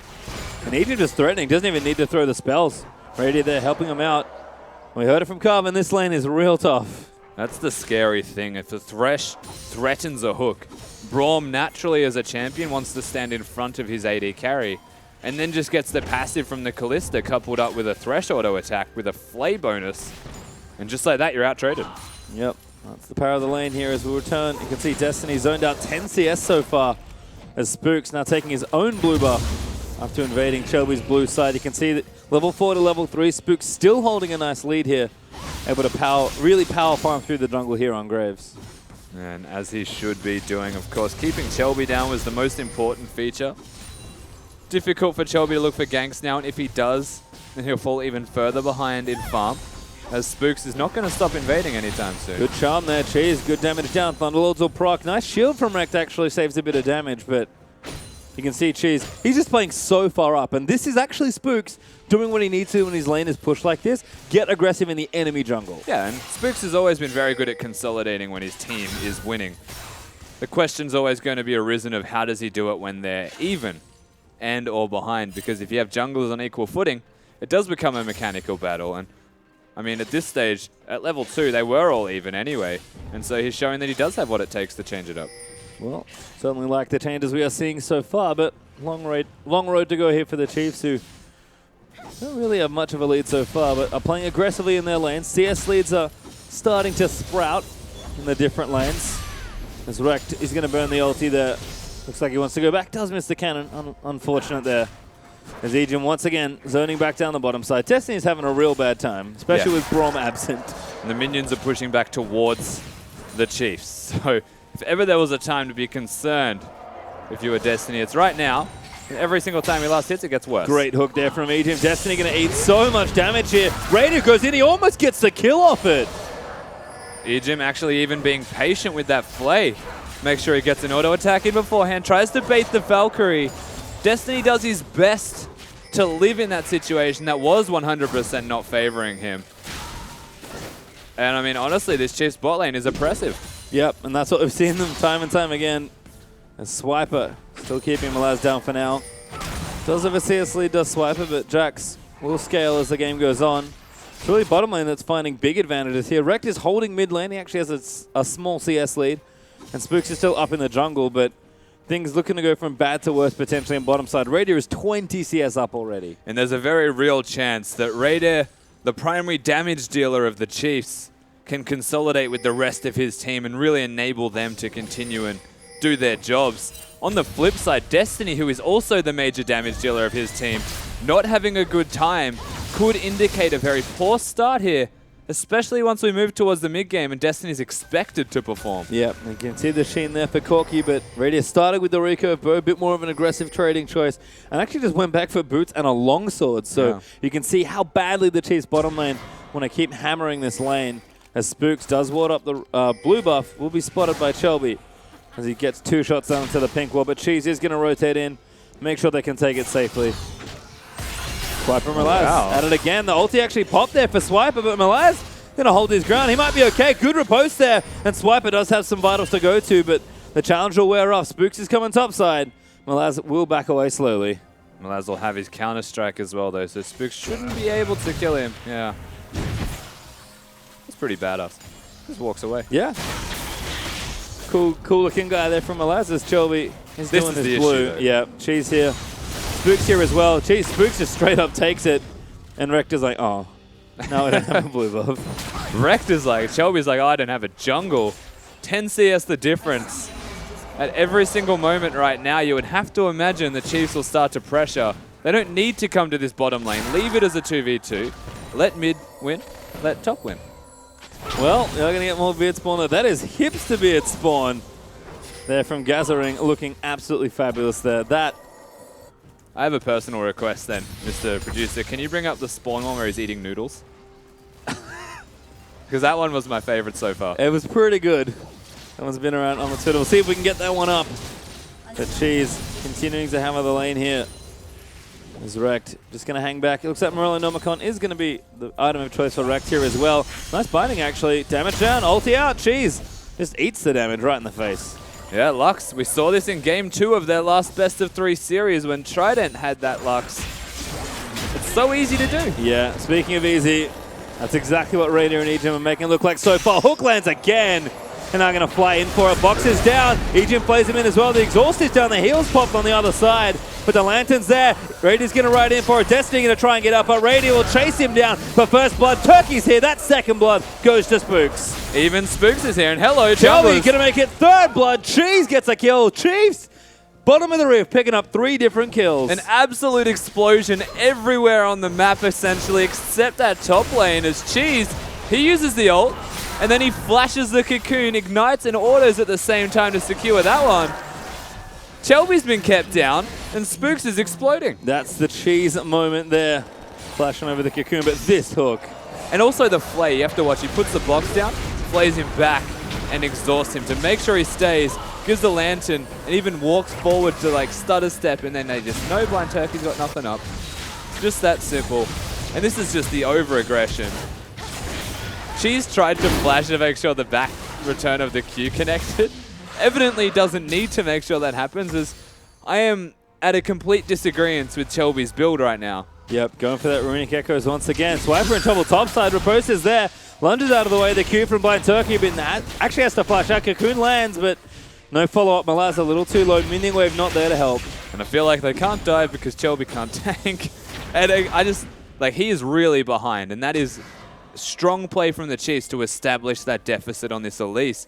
But his immediate response is to still be a Runic Echoes Elise, and that just goes to show the mindset of Shelby, essentially. He knows that he needs to carry for this team, and he feels like the onus is entirely on him. Yep, and that's the question I think we feel like we keep asking. As the Rift Herald does go to Avant, Shelby will get it. So a nice little pick up there as there's Noodle Spawn. Thank you. From Atzak. How glorious that is that? amazing. Spawn eating noodles. And it's not even his hand. It's so good. With a beard cup. With a beard cup, yes. I didn't actually notice that at first. It's even better. It's just wonderful. Beard. That is top tier beard shoppage. S+. S+ is Chiefs. Still up in top side. Raider and Ejim just going to move themselves around. Blade the Ruin King almost there. Hook does not connect, but Shelby knows he can't really stay here. You said it already. He's real squishy at this point. Yeah, if that hook connects, he is 100% dead. Raider's the same level as him too. Yeah. Hard times for Shelby right now. It's not great. I mean, Spooks is the same level, to be fair. It's just that everyone across the map is actually keeping up quite high in experience. Cheese, the highest in the map at level 10. Once he hits 11, I mean, even with his Abyssal Scepter now, he can 1v1 the Lux. And if we know Cheese, he'll be more than happy to, as Blind Turkey is going to pull the top wave. But it looks like just a back timing there for Radiant. Does have the Blade of the Ruin King. Chiefs definitely know how to step it up when Radiant gets going. He has gotten going this game. Ulti used there by Lux. Does clear out the wave. Shelby forced back with the Rift Herald buff.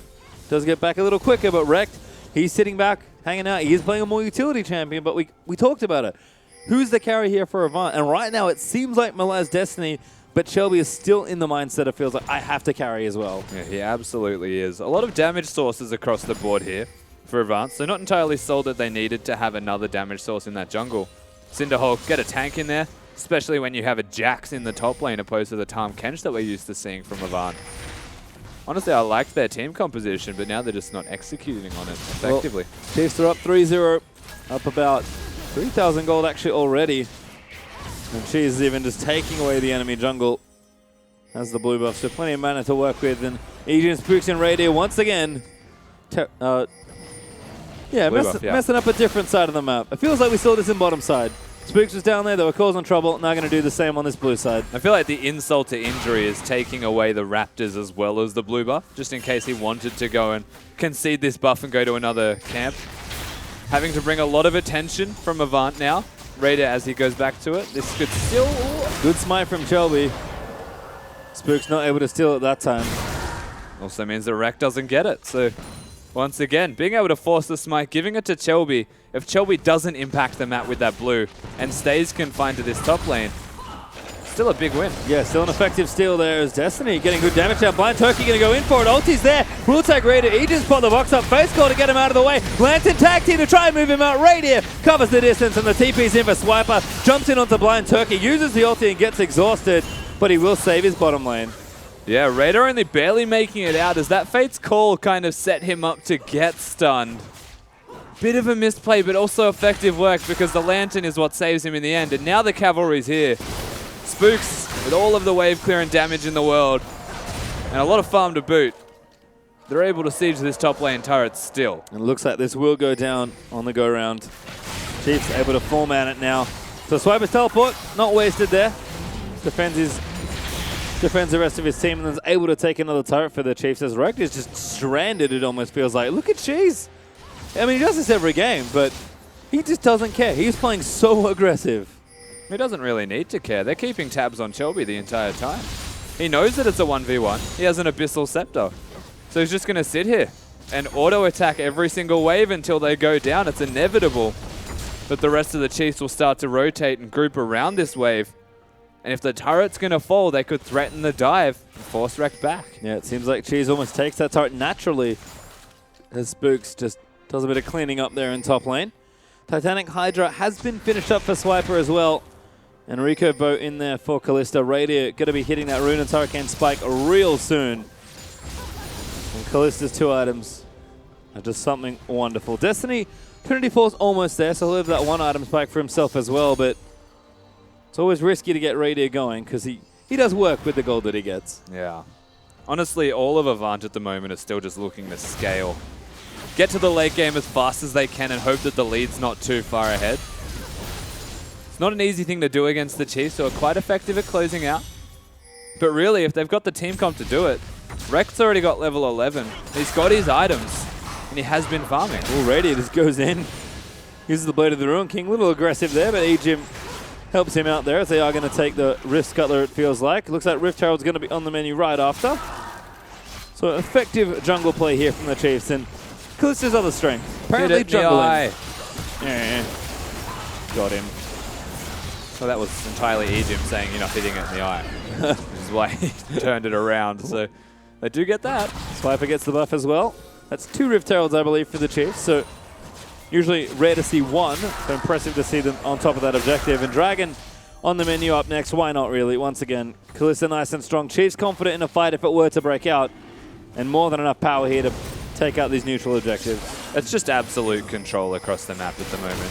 Do they need to get the Dragon? Not really. It's only the second one. If they can bring Avant over and try and look for a team fight, you might even wager that would be the better option. Also buying time for Swiper as well, who doesn't have his TP hanging out in the top lane. Malaz does have his, but Swiper wants to get work done with the Rift Tower buff, and Malaz is not using his teleport, so Swiper actually going to get good damage done. Radio went bottom lane to pick up a bit of extra CS, and the Chiefs move back to mid, clear the wave out. Avant going to back away once again towards their turret. And that was still a good rotation from Avant to bring them back to the middle lane. Again, the Dragon, not a massive thing that needs to be contested. Unless you really want to look for a fight yourselves. I think Chiefs heard that charm hit just a little late. But Chiefs are going to start the Dragon up now. Malaz can join. Swiper's TP's still not up. If Avant want to fight, they can. Ulti's out there. Lux does steal it away. And again, why bother? Why actually go for Dragon when you don't get anything from it? There's no gold to be gained. And you give them the option of the Lux steal, which was taken away. I think he was relying on the Rend, but there wasn't enough stacks in it just yet. Yeah, a little miscalculation there. So Radiant not able to take it. Instead, we'll just continue pushing down this bottom side. Will be very powerful very soon. Phage actually up a Swiper as well, so Fiora's items also starting to come together. But a bit sloppy there from the Chiefs on the Dragon attempt. But it looks like Kalista's going to stay here and hustle down some mending waves. Laser used, that's going to clear the wave out. Cheese actually hits the back end of it as well. But Avant sort of forced to sit mid and protect this turret. But I feel like they don't even need to have all of their carries to sit mid to protect this at the moment. Just bring the Braum, keep the Lux around, and maybe Shelby on this Elise.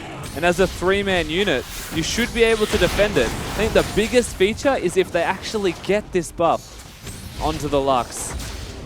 There should be no way now for the Chiefs to get this mid lane turret and to actually break this middle lane. So a reprieve now from the potential siege of the Chiefs. It seems like Fiora and Jack's going to go back to empty lane duties. Spooks is on this side as well with Swiper, but seems like Swiper's more than happy 1v1 at this point.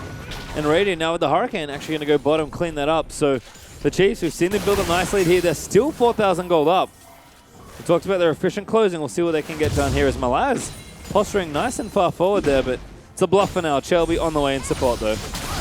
Yeah, definitely a bluff, but that shows the confidence Malaz does have, especially in this 1v1. Well, speaking of, Shelby back in the 1v1 he didn't like earlier in the game, doesn't really like it much more now.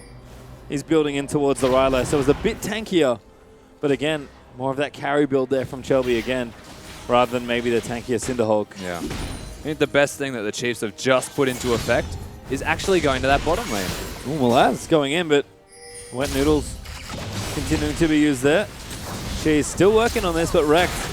More than enough power there. Shelby though, going to eat a charm. Spooks move in for the ulti. Cheese dives in for it. Not quite enough. The Ignite is burning down, and it is. I feel like Rex should have probably just flashed on the other side of Shelby to make sure the second half of the shield connected.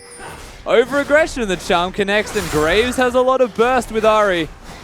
Simple execution for the Chiefs as now they rotate bottom. Yeah, they're going to look to take this turret now as well. Swiper still occupying Malaz's time. Nice repose. Grand challenge. You shoot Swiper looking for the 1v1. One more vital there. Does land it, but the tower dealing too much damage, and Swiper's forced to flash out. Swiper overstaying his welcome, but not by a lot, as Malaz hides on the wall, doesn't let that fourth vital proc and get the Fiora passive out, and avoids a lot of true damage that could have been on top of him. And as such, avoids that death, so good play from Malaz to ensure he stays alive. Doesn't let a 1v1 happen. Avant also keep their bottom tier 2 alive. Looks like Cheese and Spooks once again will team up here. Time goes out, Cocoon's landed in. Binding's good as well. Lux ulti goes through. Cheese is going to fall down. But the repel's been used. The rest of the Chiefs are here. Shelby going to get taken out. Radiant does so much damage. It's a light binding though. Damage is there. Can't get out of it. Lux gets another kill as Avant's starting to strike back. And it's just like that. They give mid lane a complete farm off, and Lux gets an item and a half. All it takes is one light binding. We've seen it already today. It's dangerous. Certainly is. A Swiper posturing very far forward. Malaz though, use the counter strike, will zone them off, and Avant will take the mid lane turret for themselves. It's only one, 3-1 up still in turrets for the Chiefs, but it is the most important one, and Rex essentially gets himself much needed kills. Yeah, the farm bot in Lux right now actually starts getting online with all of these kills. The damage is well and truly going to be there from here on out, as if it wasn't already. And even the Abyssal Scepter completed for Cheese was not enough to keep him alive through all of that burst. And that's a death cap. Yeah, I like this from Rex. Very aggressive build. We talk about him being an assassin player. Not an assassin champion, but the mentality is still there. I want to do the most damage possible right now. Yeah, absolutely. And that's what his team needs as well. If you can clear the back wave. Spooks and Shelby have a battle. Ward battles once again, but too many wards there for poor Graves to try and take out.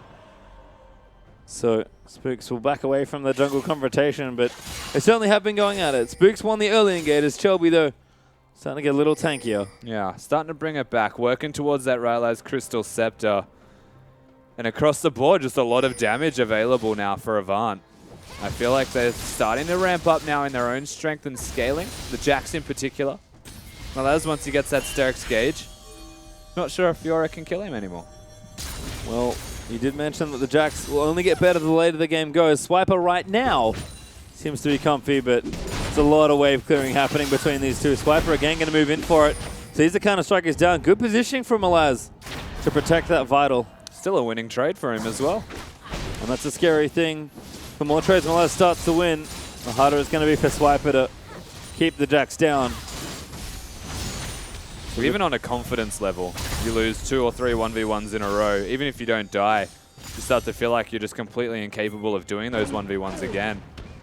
And it's at that point you're predictably going to start grouping or just hiding. Well, the Chiefs are still sticking to the split pushing right now. Radiant QSS completed.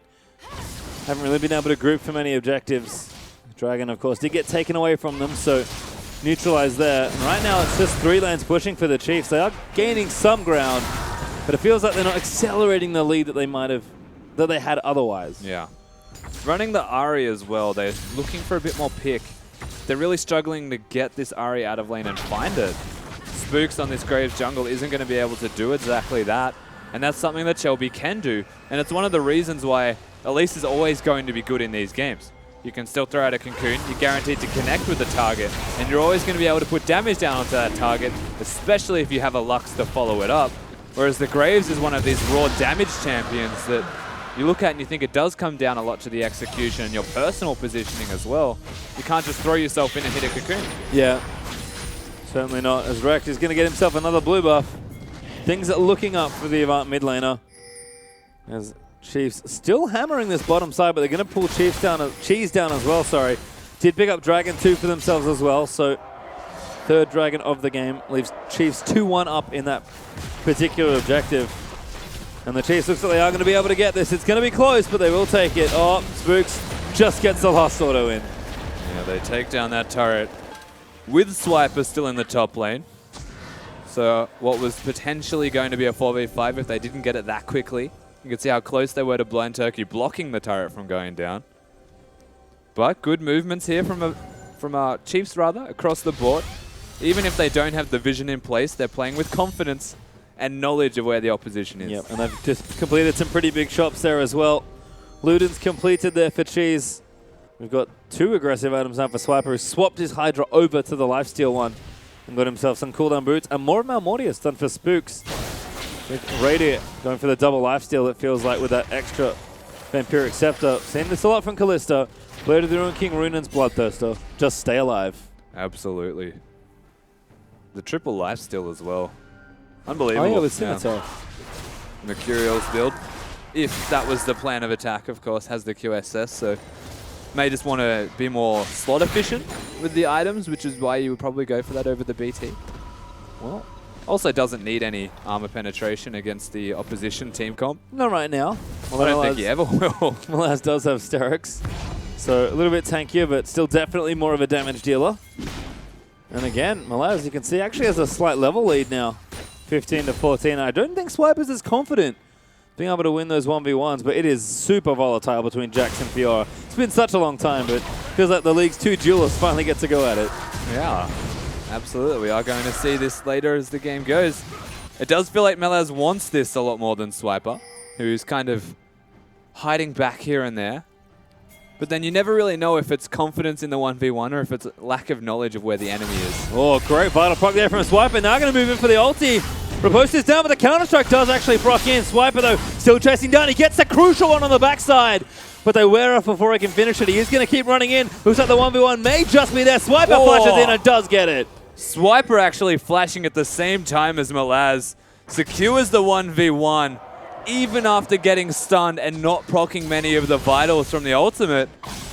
Fiora coming up trumps. Yeah, you can see at least right now as Cheese actually uses his ultimate, I think, trying to find a pick there. Oh, ulti out there from Rekt. Blind Turkey, though, ate a charm. Yeah, I'm actually not sure why Cheese ulted where he did. Because he just used 3 stacks to come through the jungle to the top lane. Well, meanwhile in bottom lane, Swiper working on that bottom inhibitor turret. Does do a good chunk of damage to it, but Rekt going to stop that. And the Chiefs, I think, have to be a bit careful here in the siege. Malaz still dead for 6 seconds, but he'll be back in 5 and does have teleport. Chiefs, though, going to go in for it. Cheese! Massive binding on the other side. Shelby flashes out. Blind Turkey, though, just gets trapped. And the TPs are going to get used. Ejim is going to see Malaz. He gets exhausted. Swiper is coming there as well. But the ulti hits on the Cheese, and Radiant almost gets the double carry pickup.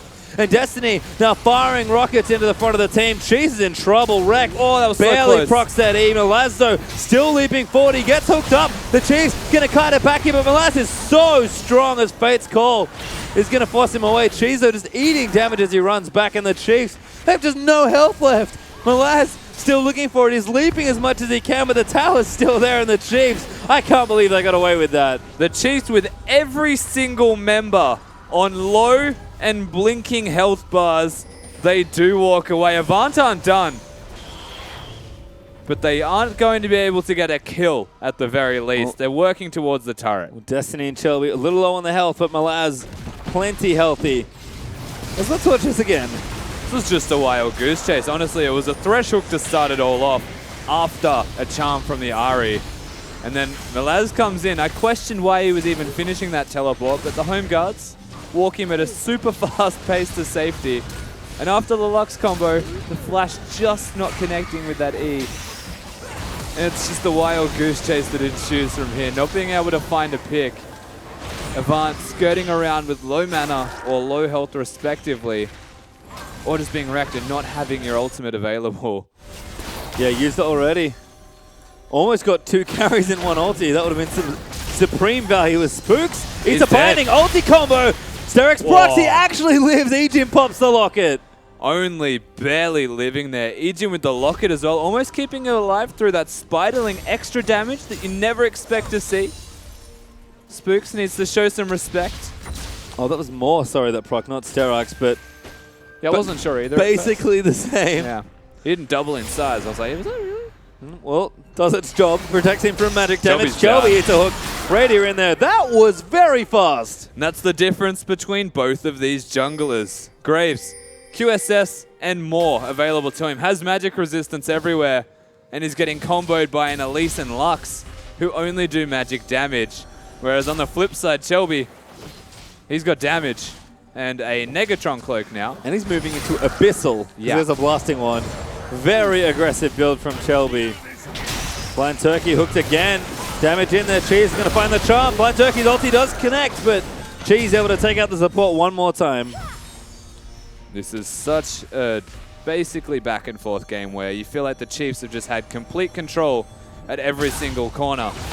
The thing is, they're finding it really hard to push that extra step towards getting these turrets, but finally, and twice in a row, they take down Blind Turkey out of position with a Thresh Hook or an Ahri Charm, and just like that, they actually start to open up the map. And I think the change has been how well they move through the map. As Malaz and Swiper once again look to go at it, but they've definitely been able to find more picks. The Chiefs have sharpened that aspect up a bit, and eventually they're able to take the turrets they wanted to. Now sitting 5-2 up in turrets with Radier, going to be able to take out this dragon. There are a whole lot of spears in that beast. Radier going to rend it apart. I feel like even Malaz's build at the moment has been catered entirely to 1v1ing. He's got a QSS to deny the Fiora ultimate. We'll see if Swiper's very much aware of that. Well, you can see from out Loltai's. Now we know why Renegade's Havoc came home. He knew Spawn Lol needed him. Well, Altai's, you're causing some havoc right now. That is uniquely Australian and wonderful. Yeah. It doesn't get more, does it? More Aussie than that. Well, good to see support out from Loltai's. Also one of the best competitive beards in any esport. Oh, it is a super competitive beard. We thought Spawn might get there, but seems like you have to bring the beard back. Maybe with he your saw wonderful that Havoc was coming back. And Maybe he's like, yeah, no, I can't compete. can't compete with this. Well, Chiefs looking to group around the Baron objective now. Do have good control over the area, but some shallow water from Avant will at least see the path down towards the top side. Radier, though, Bloodthirst now on the way. So it is the triple lifesteal, like you mentioned. Has the Mercurial Scimitar already done? The Chiefs go straight onto the Baron. They didn't know the ward just above the Baron area saw them walking towards it. Blind Turkey again, though, going to get caught. The charm eats in the hooks there as well, and Radier on a killing spree. Yeah. Raiders massive, and third time, unfortunately, is not the charm for Avant, as Malaz, why'd you QSS that off? not sure. Does get the counter-strike in, but Swiper's not done. He's going to keep chasing in. I feel like that was almost a misclick from Malaz. Yeah. Kind of prompted the ultimate out of Swiper as well, who then pushes him back. Malaz should probably change to the Ravenous Hydra from the Titanic. I feel like unless he doesn't want to actually deal with Swiper anymore. Jeez, here we go again. Well, Swiper's still causing trouble. That ward, though, still very pesky. Ejim going to eat the brunt of that Lux ulti. Shelby, what are you doing, man? Taking Baron and clearing wards. There we go. Baron's all chill now. Shelby's going to clear out some vision. Cheese wants it. Great flash there from Shelby, but he flashes in the spook. Back on the Cheese, and Cheese takes him out. Chelby frantically tried as hard as he possibly could to make something of that. But that was just the cheese special again. You never expect it from this guy. He just does it, and it works, and you just kind of go with it. And that was what that was. Definitely doesn't hesitate. There's Cheese. Efficient as always. A nice flash from Chelby. Unfortunately, nowhere good to go after that. No. And again, Chelby's squishy build just costing him in these spots. Absolutely right. I don't think there was many ways for him to get out in that particular instance, though. The flash direction was the big question mark to me. He just had to flash in a direction to dodge the charm. It just happened to be towards Spooks, so the immediate reaction was, oh god, repel. Yep, and then repel back on the Cheese. Try and get the kill. Cheese were able to collect it. Now 4-1 and 2 on the RE. Void stuff done. Here's a huge amount, massive items actually. The Chiefs have built themselves up a very healthy gold lead, almost 10k up in this game. And again, the pace maybe a little slower than we're used to from the Chiefs as far as closeout goes, but they're doing what they need to do. They're going to go back to Baron Avant. Once again, do you have the answers? And they are doing it in a controlled manner. This ward? Yeah, it's honestly... The hero. It's got their number. They have no answer to that ward. They just don't know it's there. And it keeps getting them every single time. Chiefs probably just wondering what the hell is going on with that, honestly. Every time we start it, they walk over. It's almost like they have vision. It's Shelby, a little too close there, but Spooks and Cheese gonna work on this turret. Damage is good. Recto with the wave clear. Good charm once again. Blind Turkey gonna weed it. Cheese, of course, goes for it and just takes him off the rift. It's just starting to feel like deja vu every single time they find... Oh, that was close. Shelby goes in on that. Ejim looks for the hook. Good repel there from Shelby. He goes back in onto Ejim. Dodges a play, and Ejim's like, help me! Lantern out there, but the rest of them aren't chasing him. There's Callista. Gonna make sure he's okay. Now Shelby's gonna get it turned around. He's dead. Ejim flashes forward, looks for the flail to wreck, but doesn't get it. It's just perplexing. Avant, that was hyper aggression from a 0-6 Elise.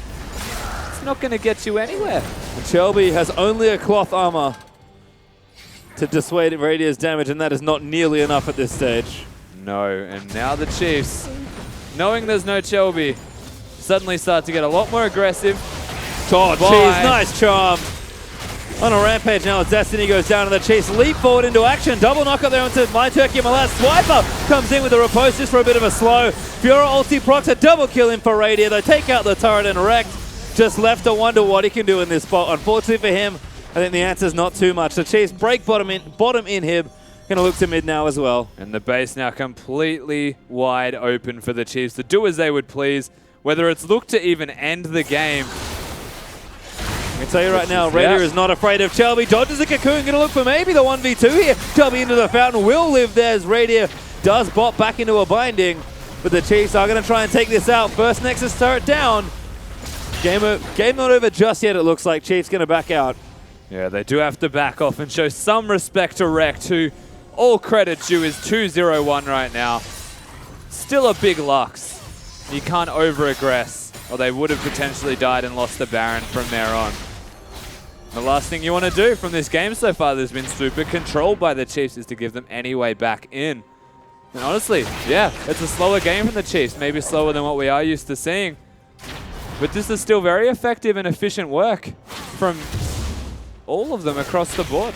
Yeah, it's looking good, and it just feels like Avant, again, we talk about it, feels like they don't really have players on the right spots, maybe with the right builds or the right champions, but it's just, they've got good players. We heard it from the death. They just haven't put them all together yet. Malaz getting bigger. He's actually working on a Rage Blade next, so he is full damage as Ejim barely misses a cocoon to the face. He's going to land the charm. Shelby again in trouble. And Radier going to join in the fight. Repels used. Cheese looking to flank. Shelby's just dead at this point. Radier goes godlike as he takes him out. TP and Malaz going to try and play cleanup. Challenge though, so Lux ulti's out. Damage is good. Ejim goes down the Blind Turkey with the Cheese. Too far ahead. Radier got himself a triple already. Destiny's going to be the Quadra and wrecked the last one for the first OPL Penta of the season. Not today, Radier. Not going to happen as he does pick up 4 kills. Raider going off in this game and setting up the Chiefs for success so well. Rex playing the best loss of his life is not going to be enough to keep Avant in this game. Tilby and Blind Turkey, time and again, keep putting themselves in these positions to get picked. And it all comes down to the vision that the Chiefs have put into effect. Yep, that patented vision game there for the Chiefs. Looking good. They will claim the Baron. Maybe didn't need it, but they might as well take it just in case. Squad out as the Baron Up recalls will send them straight back home. And a last charge of the inventories as the final items will go in and the Chiefs will charge down and try and end the game. This is probably going to be one of the last pushes as we do get to see this again. And just keep your eyes, honestly, on Raider. The way he plays around this. They go straight back to Malaz. They know he's going to go down sooner or later, even with all of the Lux bursts coming in. And has the QSS, flashes onto Destiny. That's so aggressive. But gets blinded. Yep. He definitely could sense the pent of it. Yeah, he got Penta vision. Not that time. Oh, Fate's call into Shelby again, who's just going to get picked off. He's dead in the air. Radier takes him out. It just feels like deja vu every single time. Shelby, not sure what he's doing every single time we see him. Blind Turkey, big ulti packaged in as well from Destiny, but last ditch effort play there. Might actually get them something. Cheese up to the backside is going to take out the Corky. Challenge issue there onto Malas, I think, as Ejin will fall in amongst the mess, but Fiora ulti procs. Raider is legendary as the Chiefs once again leave everyone but Rex dead. I like it from Avant. They do have some flair. They're being aggressive when they know the game does not look good for them. Avant go down. Chiefs still reign supreme in this best of three. It was strong control there. Blind Turkey having a bit of fun at the end, or maybe not, I guess. 6 tiers in the inventory. Did manage to finish a final shot there, but rough for Avant for the end. They had, some decent points in the early stages, but the Chiefs just playing the lanes well, doing exactly what we expect of them. Yeah, absolutely. That entire game was won through laning phase from the Chiefs. They just played so strong, and credit to Spooks in particular, by keeping Shelby down. Yeah, we'll have to see what the rest of the analyst thinks of that performance, because we are going to go for a bit of post-game. Thank you so much, guys. It was a commanding victory in the end by the Chiefs, but want to take it back to the pick ban phase because Avant really showed in that game that, they're willing to step up, willing to pick these carries. We said that there are 4 people on the team that we think can potentially carry. They just locked in 4 carry champions. I mean, that's what we've been asking them to do, right? Put Malaz on the carry, play more utility mid, and that's what they did. And I think, they lost against Infernum in their last series. And this game they took it, was a significant gold lead, but 40-odd minute game against the Chiefs, much better performance by him. Yeah, I was actually quite impressed. I mean, I feel like maybe Malaz didn't quite build effectively. We saw the fact that Swiper was able to win that 1v1 in the end, picked up the Ravenous Hydra, switched it over just a little bit earlier, had that lifesteal and was able to take that victory. But all the credit to him. I mean, Malaz was definitely able to go toe-to-toe with Swiper that game for the majority. I want to talk a little bit about builds there, and I think you've touched on it. First thing is, I think Shelby's build. He went full AP. He got punished a lot for it. Maybe next game consider going Distortion Boots so you can flash out a bit earlier. And then... I just love how subtle it was. I was waiting for him because he just dead-eyes Atlas. He's like, flash out earlier. I'll leave it there with you, Atlas. Oh, God. And then, obviously the Jax build was a big one. He went Titanic Hydra into Sterax.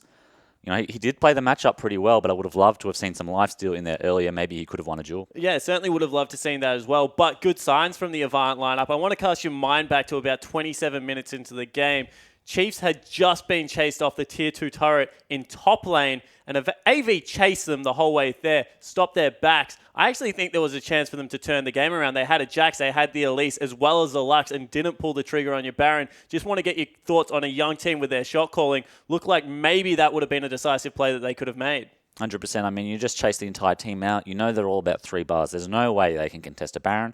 You have Jax, you have Elise, you have Lux. You are not going to take damage from the Baron either. I mean, for me, it was a pretty clear call.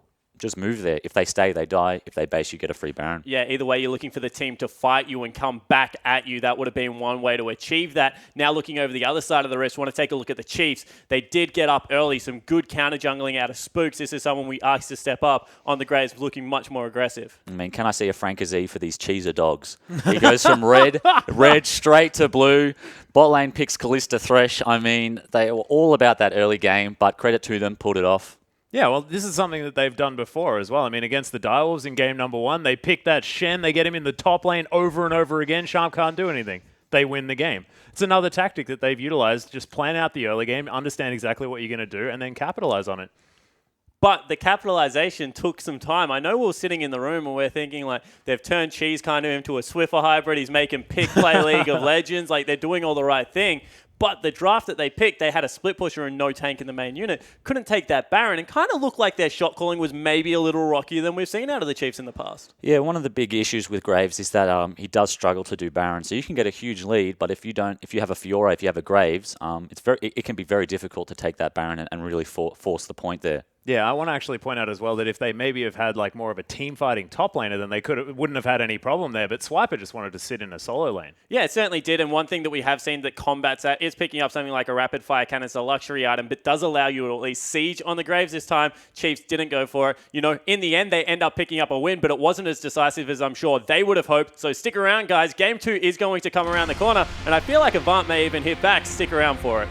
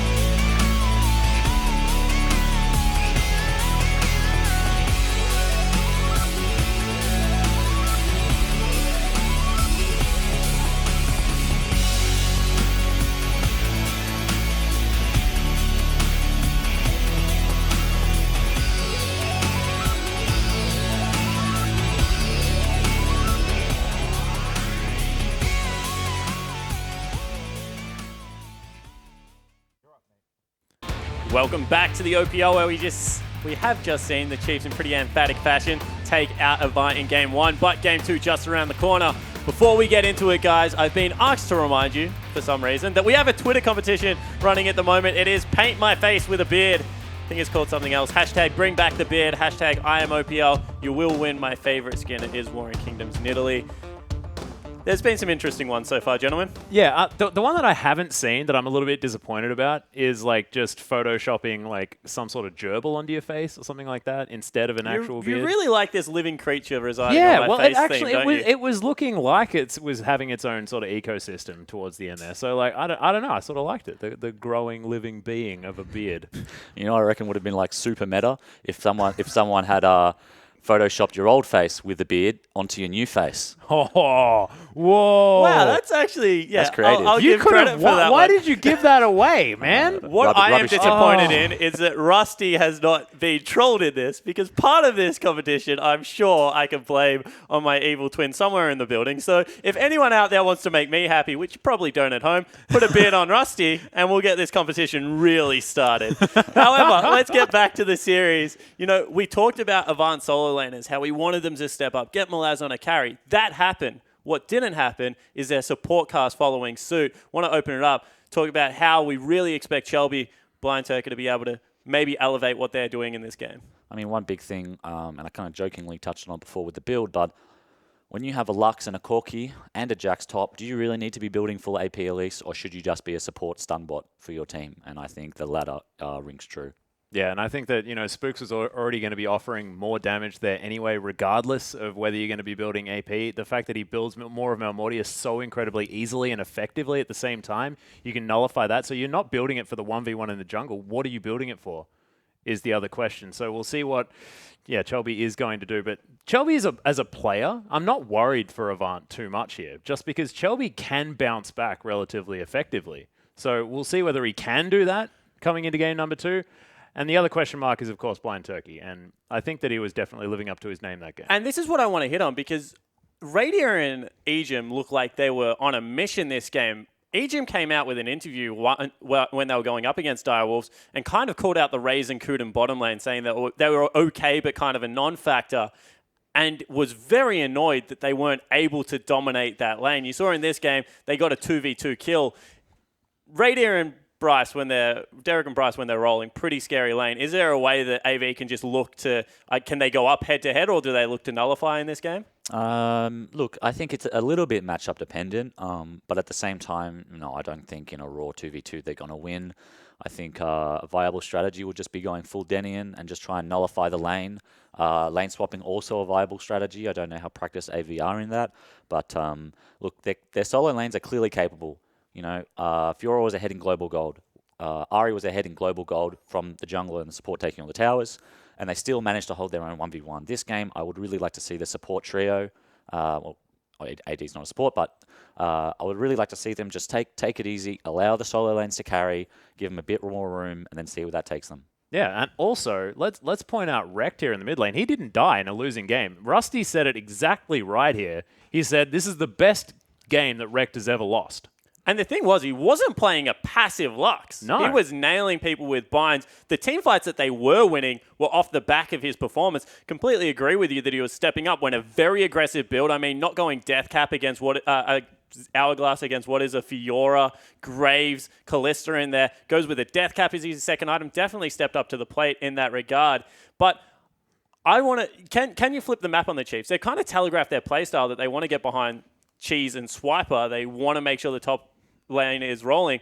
Is the viable strategy of upset the duo still a viable strategy against the Chiefs? Can you get in there and really wreak havoc down there if you're Shelby? I think so. I think he could have. I think he got, I was serious. Like he got cheesed last game and he got pushed out early, which set him off pace, which is, cheese is a nice move. Nothing wrong with that. So I definitely think that Shelby can have an influence this game. I don't know. If I'm Spooks, I'm just hovering between top and mid. As long as they don't fall behind, their bot lane should do work. Yeah, and one thing to be noted as well is the fact that Cheese looks like he's really stepped up this time as well. I mean, we're singing the praises of Rekt. He played a brilliant lane, but I think the mid lane in general was just much higher skill than what we've seen from both of these teams. Well, let's talk about this for a little bit because Cheese finished the game with, I think, 9 or 10 kills, but he wasn't killing wrecked. He was doing something that your mid laner actually, Choo Choo's, does very, very well when he plays Assassins, and that is if people play passive against you, shove the lane, disappear, go find the jungler, try and get some kills. Yeah, well, unfortunately for Shelby and Blind Turkey, they were on the receiving end of that for the most part. Look, you can put a little bit down to lane pressure. You know, maybe Rex could have put some pressure on, but look, they were just caught out of position so many times. Chiefs ran this pick comp, and you know it was almost like a moth drawn to flame, almost as if AV wanted to be picked. Yeah, and this was sort of like the Swiffer tactic, like you said. I mean, Cheese managing to pick up that first kill that he managed to get onto the squishy Shelby there in the jungle, but he's just sitting in a brush, just doing the cheesing. It just chills out, sits in the brush, and then kills you as soon as you come around because he's cleared out the wave. I mean, this is not what we normally expect from Cheese because he likes to hang around in the lane, do weird stuff. This was a little bit more proactive and more deliberate out of the player. I mean, this was Cheese's best Swiffer cosplay. Yeah. You know what I mean? Yeah, it's Grew what out the team that, needs. Mediterranean beard a little bit. Made some picks. Yeah. No, I certainly agree. As soon as I saw him go towards that pick, I was like, maybe the Chiefs haven't tried to evolve to a new team. Maybe they've all just sat around Cheese for a week and been like, Force-fed him you will feta be cheese and olives. Swiffer for us from now on. But guys, we'll see if it's going to continue because Chiefs versus Avant is going to be right here. So here's Pastry Time and Rusty. I'm still laughing. So we are too. Don't you worry, as we'll see what Mediterranean Cheese can get up to in this particular game. So we are going to move ourselves into the second one. Have to agree, mid lane has played well. Definitely some bright spots there from Avant, but obvious things to fix here as well. I guess the question is, can they shape things up here for game 2?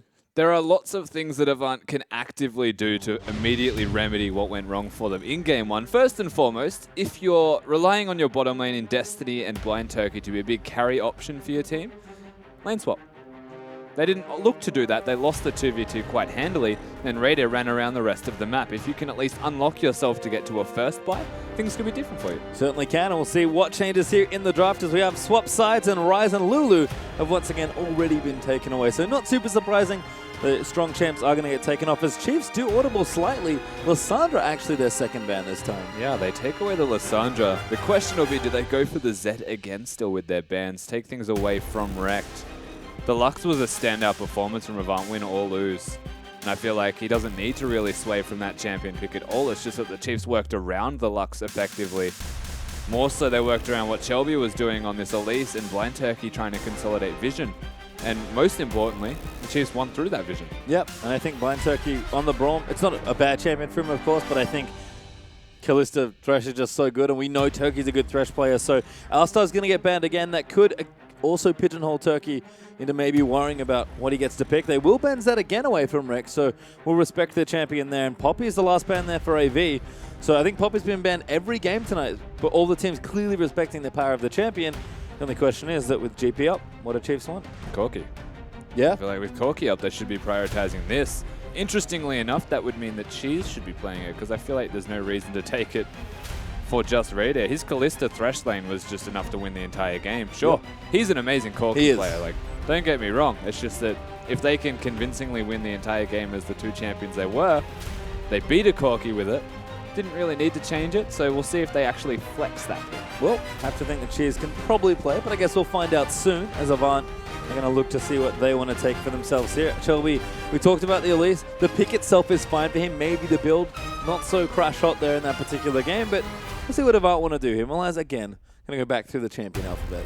Yeah, now the pick of Elise is fine. It was just the early game that really put him behind. I feel like if he plays it again, just needs to be a little bit more careful with his vision, working around different areas of the map and just all around. Just playing a little bit more carefully. Yeah, Graves is up as well, so Shelby could take that if he wanted to, but he is going to lock in Elise one more time, and Trundle actually the pick there, so it could be Malai's champion, but could just as well be a support as well. Yeah, definitely could be a support. I feel like it should be more inclined towards that support role. I think as much as Malaz would do work on the Trundle, it's not really something that he'd want to be. Especially after that Game 1 defeat in the hands of Fiora vs Jax, a matchup where he could have done quite well, but it came down to a mechanics battle. I think he wants to take it to Swiper again. Yep, I think so as well.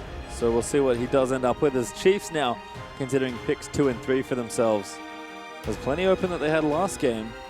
Spooks might be changing to a different AD carry jungle. I haven't seen any Kindred, I don't think, just yet in the OPL. And there it is, Kindred Thresh. I like the Thresh there from Medium once again, but Spooks, this is something different. Yeah, so they've picked up the Kindred.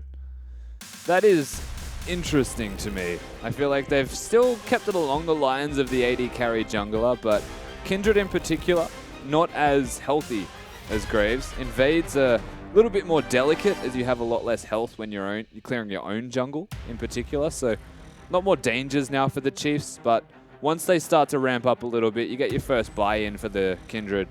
Things start to ramp up for you. Yeah, and definitely decent gank support there as well. Zavant going to consider the next few champions now as well. Picks 3 and 4 to make now. You think they have to be thinking, yep, don't give ready Kalista, they will take it. Yeah. And there's Nautilus as well. That might be for Malaz. If you're looking down some AD carries, that's a pretty good champion to have. Yeah, absolutely is. And, I mean, realistically, at this stage, Nautilus would be good against the Corki. Pretty good against the Kindred as well. The two champions that can take a lot of damage. My big question mark in this particular draft is, can Destiny actually play Kalista?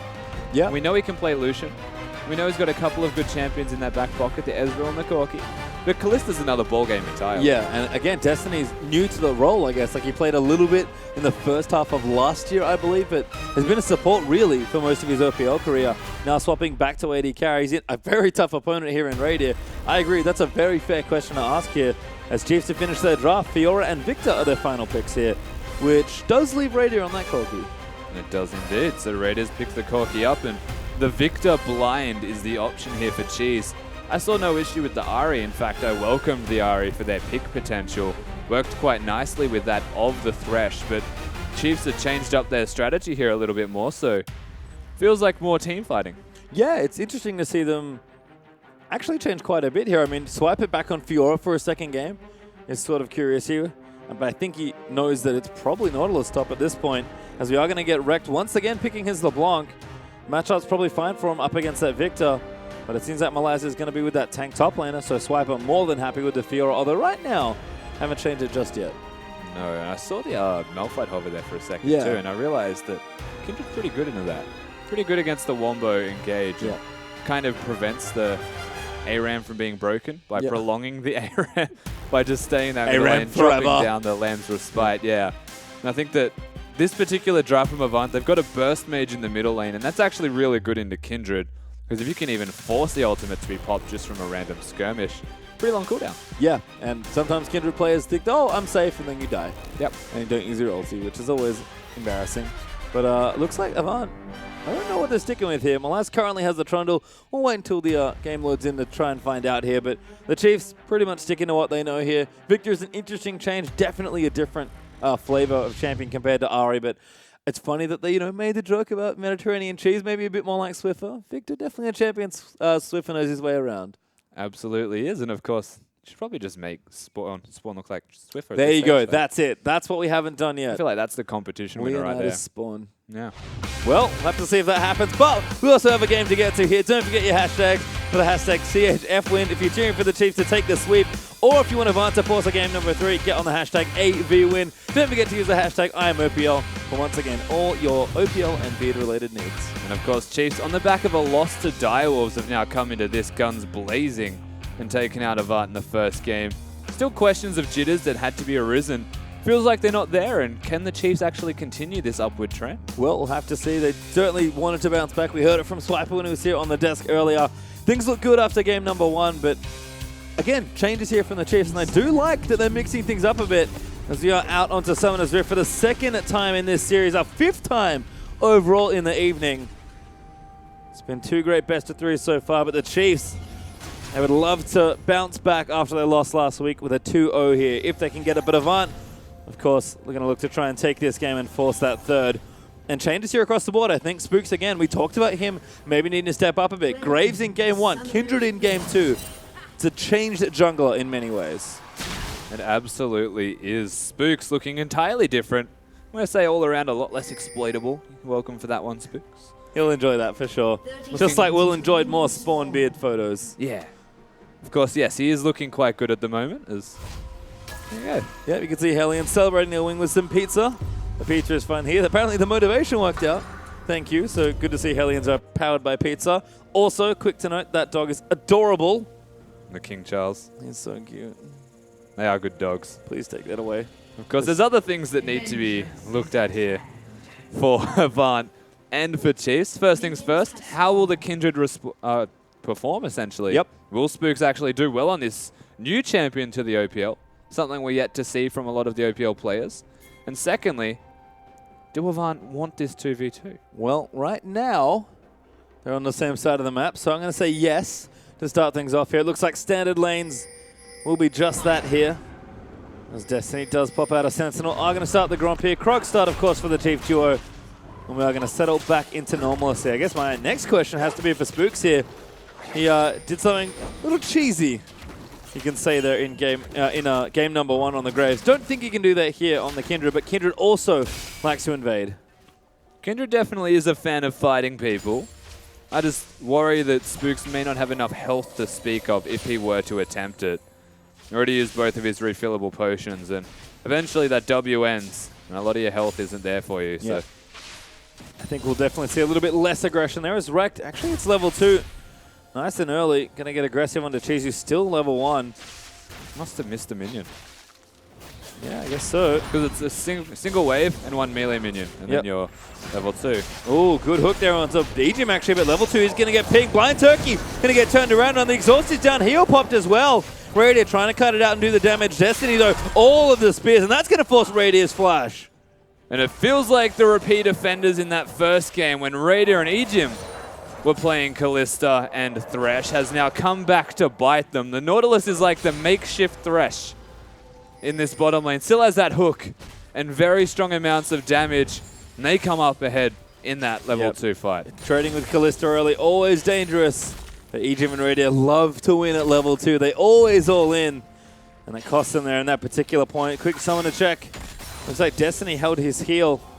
Both supports use their summoners, and Raider has no flash. So summoners up now for Avant's bottom lane. We'll see if they can continue applying pressure here to the bottom side. 2 summoners ahead and a big health advantage as well. Destiny didn't use his potion, and Raider did. Honestly, zoning himself at the moment out of necessity. The minions will push. The question is, how many will he lose before that? Well, that cannon is on precariously low health at this point. It's Kindred's Wolf. Actually, I think was in the area, but shall be able to take the scuttle. As we move back to mid lane, Cheese much healthier now. Probably feeling just fine at this point. Yeah, another Abyssal lane as well. From potentially both of these guys. LeBlanc also been prone towards that build, weirdly enough. Good hook. Damage on the Blind Turkey, but Phosphorus Bomb not there. Radier just going to take what poke he can. Levant continuing to shove into this bottom side. Nice little arrow there. Good rend.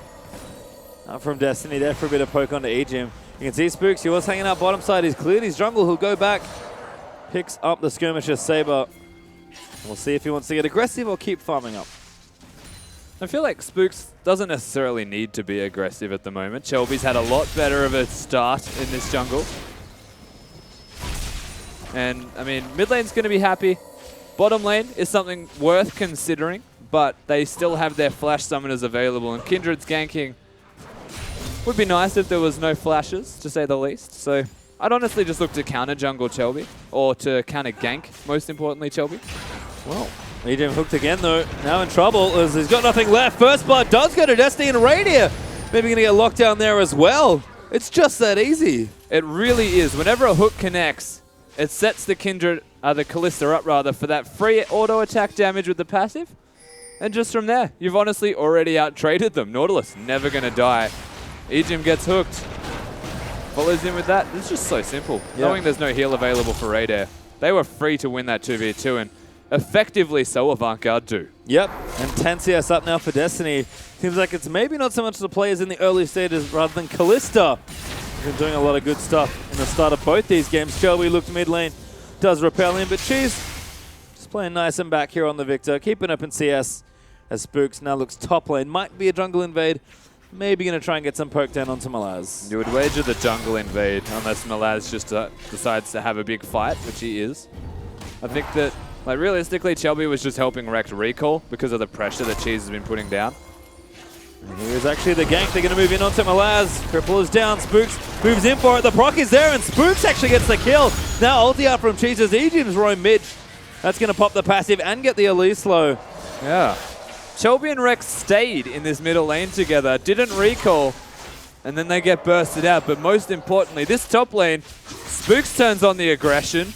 He finds himself an easy first kill into Malaz, who didn't even flash. Yep, I guess wanted to save the spell there, but we'll give the kill over to the jungler as Shelby low in his own jungle. Thankfully no Kindred nearby just for now, but Spooks double longsword looking for that warrior enchant early onto the Kindred.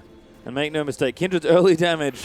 She's a jungle AD carry. She is real good in the early stages of the game. Yeah, Kindred's damage is no joke. That is for sure. And especially with a 1-0 start, has the challenging smite. Can pretty much take on anyone across the entire map right now. The biggest concern for the Chiefs is honestly this bottom lane. Which is very strange to say. Yeah. When it comes to Radier and Ejim, but Radier is keeping the lane back a bit more. Destiny now going to start pushing it back in again. It's just blind turkey on hook champions. That's Yeah. what it is. The You know, Thresh, the Nautilus. Yeah, take my Thresh. Okay, I guess I need a different hook champion. As Spook's going to pick up, I think, his first stack of the game. Didn't quite see if the mark was there. I think, yep, did pick up a mark there. So Kindred passive starting to stack. Yep, pretty sure I saw the icon. A little hard to see as Ejim moves in for it, misses the flash hook, does play blind turkey, but he's just going to get aggressed on now. Spooks is here. Destiny will take a bit of damage. Spooks comes back in, looks for the hunt onto blind turkey, but does not complete it. And Ejim honestly just flubbed that. The flash hook from Ejim does not connect. They do well to trade, and honestly they can continue to push this turret right now. They've got the advantage, at the very least in health. Not an easy tower to hold, but Shelby now with the onus to gank. Got Kindred ulti as well. Rek gonna dive in. Chain will land. She's gonna get locked down. Gravity Field's nice, but the Cocoon will land in. Rek is done, but Shelby's gonna follow in. Ult is down, but Rek's gonna take it out as back in bottom side. Ejim, Destiny, Radier, and Turkey all going at it again, and Ejim, he's just a little too low, but he's not gonna die. Blind Turkey, look for the Riptide. Doesn't find it. Radier flashes forward, and Destiny takes him out, and now Turkey's gonna flash for the second kill. And a 2v2 in the bottom lane sees a Vanguard come up ahead and beat out Radier and Ejim, something you'd never expect yourself to say.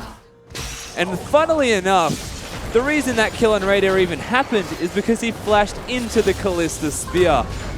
Super low here is Destiny, kites around as best he can, and we're coming back to a bit of a biff. Yeah, looks like we had to cut off shortly there as we did get to see the start of that little exchange. That Swiper burnt the ulti onto Malaz. Starting to get aggressive here. You can see Swiper once again feels pretty comfortable on this champion. And Malaz, who still needs to scale up a bit, does have his Sheen.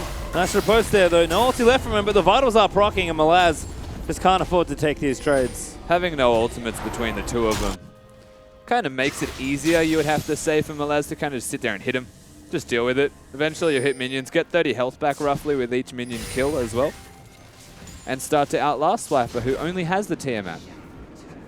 Radier with the package now though. Does have a Sheen, but Destiny 2-0-1 and a CS lead. Phenomenal play is another bit. I believe that one is War. Oh my god. Wow. Back in the mid lane, wrecked in a bit of trouble. Spook's there to save Cheese. But most importantly, that is Warring Kingdom's Nidalee's hair made into a beard for Spawn. Photo carry on, bonus points for you. It's Spawn's favorite skin, so credit for that one. Utilizing his favorite skin against him. Yep. That's so good. Spooks now taking out the Scuttle Crab. Cannot Does unsee. get himself another mark. So Kindred's starting to stack up here. Destiny getting poked. Radier though still playing too aggressive it feels like. I don't know if the answer's too aggressive just yet. No Blade of the Ruin King finished for Destiny on this Callista. The lifesteal that comes from a Cutlass is nice, but it's not a crazy overwhelming amount. And if you can poke them out... What? The hook's on. Oh, it still lands in. Face call used. They go back in for the double. Depth charge onto Radier, and he's dead there. Blind Turkey gets it, and Ejim looking to get dived here potentially. They will have to pull out of it, but AV's bottom lane. That even felt like a... Oh, hello, top lane. Yeah, top lane 2v2 there. Spook's getting low already. Does pop the Lance Respite. Shelby will come back down there, and the heal's about to proc in. Spooks will flash out, but Shelby will Venomous bite forward for it. And now Swiper out of mana. as Avant win another skirmish, this time top lane. And this is just disaster for the Chiefs. A 3k gold advantage forming for Avant through laning phase. Raider didn't take the Lantern. Raider used his Valkyrie. And even from what looked like a misplay Avant mechanically, he's cancelled 2 auto attacks, Blind Turkey. But it doesn't matter because Raider is locked down for so long from just the knock-up combo of the Nautilus ultimate and Kalista ultimate. Such good stuff there. I think Fate's Call even dodged the incoming hook and then got the re-knock up there on both of them. So excellent play from Avant's bottom lane. And it's funny, we expected the solo laners maybe to pick up a bit more of the slack, but maybe Destiny and Turkey hurt us because they are picking up so much right now. Going to have big arms by the end of this game. That is some heavy lifting as Avant going to take the Rift Herald up as well. They are 3,000 gold ahead. 12 minutes into the game, 6-1 up in kills. Yeah, and it feels like we're looking at Destiny to be this primary carry, which is something we were looking at as matchups between these two teams. Raider Regim, you always said, look, Avant's bottom lane is probably their biggest point of power.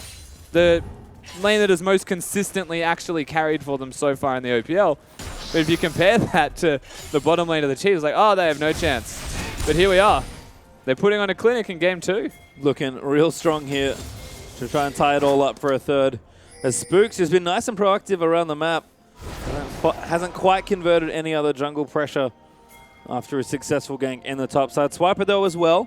10 CS up. Iceborne Gauntlet done for Malaz, but Ravenous Hydra on the way. His hook does land. Spooks is down here. Blind Turkey could be in trouble. Fate's Call is there though. Blind Turkey going to get pulled out to safety. And they're going to go back in for it. Spooks and Egypt knocked up there. The box is down. Destiny taking a little too much poke from Malaz. Now going to try and cut them off at the pass. Wrecked is in. Swiper also coming down as well. This is precarious for the Chiefs. Raiders health bar real low. Cheese cut off there as well. Ivana 4v5 right now, but the tower just keeps the Chiefs safe. Avant do have the numbers advantage, but you're right, they're just going to go for the easy objective in this dragon and reset. Nautilus didn't have that ultimate available or just did not use it. And Destiny, of course, using his own to re-engage for the team. And just like that, a skirmish breaks out and Avant still managed to pressure the Chiefs off. And Shelby will successfully take the dragon away for himself. He's able to get it. And the advantage is still starting to pile in here for Avant. Almost 4k up now in this particular game. Raider Regim's tower is even under threat at this point. The blade is done for Destiny as well. Seems like he's not going to slow down anytime soon as Rex back in again. Nice chamber. Here comes Spooks. The ulti's nice from Cheese. But Rex will flash out. The ult is good from Cheese to be able to force the single. Oh, that hook! That hook was sick there. Death charge on the Radiant. They'll dive in for a Blind Turkey. They're going to go down, but the Titan's Wrath's going to keep him alive. He barely dies off the Ember. Destiny getting aggressive. 1v1 double kill. Destiny and Blind Turkey are stepping up beyond belief right now for Avant. What a performance from these two in the bottom lane. The hard part's translating this past laning phase for this bottom lane, but so far, so good. That confidence is to be admired. Certainly must be. Avant bouncing back hard here in game number 2.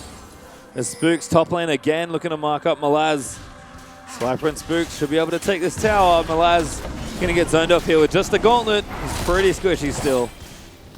And the only reason Blind Turkey died in that last fight in the bottom is because there was no Fate's Call available for Kalista.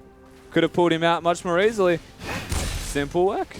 Oh my god, there we go. That's Rusty Spawn, I think, or Double Spawn. That is me on Spawn's body with a beard that is not mine. And is that Havoc as well? Let's just go with it. Maybe. I feel like that'd be the triple threat.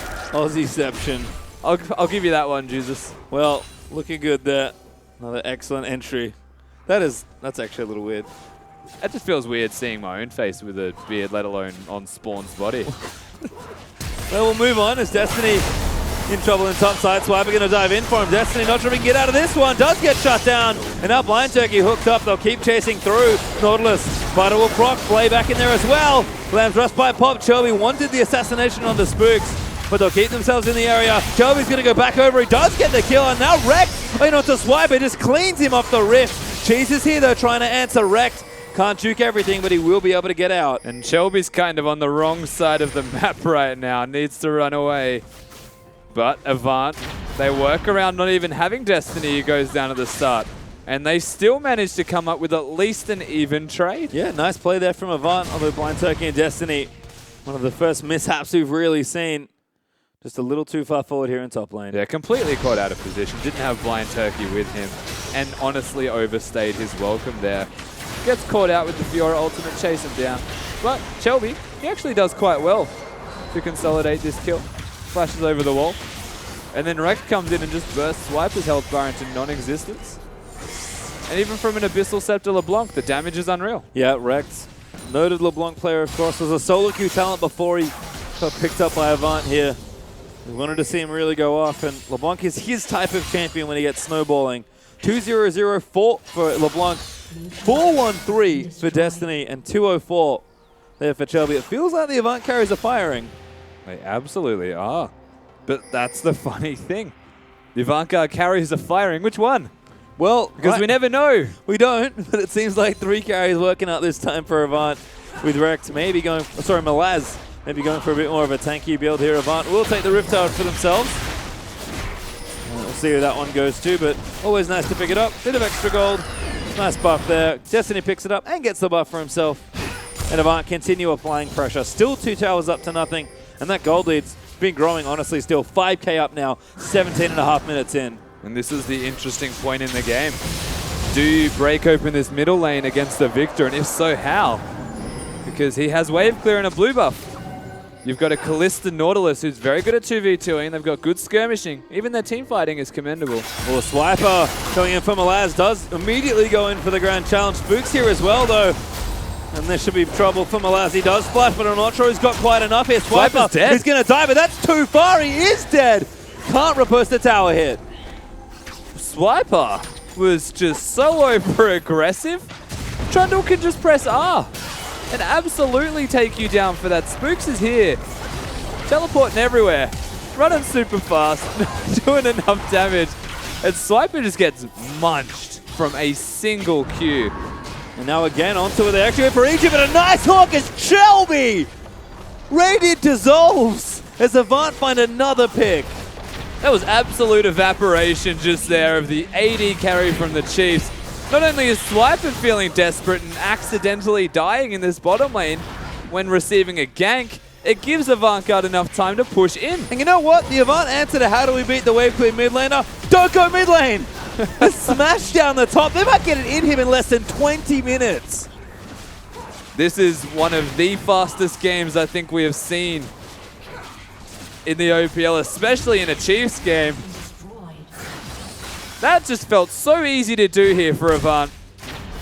This is a polar opposite team to a game 1. Yes! And Avant, we kind of felt this in their series last week, where the games they won and the games they lost look vastly different. Yeah. This is definitely a vastly different game. Yes.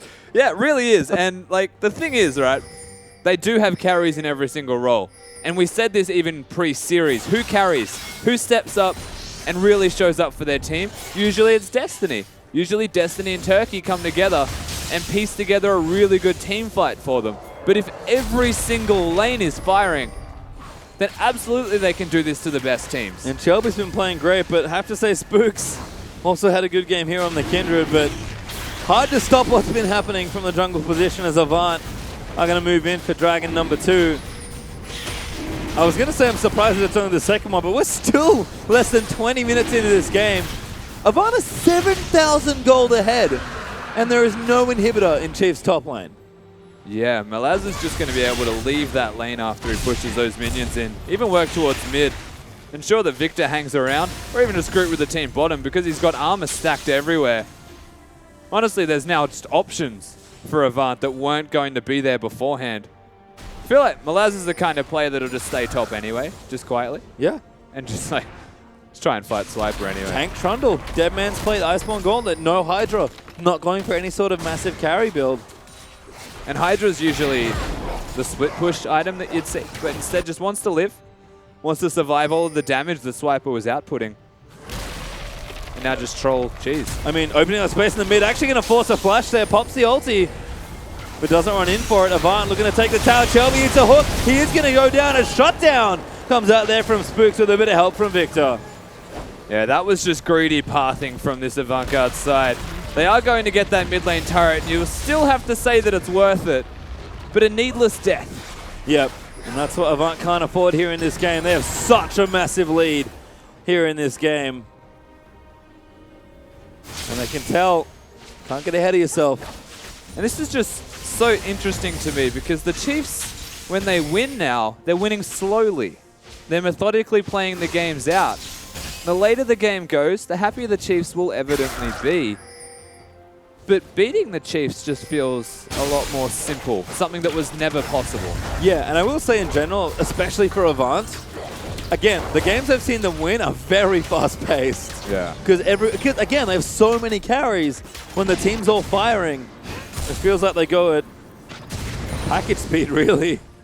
Zooming around the map there. As Avant is going to start this Baron and force Cheese into a very almost impossible choice.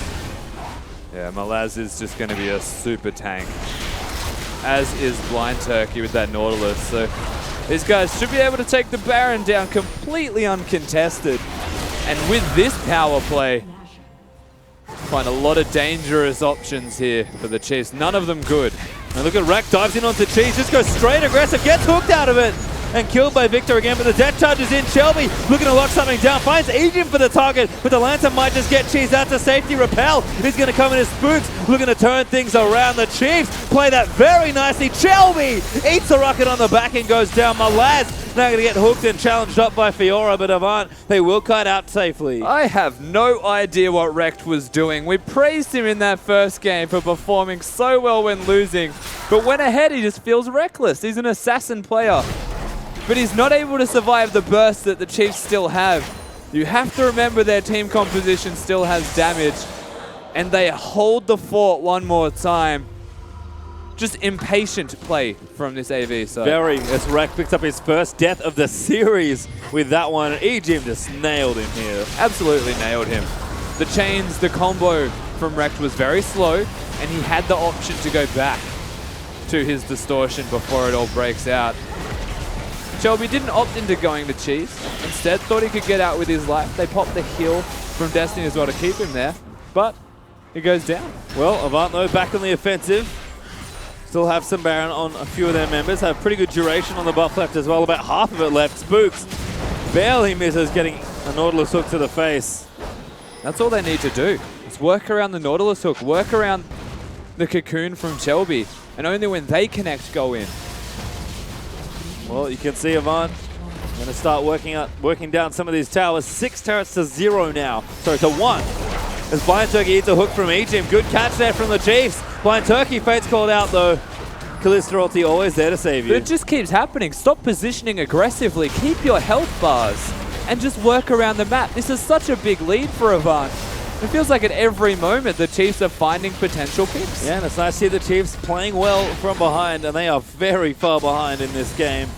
But Avant, they need to keep their composure. They've built themselves such a strong lead here in this game, and the pace at which they've done so is to be admired, but you still need to end the game. And Top Inhibitor is back up. Swiper busy cleaning up the last of the super minions. As that is the Wise Wizard's Rusty in spawn. From Lady Tess. What's better than 1 spawn, Rusty? 2 spawns. What's better than 1 bearded spawn? 2 spawns with a beard. I feel like it's just Spawn and Rusty with beards this time though. Okay. Let's be fair, I'm not Spawn. Okay. It's okay. Just because he hasn't got a beard does not make me him again. Hey. That wasn't me. I didn't say oh, that. Yeah, no, it's okay. All good. All good. Savant continue to apply some pressure. Spooks does clear out the Raptor camp. And we do have some items here over on the Chiefs, but the Avant lineup is a little too far ahead at this point still. Radius still not with item number 2, and his build is expensive in this game. Yeah. But Avant, again, they still need to keep the pressure up. They've got top open. They have so many options about where they can go to end the game, but they do need to end the game. Yeah, the fact they've broken the base in the top lane is a big deal here for Avant. They can actually push towards that inhibitor, at least split push towards that inhibitor. And even if they get a single pick, they can rotate there and try and force it down. The hard part's the rest of the map, because again, they've got Cheese on this Victor. He has a lot of wave clear. Raider on Corki as well. Will have plenty of wave clear of his own. It feels like Avant, they're playing it slow now. Yep, they're going to just take the dragon, consolidate their objectives. No need to rush things. I think it may be recognized they played a little too aggressive in spots. Toby, though, just going to safely take down this dragon as the rest of his team's going to move back to assault that top open inhibitor. And Rex doesn't have a death cap just yet, but he still does plenty of damage. Hiding in brushes, seeing if anybody walks by as Shelby does finally get himself the dragon. That was cute from Avant though. Shelby soloing the dragon means that if Chiefs assume they're there, they might start to push out topside. They only have Malaz show himself, and they sit in bushes and try and find a cheeky pick. Don't get it, but it's a very good idea. Yeah, we've seen the picks be so good here from Avant. They've got Look at plenty these, of ways to lock people down. The aggression hasn't stopped from the Chiefs. They're warding aggressively. They're looking for picks with thresh hooks, and they want to burst anyone that gets hooked and stop these pushes from happening. Destiny's positioning quite forward, so need to be a little bit careful. Yeah, no QSS yet, actually. It has the Bloodthirster instead, so extra special careful there. As Rex is going to jump in for it. It's a huge crit from Radier, though. Now Malaz is going to get jumped on. Shelby wants it. Blind Turkey going in, though. Knockups are there. Damage is massive there.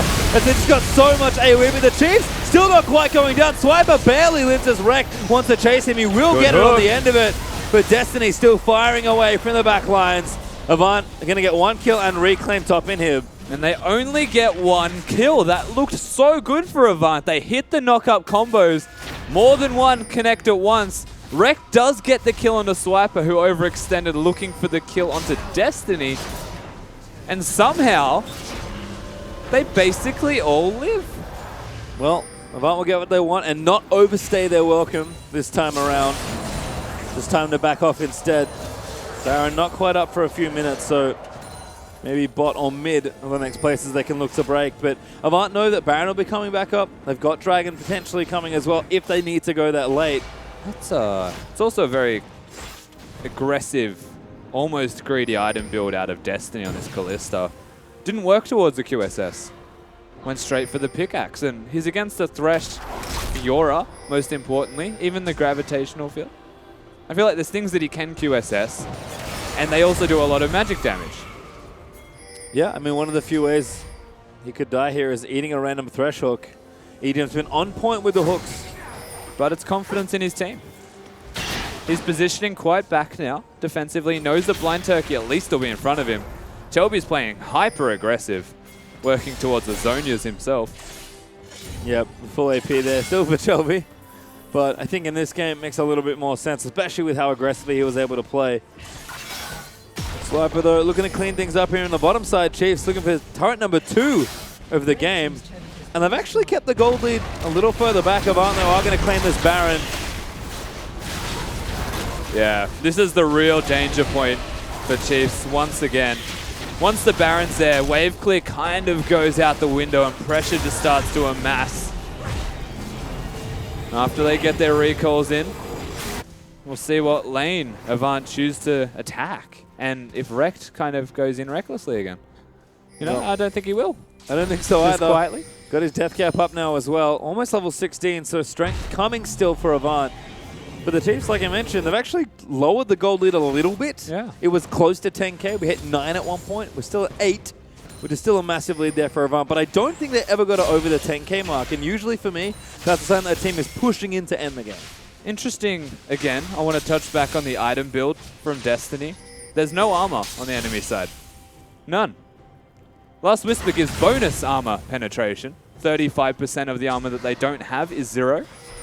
So what he should have done is gone for the Giant Slayer aspect of it so that he does percentage of their health instead of going for the Last Whisper and then work towards it afterwards. Well, could have also been a Mercurial, which he didn't buy either with the pickaxe. So I agree. Some different paths here perhaps for Destiny. But still doing plenty of damage here.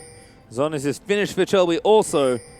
And Rekt even working towards the Void Staff. So Avant have all the things they need to try and win the game, and the Chiefs are just waiting in a bush to see what happens.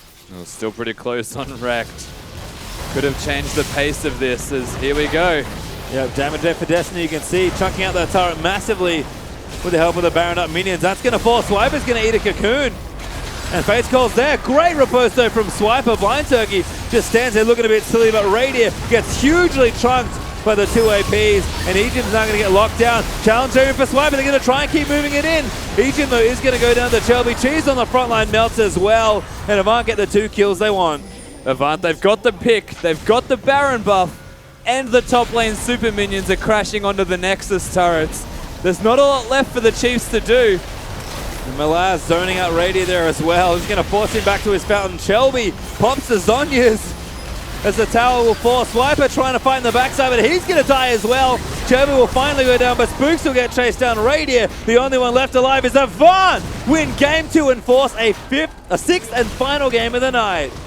A crazy, crazy game from Avant-Garde as they just turn on the aggression. That is a different side from game 1, and the Chiefs did not have a response. No, and in all places, it's the bottom lane where that came from. Which is the weirdest thing to consider. Radier and Egypt getting solo killed on more than one occasion. Well done to the bot lane of AV. Well, we're in a bit of a different world now. We are going to have a game 3, but before that, let's break down that second game.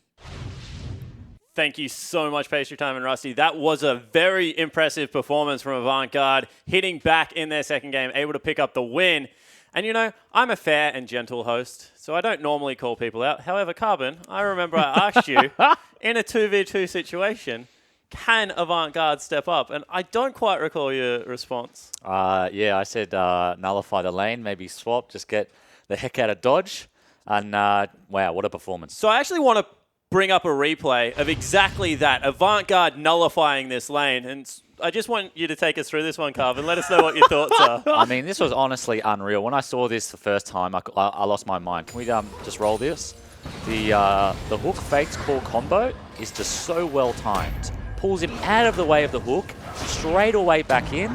I mean, they've clearly practiced this. That was unbelievable execution there. I'm so impressed. Yeah, I certainly am impressed as well, of course. That's just a little bit of facetiousness coming out of me. No one, I don't think, would expect rookie support, and what is a rookie AD carry? He played a split, but let's be realistic, played the split as support, to be able to come into a lane against two multiple international stars like Radier and Ejim and be able to solo kill them. There was a point in that game where they were both 0-2. Want to throw the question open now. The support cast of Avant in that game stepped up hugely.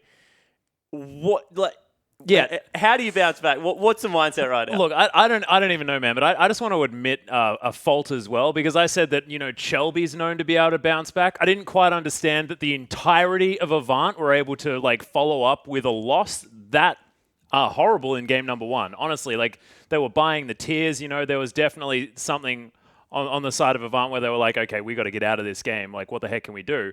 That sort of rallying is ridiculous. That was so impressive, especially that bottom lane. But Shelby as well, 3-0-4 in the early game, complete transformation, same build. Yeah, I did say it before the broadcast that I did think AV could take a game, though I wasn't confident enough to actually give them one in my prediction. Look, we asked Blind Turkey to step up. We asked Shelby to step up. Shelby found the solution to not dying, and that's apparently getting a Zonyas. We saw that at the end. So very impressive by him. But look, honestly, I want to give Blind Turkey massive props for that game. Picked a somewhat unconventional support. We don't see Nautilus played all that often anymore, but played it to just an awesome level. Yeah, and then there's also Destiny, who we questioned. We were like, hang on, does this guy even play Kalista? I mean, we saw the Corki, we saw the Lucian, we saw the Ezreal, sort of some mid-range, the spellcasty type 80 carries, that sort of thing. What else does he play? That Kalista was fantastic. And picking Kalista into Radiant Ejim as well, I mean, that takes some balls, man. This Avant side, not holding any punches. Yeah, they certainly did step up, but on the opposite side of the rift, you now have to question the mental fortitude of the Chiefs. 2 games in a row that 2 sets in a row they've been forced to a game 3. Last time they weren't able to bounce back. We talked a lot about game 1, massive preparation, mid-series adjustment. Can they make it without their captain and shot caller? You're looking at the Chiefs now. What are you thinking? I mean, we're seeing a lot of patterns here, aren't we? It's only been 2 games, to be fair, but in exactly the same fashion. First game, they have a plan, convincing win.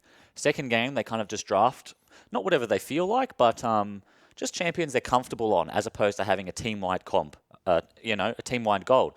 And I think what we found is that champions they're comfortable on just isn't good enough anymore. They have to have a plan. Well, the thing that I want to pose the question of is when I saw that Chiefs lineup, I just thought to myself, if Ejim doesn't land a hook, where does it come from? You know, and when I look down the line, you've got Fiora, you've got Kindred, you've got the likes of a Corky and a Victor, all very good standalone champions, but in a team comp together, it just didn't look like they were able to get the top fights they were looking for. Yeah, they just didn't have any engage apart from that hook, right? So what do? Do they wait for Avant to come to them and then try and start something from that? It looked like this comp was sort of just like put together ragtag. It's like you said, they didn't necessarily have a plan. The thing that I'm worried about, right, is we're looking back to the 3-game series they had against Direwolves. Game number 3 didn't get any better for the Chiefs. They've really got to show us that they're prepared for this. Yeah, they certainly do. Well, they're going to have that opportunity because after a 3-minute break, we're going to have Game 3 of the Chiefs versus Avant-Garde. Don't go anywhere.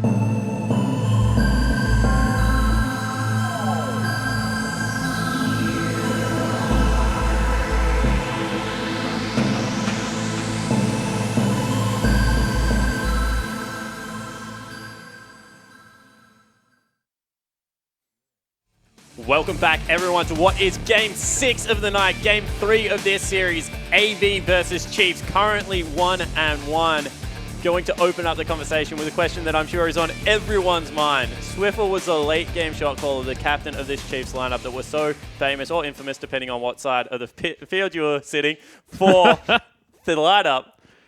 What does a late game shot calling look like to this team, in your opinion? Who takes over? Is it Bryce? Is it Spooks? Like, how does this work? Yeah, look, I honestly don't know.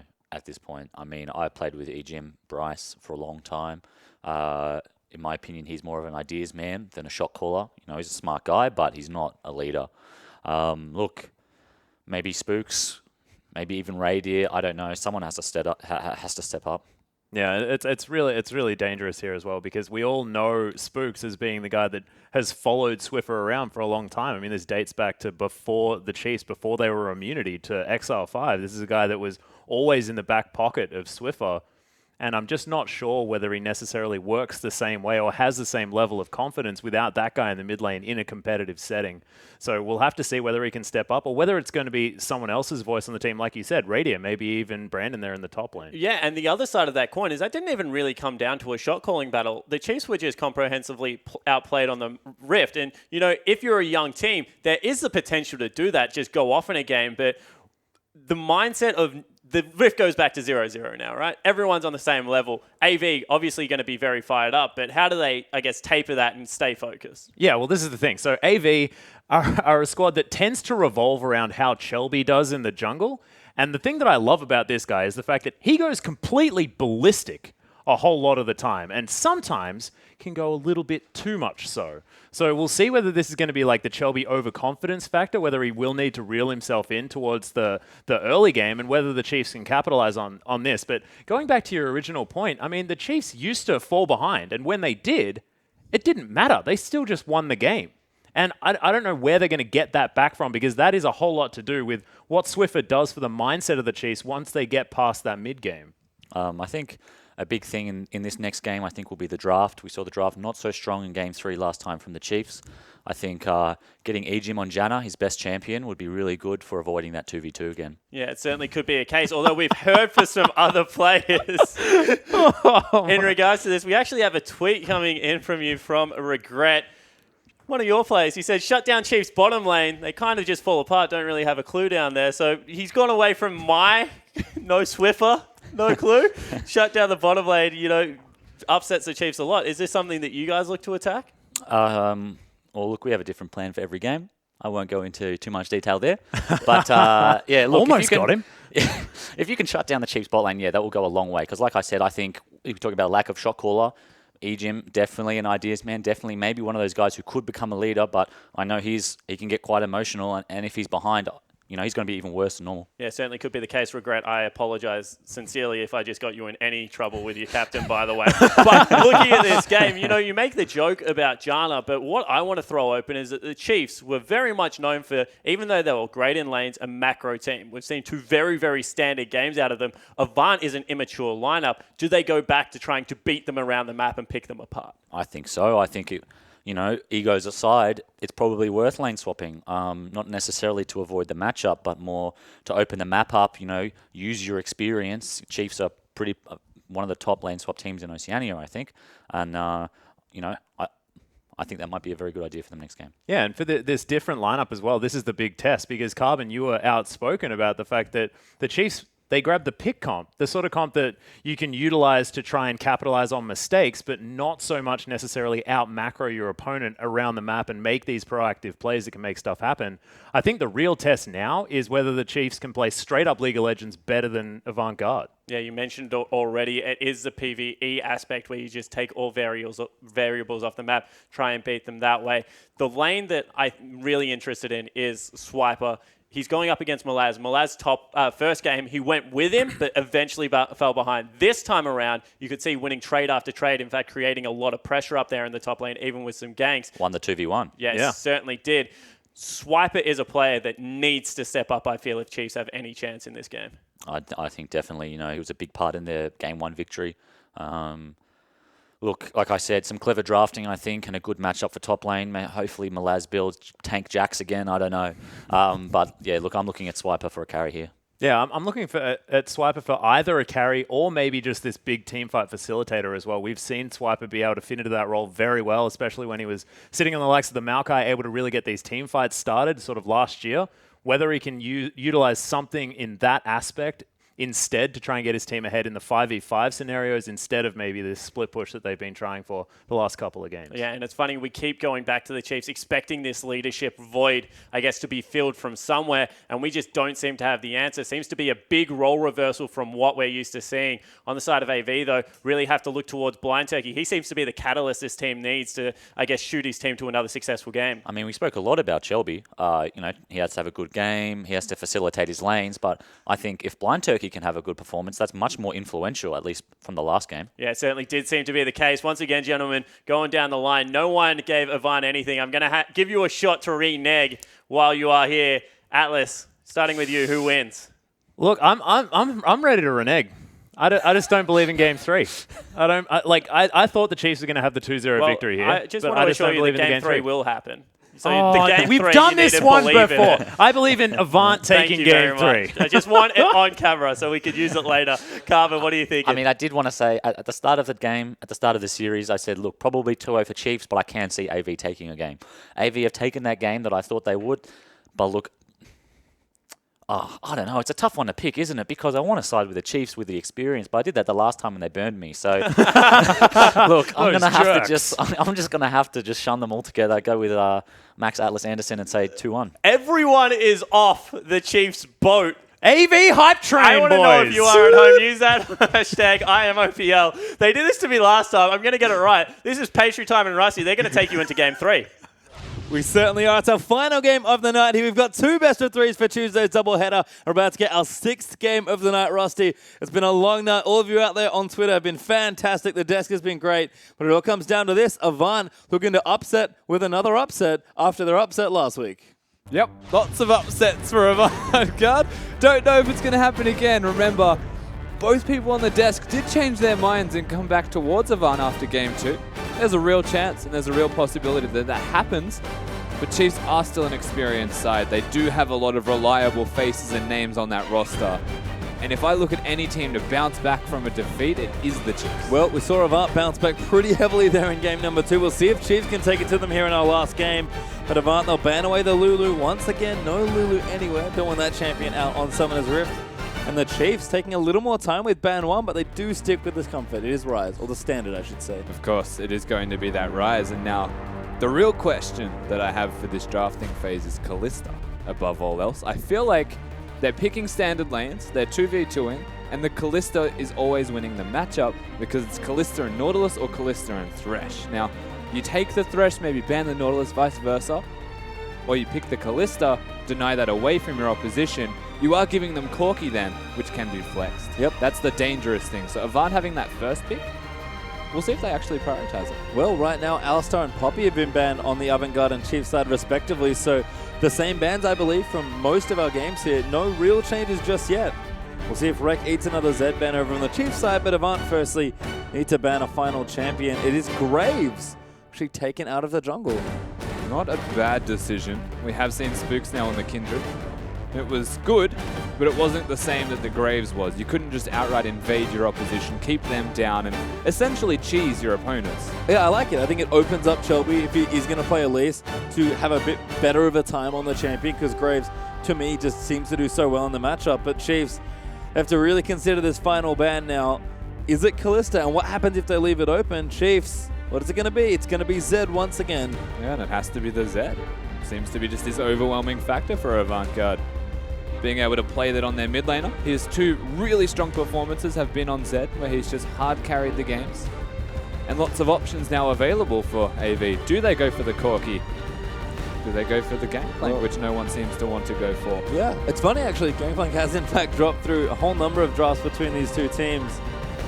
As Malaz through some champions. I'm sure he can play almost all of the ones that I'm pretty sure he ran him through. The Huni special as well, the Rise counter. Yep. Shouldn't be seen because Rise is banned. Yep, makes sense. I like this as well. Bit of a shout out perhaps to Swiper. There's an actual shout out to Swiper with the Fiora hover. Avant clearly considering this last pick very heavily. 10 seconds left. I wonder what they want. I wouldn't be against the Nautilus. Yeah. But I feel like having the flex by going Trundle is a lot more valuable. So they do take Trundle there. This does leave the obvious open, it feels like, in this series, which is Kalista. Both AD carries have honestly traded amazing Kalista games after we split the first 2. The Swiper is going to hover the Trinity. He loves to do this, but I think Callista probably wants to be involved somewhere. I mean, yeah, I feel like we have to keep coming back to that, seeing if it's there. But of course, if Callista's not there, then we have to look towards both of these teams and say, why not? Yep. And what are they looking to execute with their team composition? So Chiefs, they might go towards that lane, so it might actually play the PvE style that was mentioned on the analyst desk to avoid the 2v2 matchup. Not because Destiny and Blind Turkey can beat them 2v2, because that could go either way. But because Chiefs, as an experienced side in a Game 3 in a best-of-3 series, looking at the face of 2 defeats in a row, might just want to try and out-macro their opponents Yeah, through that's shot exactly calling. what Carvin said. Eliminate the variables. As Callista Rek'Sai are the decisions there for the Chiefs. So Spook's going to go back to much more of a safer macro-style jungler. Yeah. Can still get aggressive if he wants, but it's not the Graves that was banned. It's not the Kindred that he played, I say, quite well in Game 2. And Raider is going to take Callista.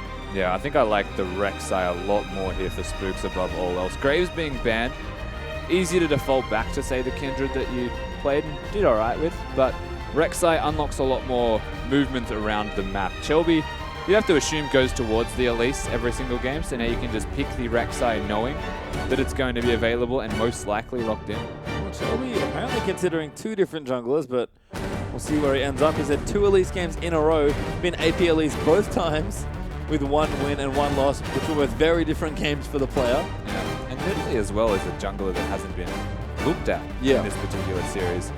Feels like everyone has such niche picks as junglers. Yeah, I mean, there's quite a lot open. 80 carries running around. You still got sort of your traditional junglers, but it is going to be Elise and Lucian that picks there for Avant. So Destiny actually goes back, way back to comfort there on the Lucian pick. And Shelby, of course, third Elise game in a row. And entirely avoiding the Corki, which means it's still available for the Chiefs. Yep. If they have the capabilities to play that in the middle lane, wouldn't be a bad decision to go for it. They do have the last pick, so don't need to go for it just yet. Nope. Potentially gives it open if Rekt plays it, is maybe the worry there, but could also maybe drop through. We'll have to see as the Chiefs are looking to round out this comp here. Picks 3 and 4 about to come through. And I have to imagine support-wise they can pick kind of whatever they want. Cheese might actually try and steal something away here. Braum and LeBlanc are actually the decisions there. Yeah, so they go for the Braum. More of a protect the Callista type of support, realistically. I mean, Thresh does a similar thing, has extra damage on the auto attacks though, which is why the lane is a lot more oppressive, being essentially ranged. Whereas you look at the Braum, and level 1 still very strong between these guys. The 2v2 still very strong between Raider and Ejim. It's just not as oppressive. Yeah. It's almost like Ejim's like, I think you're going to take a hook champion, so I want to take Braum here. Yeah. And Cheese actually like this pick away from Rekt, taking the LeBlanc, and also giving the counter pick to Swiper, I think makes a lot of sense here as well, but I think you probably already know what's top lane. It's going to be that Trundle again. So we'll see what Avant do want to pick up here. They've got lots of decisions to make about how they round out this team comp. There it looks to be Nautilus again. We saw a lot of Nautilus back when Callista was super popular. Yeah, well, Nautilus is the pick into Callista, right? Denies any hopping away, is a knock-up champion, just crowd control everywhere. I like this actually. Rekt actually taking Kassadin.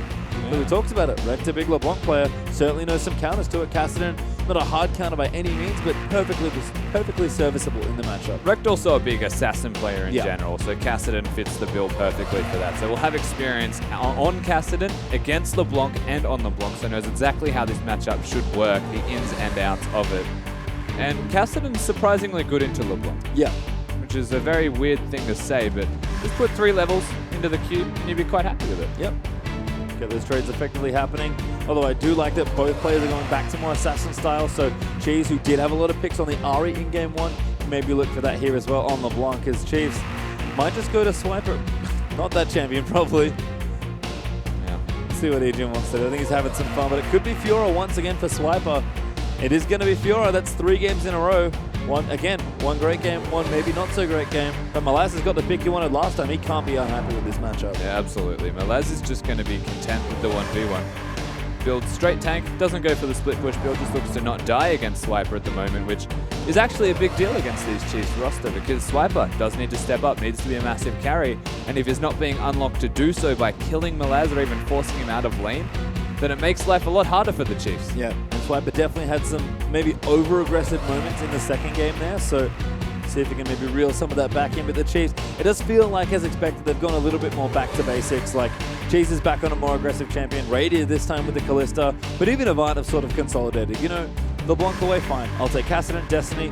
Callista's gone, straight back to Lucian. Don't even worry about Corki.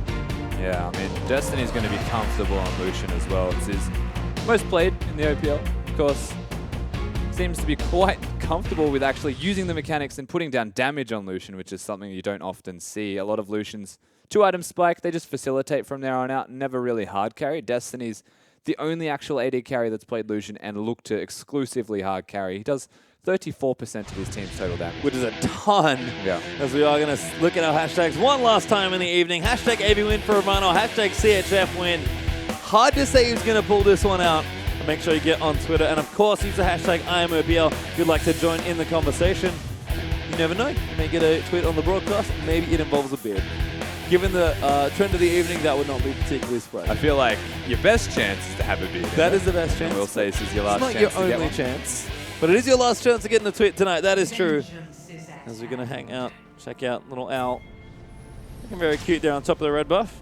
But that's the Chiefs side as they move out here for their last game. It's good. Purple side, it has purple eyes.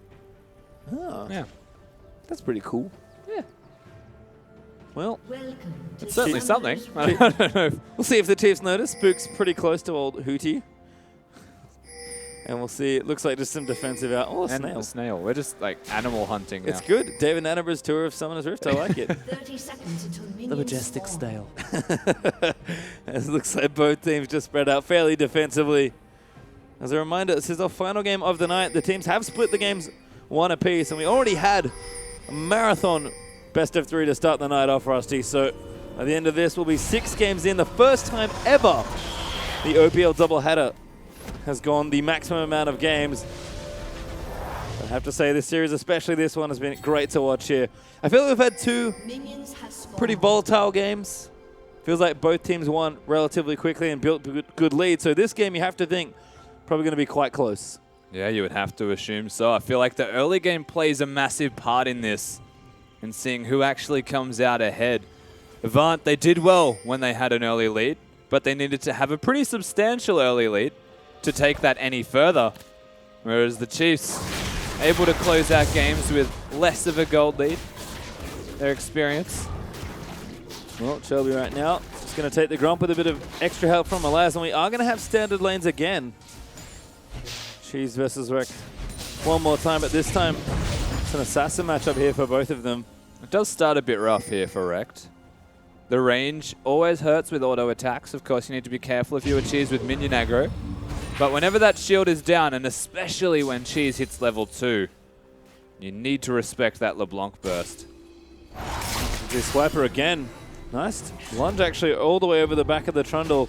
Does eat good damage from Malaz who popped that corrupting potion, but again, level 1 trades. Top laners definitely know what they're doing here. It's back down to the bottom lane. This was the lane that exploded in both our games here, but it looks like level 2 has been hit by all 4 champions, and we're going to have a little bit more, be a bit more reserved this time around. It's going to be pretty difficult for a Nautilus Lucian to actually kill the Callista this time around with a Braum to back it up. I feel like there might be a little bit more kill pressure towards the direction of the Chiefs if a Braum Q connects. Well, I think for the first time tonight, the bottom lanes of both these teams play a little bit more cautiously They make it to level 2. when they hit level 2, yeah. Everyone is alive with all potions and all summoners at level 2. What a world we live in. As Shelby, good there to actually take the Raptor. But it is actually a little low here. Has to repel back out. She's chasing in, but smart little play there from Shelby as Spooks does try and find more aggression. Yeah, very quaint work here from Shelby. Actually places the ward, now looks to defend it. And the battle doesn't stop here. Nope, going to keep moving in for it. Repel not up. Spook's going to chase, but can't really make it all the way in. It really doesn't end, does it? These No. two. Well, Shelby never wants to see territory. A swipe from Malaz. Having a bit of a battle. Pillar down, Raposa's there. Malaz going to keep chasing in, but the minions actually might turn this around. Swiper almost claims the kill. Almost claims it, but not enough. These two. They're not going to stop. And this is good for both teams in a weird way because Spooks knows exactly where Shelby is and knows that the red buff hasn't been taken. And it's just biding his time to ensure that it's not taken so that he can keep absolute tabs on Avantgarde's jungler. But it also means that all of AV know exactly where Spooks is at all times. Yep, smart ward as well from Avant. Did ward their own red. There's a good hook again from Blind Turkey. Radier under fire as they do pop the heal. Ejim blocking some shots off from Destiny as Radier going to look to maybe turn this around, but Destiny goes in. He smells blood. He's going so aggressive for it. Radier gets exhausted. The flash is into Destiny. Can't quite get the last order. Ejim gets first blood. Ejim picks it up, and Chiefs turn it around this time in their own 2v2. It doesn't end with these guys in the bottom lane. Fighting at all stops. We thought we were safe. And this was Destiny going in without the ability to even have Blind Turkey. He waits for the Braum passive. Second it ends. Straight on top of his face. But Braum's passive can just be reapplied. The flash Q didn't actually connect. Yep. And that was the flash from Raider, honestly, that did that. Yep. Nice moves there from the Chief bottom lane. Ejim's Ignite also helping out in that trade. As Destiny, this time the first one to fall around. He could see the first blood again, but Radier will take the early initiative in the lane. Go back, get himself a recurve bow. As against a tweeter actually from Tally. Legacy's top laner. Chiefs early picking mid while Cassidy was still up was a big mistake, IMO. Yeah, I'm inclined to agree. They give Rek the capabilities of playing Cassidy. Something he's quite comfortable on. A snowball champion as well. Rek's going to be quite comfortable. And there's nothing Cheese can do. Yeah, and he's got the 3 points in the queue now. Ultimate almost up as well. Looks like blue buff is going to get donated over to LeBlanc. Spooks with a bit of assistance from Ejim, able to do that. Nope, Spook's got it. Oh no. That's bad news for Cheese. And there's honestly no excuse for that. It wasn't even Spooks. He was auto-attacking it in a very predictable manner. There was no reason for it to not go over to Cheese. They just auto-attacked at the same time as the distortion. And it's a slight mistake, but it's something that you have no excuse for. Yeah, and Cheese goes back. Does get a blasting one and a second Doran's ring, but no blue buff is going to hurt him here in the lane. Rekt able to stay as well. Keep the CS up. Has gone back already. Use that teleport to get back to lane. As Shelby's straight on top of a ward Yeah, here. he's still there. It looked like he was going to recall, but he's just still there. So much time wasted. Now Spooks is farming the jungle freely. Well, the ward's dead now at least. Well, he would have known. too late for Shelby. He's wearing off now. And does recall finally back to base. He's going to go for the running echoes once again as Spooks takes his time to invade this topside jungle. Why not? Going to smite the wolf away. Get some counter jungling done. As he absolutely should as well. Having that much knowledge of where the Elise was, you'd hope to get at least something for it. Yep, you can see Rekt taking a bit of damage, but Cassidy passive doing nicely here as Blind Turkey one auto away from stunned. Nice little rend there off the other side. Blind Turkey pretty tanky. Yeah. But a nice trade there from the Chiefs duo as Rekt starting to take a bit more damage this time, and Spooks is lining up a dive. Yeah, Rekt is due for a recall.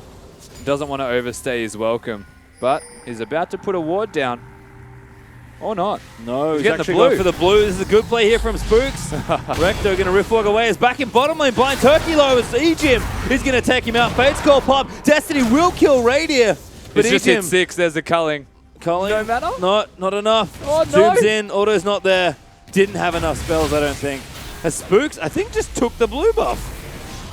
How rude. Shelby had one as well, though. I think Shelby might have had to take it as challenge in the topside action. Never stops here in this game. A Swiper finds a slow, procs the Vital, and is looking to climb this one down and try and finish the duel. His ulti wears off though, and Malaz safe again. And Spooks, of course, still stalking, not actually pulling the trigger on anything just yet. Knows where he's recalled. We'll stop it. So, clever, but not going to achieve anything as, once again, this bottom lane, unrelenting. Destiny and Blind Turkey, they know what they have to do to win this game. And they know the best way to attack it is straight into the heart of the Chiefs carry. It's working out. Yes and no. Well, to be fair, so Ejim got both of the kills. Yes. That's pretty big. That Because is. that means Raider doesn't have the money. Destiny does still have a kill in his back pocket. So with the CS at the exact same, it actually favors Advanced Bot Lane. Yeah, and the BF still there for Destiny. Certainly going to help out if the lane continues to be as aggressive as we've seen it. Recto did finally get back safely. Didn't lose too much NCS either. Still even and has a catalyst now for that lane. So Cheese Looks like Abyssal first going to be his pick up here. Makes perfect sense. But you can see the aggression here from both of them. And Spook's actually mid lane. Yeah. Looking to maybe apply some additional pressure for the LeBlanc. And it's going to have to be an Abyssal Scepter first for Cheese.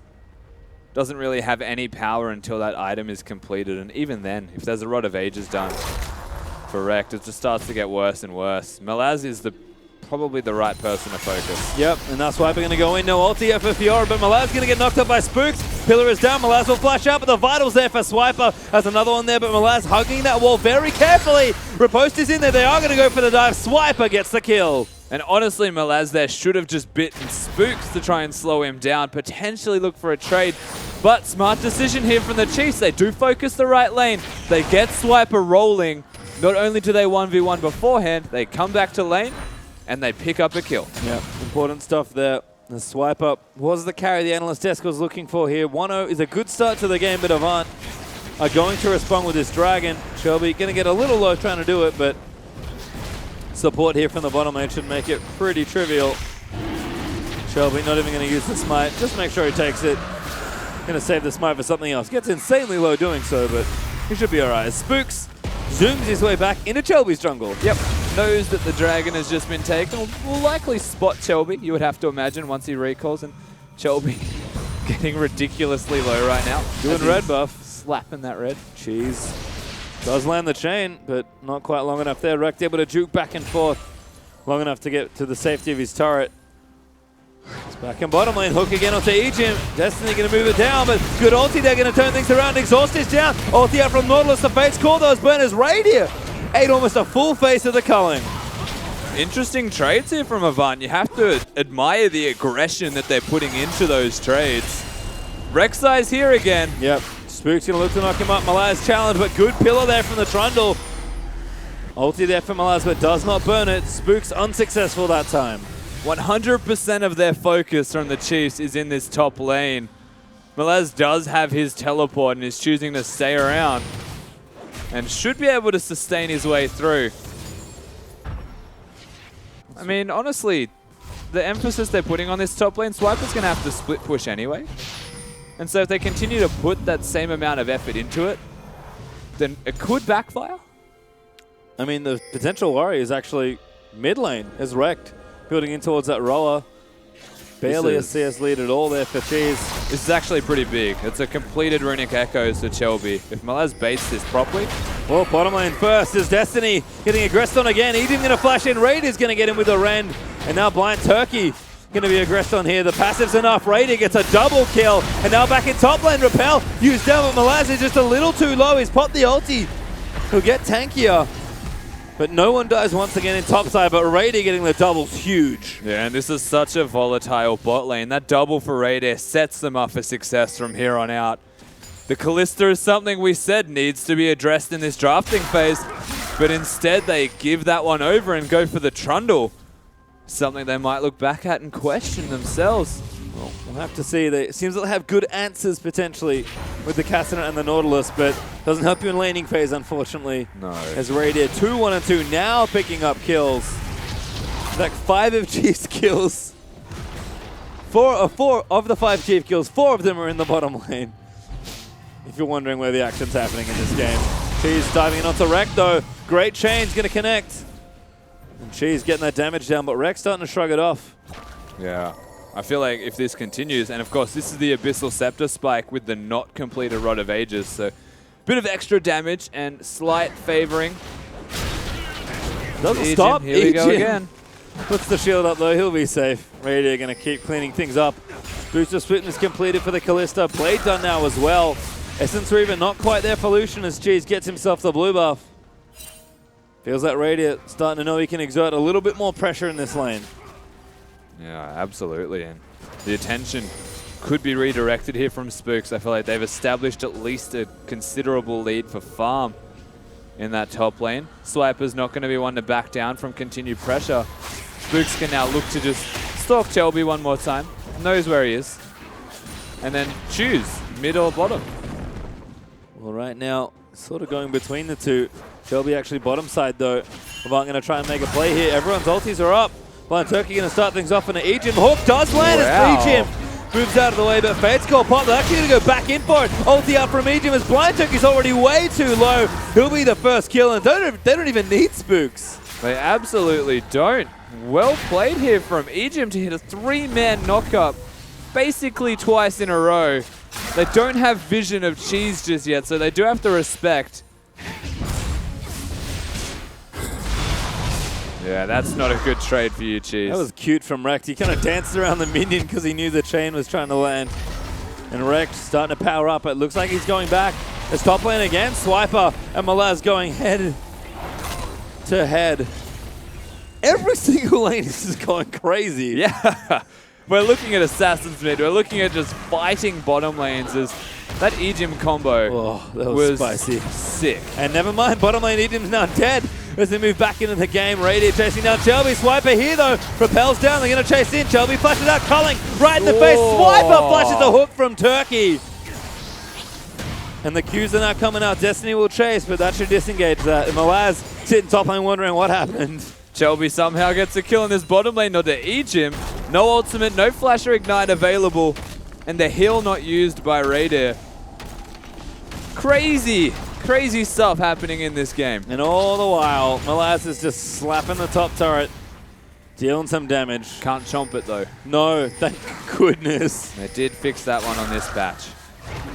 Well, definitely be a dead turret if that was the case. Blind Turkey and Spooks will meet in the jungle, but Blind Turkey going to waddle back down the river.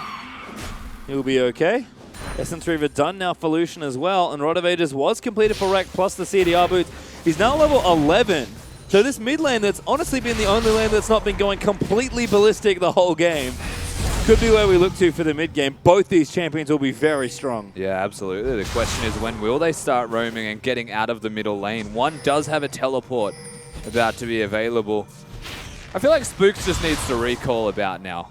He's spent a lot of time stalking Shelby. Yeah, that's a lot of gold for a jungler who hasn't upgraded his jungle items just yet. I feel like if that is going to be the Cinderhulk and the Sidestone, that unlocks a lot of their map pressure through vision placement. Yep, but Just doing all the yep, jungles. no good if he hasn't spent the money. And Spooks will take the Krugs and maybe look. These two minions, by the way, behind Raider and Ejim, they're just going at it. Yep. Like, it's like Gladiator. I think they're The real question is, when will they die? Well, maybe never. The Ghost of Minions bust a Swiper and Malaz once again. Now Spook's going to join in the party. Malaz, just maybe not too much, but that pillar's pretty sick. Malaz goes in for the huge outplay. Almost kills Swiper as Spooks. I don't think you want to fight this guy, buddy. That's an angry troll. Trundle, time and again, we're watching Spooks come and help Swiper, but it just never works out for them. Every single time, Malaz just puts down the damage. This pillar, by the way, was amazing. It was like a regrounding pillar from the knockup somehow. Doesn't get the kill just there, but pops the ultimate and denies so many engage tools that the Chiefs have. And stays top, I think. Doesn't even lose his turret. In fact, going to keep pushing the wave back out. His passive just gives him so much regen. Yeah. As Shelby going to take out the Rift Herald. He'll pick up the buff, see where he can go help out. As Spooks did spend his money, by the way. No Sightstone, but does have the Tracker's Knife. Cinderhulk now done. And he's going for magic resistance first. Yeah, looking straight towards the resistances as well. Not necessarily needing the vision around the map with that Sightstone. He's using his Tremor Sense to keep the tabs on Elise, who is about to find him anyway. Or at least find each other somehow. Yep, Spooks knows. Chobi doesn't know yet. Not. He's been There's pings. spotted. They can tell Chobi's going. The surveillance system working nicely there for Spooks. Look at Cheese as well. They immediately come down. He's going to be spotting a pink ward. Rekt has TP. Malaz has TP as well. Swiper does not. Yeah. Most crucially is Cheese. He walked by a pink ward. Has to clear that, go back to mid lane. Looks like the bottom lane tension will dissipate for now, but this game has been very action-packed. It's Cheese and Rekt at it again. Yep. But Oliver Spooks is being here. chased by Oliver Vance. Locked down by the Nautilus. Damage coming in. Ulti not used though. Blind Turkey got greedy to chase Cheese, I think. Destiny pops the ulti, but Spooks lives. Now, Ejim is coming up, but Raider is not. So a lot of time here for Avant to push down this turret. Seemingly uncontested. Yeah. And it's gone. They're going to finally break A bit of a stalemate there in mid. Cheese will distort out of the way of Turkey's hook, but Destiny able to claim the tower as Malaz still getting worked on here in topside. Teleport onto Radier. Rekt looking for it. He's trying to hunt him down. Radier has all his summoners up. And Rekt is going to keep chasing, but Radier's going to try and stop him. Rekt. Shelby's here as well. Radier might look for the outplay, but Rekt's going to flash out of it, and Shelby's getting the shutdown. And Rekt just gets the heck out of there. Shelby comes from behind the turret, surprising Radier. Nothing he can do. They take down this Callista. They get the mid turret, rotate down. Those two minions still going at it. Yep. Rift turret buff not going to be applied to this turret. Cheese down there as well. And Rekt, of course, can no longer TP down. Swiper has his teleport back up as well, but they're way too busy top lane right now. Yeah, these two are just going to continuously butt heads. No opportunity for Swiper to teleport when Trundle can place down the pillar and disrupt that from a decently high range. Of course, no disrupt available for Swiper if Malaz were to TP. Well, They're there's just the going to pillar. hit each other. Yep, Malaz, you can see, chomping away. This is a rinse and repeat type of thing. Having the Ravenous Hydra now completed for Swiper means he has sustain.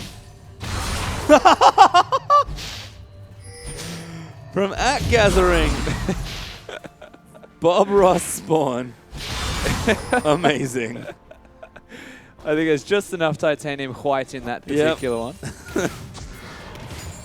That's amazing. Love it. That's Kappa a happy Ross in little chat, beard. man. That is a happy little beard there from Spawn right on That his is face. absolutely saved, not ruined. It is not a Kappa Ross in chat. Well, we can see now Chiefs are going to move in onto the Dragon. And they will be able to take it. They'll pick up their first one of the game. And like we expected, game number 3 between these two after 2 pretty wild games has been very close. 21 minutes in. Dragons are equal. Gold is only 2k up for the Chiefs. 3-6 in kills with plenty of action in the lanes. And it feels like both teams starting to get towards that mid-game nice and comfortably. Yeah, really does. And I mean, it's crazy. Like, what point do the Chiefs feel like they spike above that of Avant-Garde? Both their AD carries are 2 items. It's just that Raider has his 2 items at the moment. A little bit cheaper for him. Essence Reaver, not the most cost-efficient item. Top lane, they're just going to do this the whole time. So they're not really in consideration. So you look at the mid lane. Malaz though, These two. ulti again. Malaz's counter ultis. Pillars down. Malaz actually might Rek'Sai's fancy here. this, but Spooks is here again. Cheese is even coming up as well. And Malaz now knows the jig is up. He has to try and move out of the way. But Swiper's going to chase him down, and Cheese going to try and complete the dive. Malaz though, juking around, pops the pillar. Just going to keep getting health back. Now he has to hug the wall. Cheese got in for it. It just blows him up. Now bottom lane though, the fight breaks out. Render's massive death from Radier. Destiny flashes Destiny! in. He wants it, but he can't get it. Radier takes him out. The decision-making from Destiny in a millisecond was not enough. Oh, Radier gets the snipe. Rekt takes out Egypt though. He's down here as well as Spooks. Ulti's in, takes out Rekt. Blind Turkey now in trouble as Spooks gonna look to chase him down. Good flash Riptide there. Needs to move the Top lane's Umbrella out. pushing as well. This is just absolute insanity. Whoa, Blind Turkey goes back in. But Spooks more than happy to fight. Tier 2 in top will for a Swiper and Cheese team up for the kill and 2 towers. And the game is starting to open up. You thought it was crazy before. Spooks even going to get this tower down the bottom side as well. The Chiefs actually now out to a pretty substantial lead. 5,000 gold up. And it just continues to happen from Destiny on this Lucian. He's so aggressive and confident. But in that one moment where he loses that confidence, you see the misstep and the unsure usage of the flash. It's here, once they put down the damage on a Raider, they know he's within a hit, and he's gonna flash, but he just kind of walks in a sideways direction, not sure which direction he wants to go. Unrefined mechanically there, unfortunately, and this was sick. That was ridiculous. Yep, Shelby's in the wrong spot there. Rekt does continue to dive to finish him off, but Spooks' ulti also on point there. Yeah, absolutely. Ganks top lane, takes down the Trundle, ults bottom lane and has an impact there, and even gets the turret in the end. Chiefs have kind of turned on their aggression. We were talking about the item spikes before that particular fight. They've hit their 2 items. We saw Cheese go top. Shelby's caught out here, just going to get blown up. Cheese starting to really hurt. Yeah. Picks up his 2nd kill now of the game, starting to get a bit more active around the map as well. You asked the question, when are they going to turn on the aggression? I think the answer is now. Yep. We have the 2 items completed for Rekt as well, though, so the Zonias is there. She's not exactly capable of fighting him as much at the moment, but with Spooks around, Yeah, with no some doubt. help, not too bad. Good riff walk out. Buffers out of the knockup. But the Chiefs, you can see, this is the play we come to expect. Much more aggressive. They know they've got a lead. They can smell blood. And they're going to move into the mid lane and take out the tower. Pace is really picking up. Swiper down here now as well. Chain will connect. Blind Turkey, they're going to try and make it happen, but he gets ulted up and just exploded as Radier collects credit for his death. Avant going to try and keep them up this tier 2. They will for now. And this is the Chiefs that we're missing in game 2. The conviction when they fight and engage. They know that there was nothing Blind Turkey can do to stop that. Even if he hooks someone, it's not a good move. Immediately take him down, get the turrets, and start snowballing this gold lead further and further in their favor. And we're at that point where the 2-item Lucian just feels like he doesn't do as much damage as the Kalista. Yeah, and that's true. Lucian will maybe scale a little bit better, but right now, Radier has all the power. Going for what looks like that Bloodthirster again. And all of a sudden, Chiefs are up 6,000 gold, and they're going straight for Baron. The Chiefs want this game to end. That is a really cute Baron decision here from the Chiefs. Blind Turkey's the only one who's clued onto this potentially, but it's already at 2k. It's dead. It is so dead. Play it safe to rend it down. Blind Turkey maybe even caught out now as well. Dredgeline does not connect onto terrain. Blind Turkey will fall. Swiper able to get that kill. And 2 Avant members are pushing bottom lane as the only response that they have. Not a great position to be in if you were AV.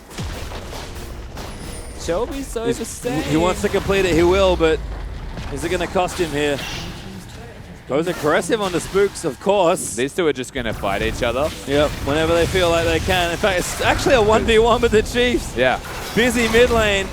That inhibitor turret is dead. The Baron buff doing so much damage with 4 members of the Chiefs. Now, Malaz maybe hooked up, does hit the chain. But Rekt and Destiny going to try and kick them out. Chiefs will not take that mid inhibitor just yet. Yeah, they do manage to push them back. Both junglers just kind of forcing each other. Spook saying you're not going to be able to recall. Shelby saying get off my face. Trying to knock him down in the chest. Yeah, they break the base. They just don't get that crucial inhibitor towards working elsewhere on the map. And AV, now they're looking towards just trying to get Rekt levels. Get him into this game somehow. He is 1 level off that 16. And that's a pretty big spike. Yeah, I mean, having a good game here, but Chiefs is just going for much more efficient items. Chiefs know that their window to win the game was around that mid game, and they've done exactly that. They've itemized well for it. It feels like they've almost drafted for it. Maybe Swipe is a bit of insurance, but the way Chiefs are playing right now, it is just all-out aggression as soon as they hit those spikes. Yeah. They'll get themselves a dragon here. Swiper still bottom lane applying so much pressure. This is a far cry from game 2 as well. Just actually fighting with that conviction. So much more refreshing to see. And even if Swiper is struggling in this top lane, he knows that Malaz is going to fight him. They recognize tendencies. And they just camp him until it works in their favor. Yeah, Malaz did a great job trying to hold the fort, but Swiper now, plenty of items on the Fiora, able to keep Malaz busy.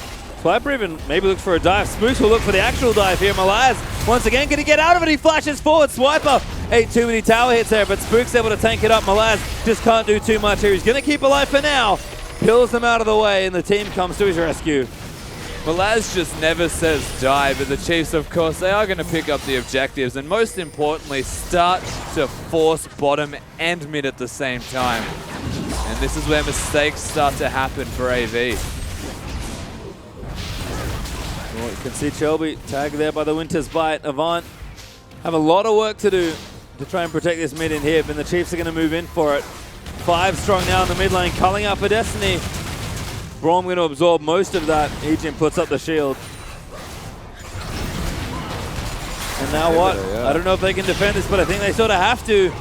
Blind Turkey trying to line it up. Rady getting a bit too aggressive perhaps. Rekt needs to build up. Cheese going to dive in. He takes so much damage on the end of that. And now AV see their chance. Spooks He's going to move him, but he'll flash out of the way, and Cheese on a killing spree takes out Blind Turkey. Cassidy dies in and amongst it all. Fiora will fall, but the rest of the carries for Cheese are alive. Destiny lucky to live through that. Shelby flashes out of the next spear. And Malas, he'll live once again, but Chiefs get what they want. AV do well to have 3 members survive, but that inhibitor does indeed fall down. The Chiefs stamping their foot on this game and showing that authority that we're used to seeing from them. Bringing it back in game 3. Yep. And it's been a very wild game 3. Cute from Shelby actually does smite away the wolf. You can see the Chiefs just have a crazy amount of gold in their favor. Yeah. Spooks continuing to counter jungle. Played a great game on the Rek'Sai. And now all the Chiefs have to do is move in for the other lanes and just see how Avant acts under pressure, because they are just so far ahead at this point. One thing that can definitely be noted is Malaz, when he's playing this Trundle, does feel somewhat predictable.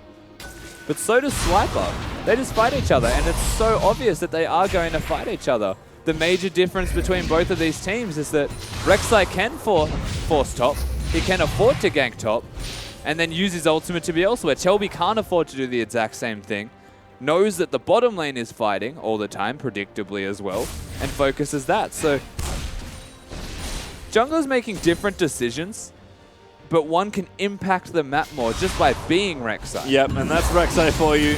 Just so much control over the map. We expected the Chiefs to go a little bit more macro in this final game.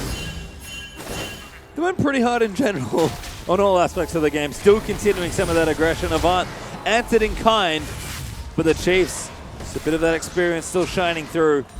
And with Radiant back on Kalista, 7-3-5 right now. Maybe not as great as his first game, but still looking real strong. I feel like Scrappy is just where Avant want to be. Yeah. Forcing fights constantly. Well, Swiper going to use the ulti that wants to Malaz. Vitals are going to get procced here. Passive's out, and Malaz just has to run. He's going to survive. Trundle is real tanky, but Swiper's just going to chase him down. He actually might not live through this. The pillar will make sure he does. I feel like it's safe to assume Trundle lives everything until he's actually dead. At this point, it's so difficult to kill him, but it really is Swiper just dominating now in the 1v1. Oh, Destiny Cheese picks him off over the wall. Malaz is going to come in to try and answer. Wreck with a massive flank on the other side. Brawl multi out. Cheese cutting back though, and Wreck is getting taken out. Avant are too far behind. They threw everything into that fight, but Cheese gets the crucial pick as Malaz will be the next target. He'll get stunned up by the Brawl passive. Cheese is unstoppable as he gets another kill on the Chiefs. They'll move in for the kill. Absolutely looking to finish this one. Shelby. Getting hunted by Swiper, who wants a few more kills, but the Chiefs will knock down the structures, win a very, very wild last game here. Avant made them fight for it, but fight they did as the Chiefs win the series 2-1. Chiefs looking good in this game number 3. They did have a hiccup in game 2, and it's to be commended for Avant. They put up a fantastic fight in all of the games, but at the end of the day, the experience that is the Chiefs just seems to come up trumps. Certainly does, and I have to say both teams just fought so hard in that game. They absolutely did. I mean, the Chiefs in the end, they had what it takes. Well, it was certainly a fun series, but let's get a bit more for it. We're going to go pop back one last time to the analyst desk. Thank you so much for your time, and Rusty. That was a great cast, but when we look at that game, you know, we're sitting there, we're talking about the Chiefs' macro play, their leadership ability, like who's going to step up for them. In the end, I almost feel like they sunk down to AV's level and was just like, you know what, Oceania, let's just get the Fido on, boys. Like, let's just brawl across the map. Yeah, let's just box it out. I mean, I've always said that one of Chief's best attributes is being able to catch a throw. Often, I'm not kidding. So many times I've seen them behind and then just win because they play patient, they look for a pick, and eventually they find it. And that's, I think, what happened in that game. You know, the Chiefs got outscaled really hard.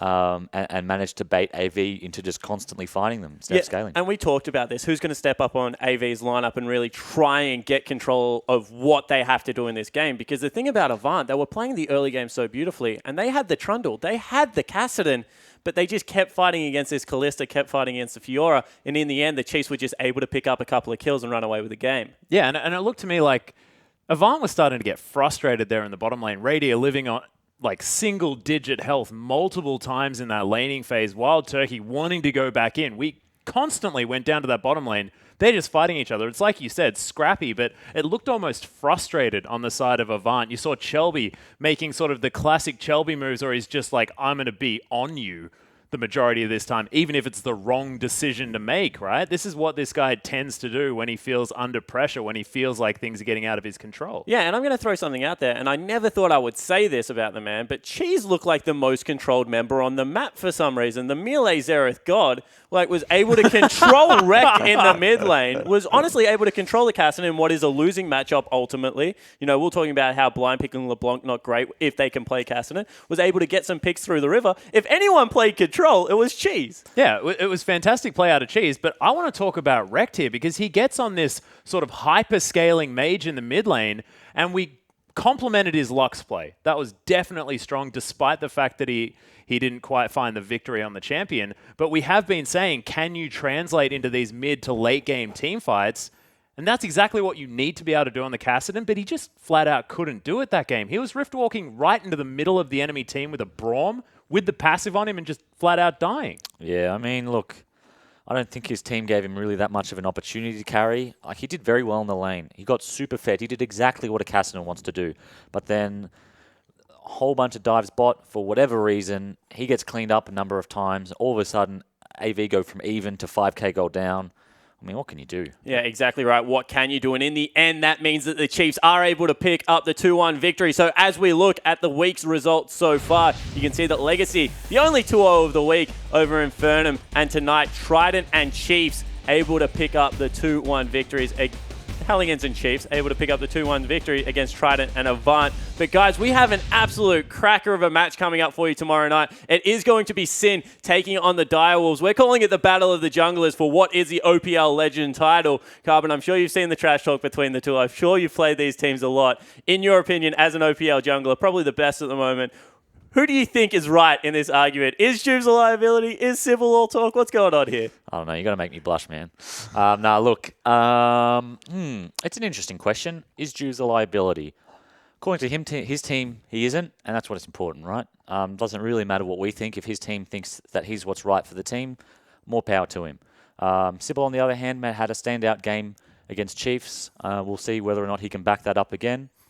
I look forward to it. Yeah, certainly do. Atlas, what are your thoughts on the matchup? I'm just really excited about the battle of the Zac players. I want to see blobs flying through the air, Majin Buu doing gnarly things on the Rift. Like, I'm really excited about this. Of course, the matchup itself seems like it's in Sybil's favor just because he has looked a little bit more impressive. But Juves has really shown up recently. Of course, his first few appearances, it was like, oh, let's get on the Juves, let's beat him down on Twitter hype train. But not happening anymore. I feel like this guy's starting to step up and really starting to feel comfortable here in the OPL. Yeah, well, he certainly is going to have to step up if they're going to take it up against Direwolves and Sybil. Guys, that's at 7 o'clock tomorrow, Australian Eastern Daylight Savings Time. But that's all for us tonight. On behalf of myself, thank you so much for joining us on the desk, Carbon and Atlas, and our production crew. We'll see you tomorrow at 7. Enjoy your night.